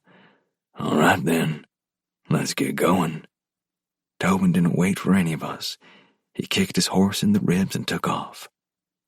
We rode what looked like almost due east for a while then. There was a smaller trail that branched off the one we'd been following, so we took that one. After riding for an hour, we weren't anywhere near getting out of the mountains. They seemed to go on forever. We stopped at one little stream to let the horses rest and get a drink. One of Tobin's men rode up to him. The two of them talked for several minutes. Then Tobin rode over to us. "My scout tells me there are more Sioux coming up toward us from the east. We gotta find a place we can defend. I don't think there's any way we can outrun them and still be alive. He told me there's a place about a mile from here. There's not a trail to it, so we'll head out across country. We'll be going fast, so do your best to keep up. If a horse goes down, whoever rides it is on their own." Somehow that was what I expected from Abe Tobin, and I hadn't known him for long. Tobin started out across the mountain, headed south. The rest of us fell in behind him. That trip was a tough one. It was only a mile or so, but we went right across the face of those mountains. Like Tobin said, there wasn't any trail. We had to make our own. With all the rocks and loose dirt, it was a wonder that all of us got to the place he'd been told about. But we did. The place was a lone high spot in a valley surrounded by much higher mountains. At the top of that high spot, there was a sort of depression that covered about an acre of ground. Trees grew in the middle, fed by a seep that formed a tiny pool. All in all, it wasn't a bad place to defend. None of the mountains around were close enough for an Indian sharpshooter to pick us off one by one. All around the depression, rocks were stacked up by some long-ago event that made the little hill. The Sioux would have a hard time sneaking up on us except at night. Tobin got his men placed and the horses tied in the trees out of the way. He tied me, Reno, and Gerardo to trees. Said he didn't want to waste any more men on guarding us. Only Nina was left free, and she had a guard on her. All we could do then was wait. It was real scary just sitting there, tied to a tree, watching all the other men rushing to places to shoot from, and knowing the Sioux were coming to try to kill us all. There was nothing to do to protect ourselves or even help in fighting off the Indians. Was this going to be the way I would die? Sitting there helpless as the Sioux ran toward me with knives and spears ready to cut my throat and stab me? My heart was racing. A glance over at Reno showed he was sitting calmly, at least on the outside. I'm sure I looked terrified. He must have sensed me looking at him because he turned his head, caught my eye, and grinned. That calmed me down some, at least until I heard the first shot come from the circle of riflemen around us. That first shot was the one that opened the floodgates for a whole lot more shooting. The men lying behind the rocks were firing pretty fast, but not wasting ammunition. They were aiming before every shot, so I hoped that didn't mean they were low on bullets.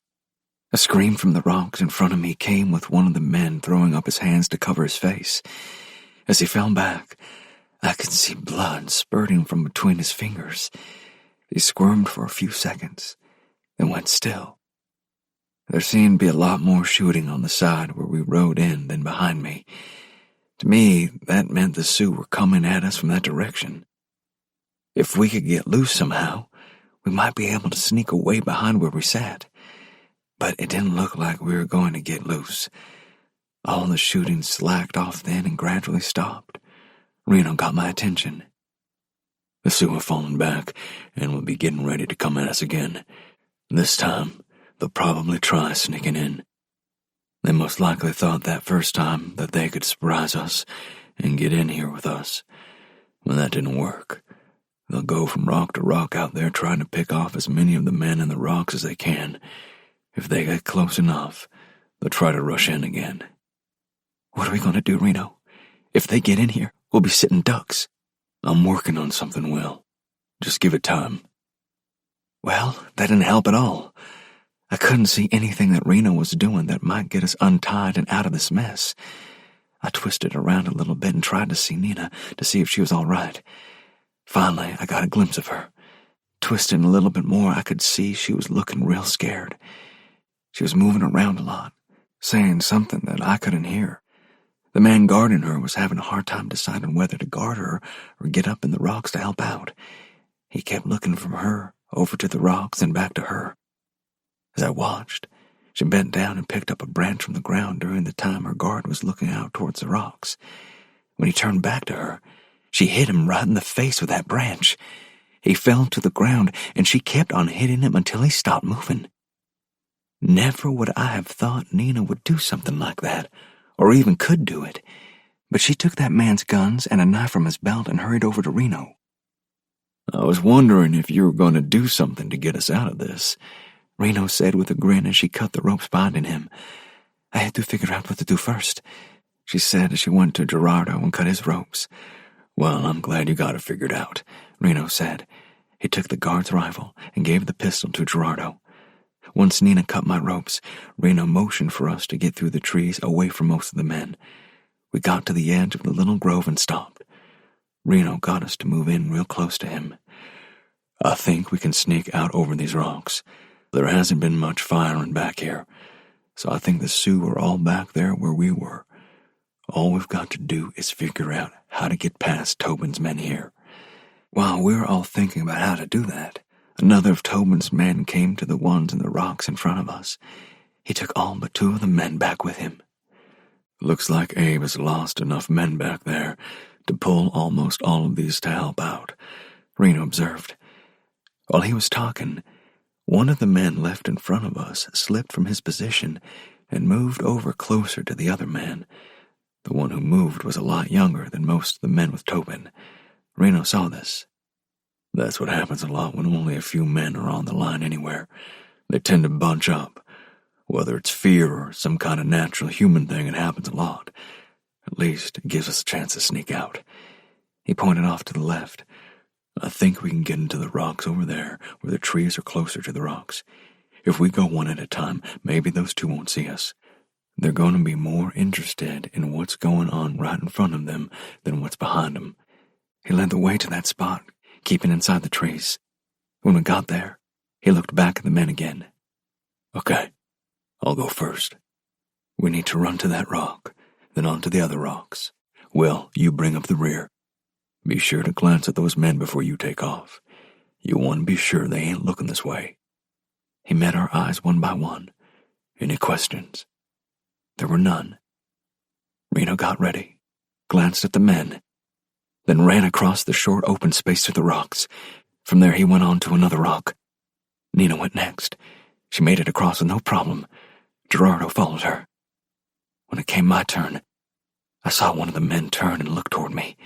I thought for sure he could see me crouched in the shadows under the trees, but he turned back after a long few seconds. Once he turned back, I dashed across that open space and stopped behind the rock. A glance up toward the other rocks showed me Reno waving for me to come on. We got to the top of the rocks, ringing the depression, and scanned the area below us. After several moments, Reno motioned for all of us to follow him. We made it to the bottom of the hill and into the scattered trees and rocks below without anyone seeing us. We were out of danger there, but still faced the danger of running into the Sioux or having Tobin send some men after us, and all we had to defend ourselves was one rifle, a pistol, and the knife I carried. 24. An hour later, Abe Tobin scanned the area below him. Nothing moved. From where he lay, he counted 8 dead Sioux, and he knew there were more killed and several wounded. In the distance, he saw the dust cloud that rode up behind the retreating Sioux. They were leaving just in time. Tobin was down to 2 cartridges for his rifle and only the 6 in his pistol. He was sure the rest of his men, those who were left, didn't have any more ammunition than he did. They would not have stopped another assault by the Indians. Tobin stood and stepped back from the rocks. Around him, his men lay lifeless, their blood soaking into the dirt around the rocks. He had no idea how many men he had left. Walking slowly around the edge of the rocks, he finally gathered 3 of his men who were unhurt. The rest were dead, or would soon be dead from their wounds. He turned and gazed at the place where he had tied Reno, Will, and Gerardo and left Nina guarded. They were gone. "What happened to the prisoners?" he asked the men who were left. The one who had been guarding Nina said, "Somebody jumped me, Abe. Hit me with something. I don't know what happened." He wasn't about to admit that a woman had knocked him down and escaped. "Where's the woman?" Tobin demanded, his face growing red under the stain from the blowback of all the shooting. The man took a step back in the face of Tobin's anger. I don't know, Abe. Somebody must have got her after they knocked me out." "Who would have done that? You must have not been paying attention, and she hit you. Is that what happened? Did that woman knock you out?" Tobin's voice got louder as he spoke. "Abe, I don't know. That's the truth. All I know is somebody knocked me out and must have taken the woman." The man sounded like he was begging, which he was. He knew how Tobin could get when he was mad enough. Tobin stomped over to where Reno and the others had been tied. "These ropes have been cut." He held the ropes up for the men to see. Glaring at the man who was supposed to guard Nina, he said, "Didn't you cut those men free?" No, Abe. I would never do that." "Then who did?" Tobin demanded. "I'll tell you what I think happened. You got careless and let that woman knock you out. Then she cut these men loose and they escaped. They even took your guns. This is all your fault." With that, Tobin drew his pistol and shot the man in the forehead. "Get the horses," Tobin yelled. "We've got to find that woman." 25. We were incredibly lucky. Within a short distance after we got out of that depression, we came upon a dead Sioux. A Henry rifle lay right beside him. I picked it up and checked for cartridges. It had 10 shots left in it. Only a few feet away, 4 Indian ponies were tied to trees. Now we had more ways to protect ourselves and horses to ride. Those Indian ponies didn't much like our white man smells, but somehow we got on them and got on their way. None of them had saddles, only blankets, so the riding was a little uncomfortable, but we weren't walking. We headed out to the east, planning on getting out of the mountains and into an area where we might hit a trail headed south. The chances of running across an army patrol was also better east of the mountains. After a couple hours riding, Reno stopped us at a little clearing where a stream flowed down off the mountain behind us. We all slid off those ponies, grateful for the chance to rest from riding bareback. When I was on the ground again, I spotted a track beside the stream, a really big bear track. I noticed Gerardo stepping over close to Nina, but thought nothing of it. I didn't expect what happened next. and I don't think Reno did either. I turned from Gerardo and was about to say something to Reno about the track when I heard the click of a gun's hammer being cocked. Both Reno and me turned at the same time and saw Gerardo with a pistol pointed right at us. He had an arm around Nina. "Do not try anything foolish, Reno," he said, his face a dark mask of hatred. "I do not want to shoot you. Oh, I guess I do want to, but I have something better in mind for you. For now, put your rifles on the ground and step back from them." "Gerardo, you've got some explaining to do, I reckon." Reno's voice was as calm as it ever was.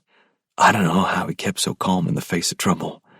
"Yes, Gerardo, you certainly do," Nina echoed. "What are you doing?" "You only have to remain quiet, dear Nina," Gerardo said, his voice mocking in a way. "If I did not need you, I would leave you here with your lover." "Is that what this is all about, Gerardo? Because I rejected your proposals, you were doing this?" Nina sounded like she couldn't believe what was happening. Gerardo's laugh was explosive. "Not at all, my dear. Oh, sure, it is partly because you cannot see the value of marrying me, but that is not all. I joined with Noyola to share in the ransom your father would pay for you, and for a high position in his government when he became emperor. But Tobin interfered and put a stop to that part of it. Then Reno came to the rescue. Now, here we are. I'm going to take you away from here and demand a ransom from your father. Then, who knows, maybe take you away with me after all. And I'm going to leave your lover and his nephew out here in the mountains with no guns, no food, and no horses. How long do you think they will last? It is a good plan, is it not?" Nina stood staring at him with her mouth partly open. "How could you do this, Gerardo? My father and I have always been very good to you." "Yes, you have been good to me, but not good enough. Neither of you could see my qualities that would make a good governor or some other high position in the government. No. All you have seen is me at a low level in the army. I deserve more. I want more. So this is the way I will get it." Beside me, Reno started to move. Gerardo put a shot right in front of him. "Do not try anything, Reno. The next bullet will go into your belly, and you will die a long and painful death. I would like that very much, but leaving you here will be even better." He gestured with the pistol. "Now, move back." We took a couple of steps back, and Gerardo stepped forward. He picked up the rifles we had dropped. "Now, Nina, get on that horse. We have far to ride today." All we could do was watch, while Gerardo climbed onto the back of the Indian pony he'd ridden to that spot. The pony didn't want to cooperate for some reason. Maybe the shot had spooked him a little or something. He sidestepped and shied even after Gerardo got on him. I wasn't looking forward to walking through the woods with nothing to protect us except the knife I still had. For a second I thought about throwing it at Gerardo, hoping for a lucky hit. But all that would accomplish was him turning around and probably shooting me. He started off, but Nina held back. Her pony was trying to go the opposite way that she wanted him to. For a few seconds she fought him, struggling to get control. Gerardo was several feet from her on down the trail. Then, several things happened very close in sequence. First, a loud roaring, and the crashes of bushes being broken came from the left of Gerardo. That grizzly that left the huge track beside the water, the one I started to tell Reno about, rushed from the brush right toward Gerardo. Second, Nina's pony bucked hard enough to dislodge her from its back. She'd landed on the side of the trail away from the grizzly's attack. Then Gerardo shot at the bear with his pistol. If he hit it, he only made it mad. With the shot, his pony took off trying to run away from the grizzly. That spurred the bear to run after the horse. I'd heard before that a grizzly can outrun a horse in short distances. If I hadn't believed it before, I did after that.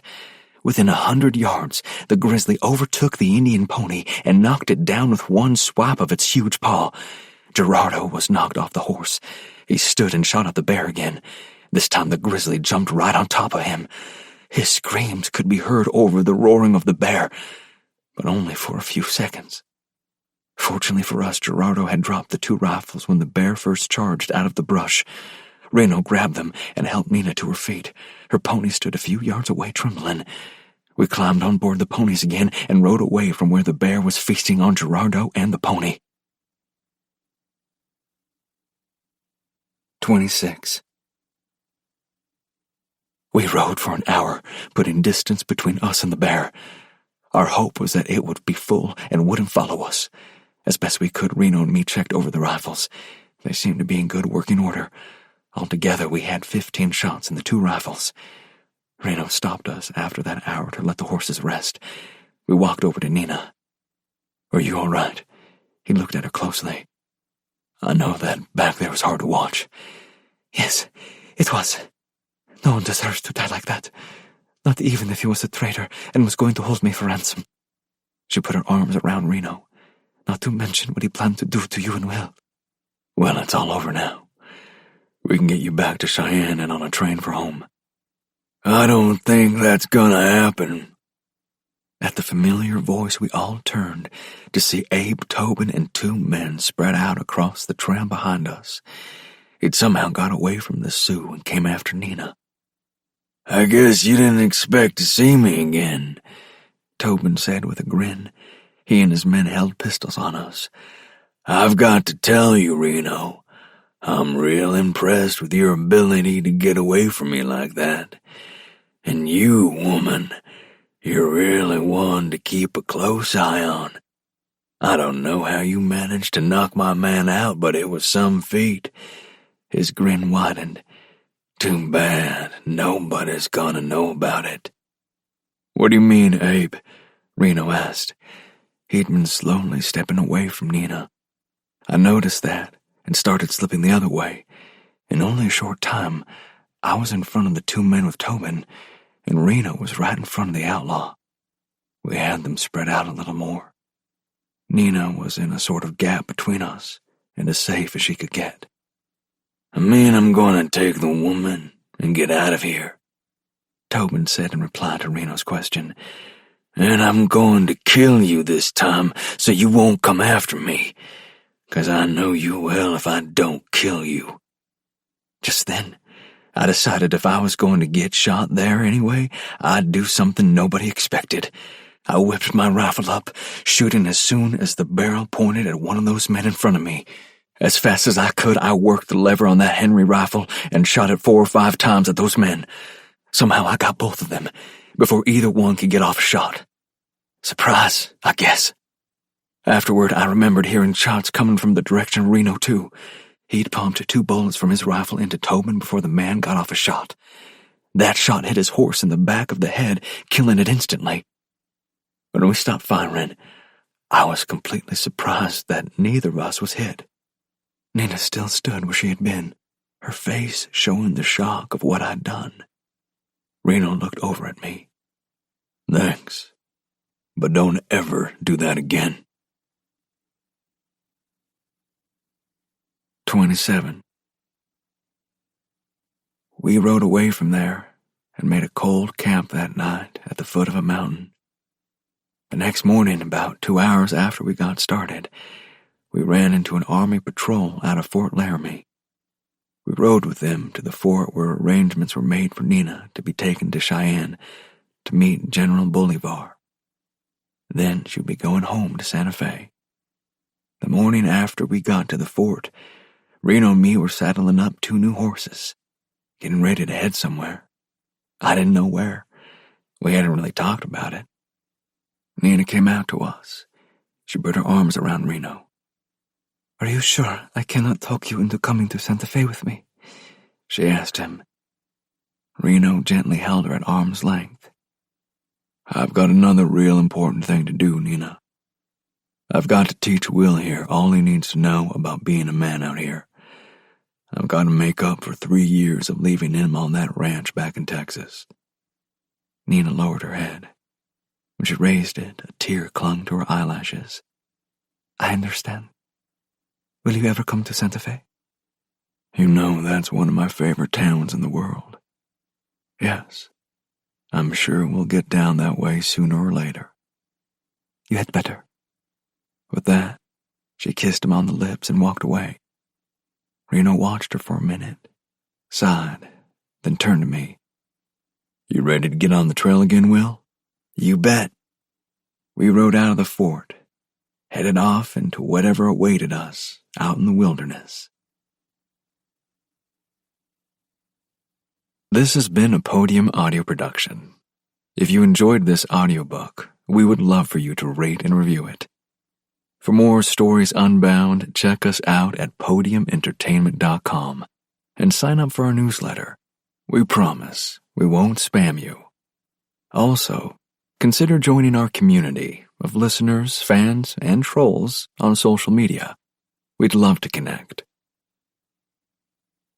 You have been listening to Reno Gates, Book 1 of a Reno Gates Western, produced by Seth Podowitz, written by C. Wayne Winkle, performed by Cliff Miller, a member of SAG-AFTRA. Text copyright 2023 by C. Wayne Winkle. Production copyright 2025 by Podium Audio. All rights reserved.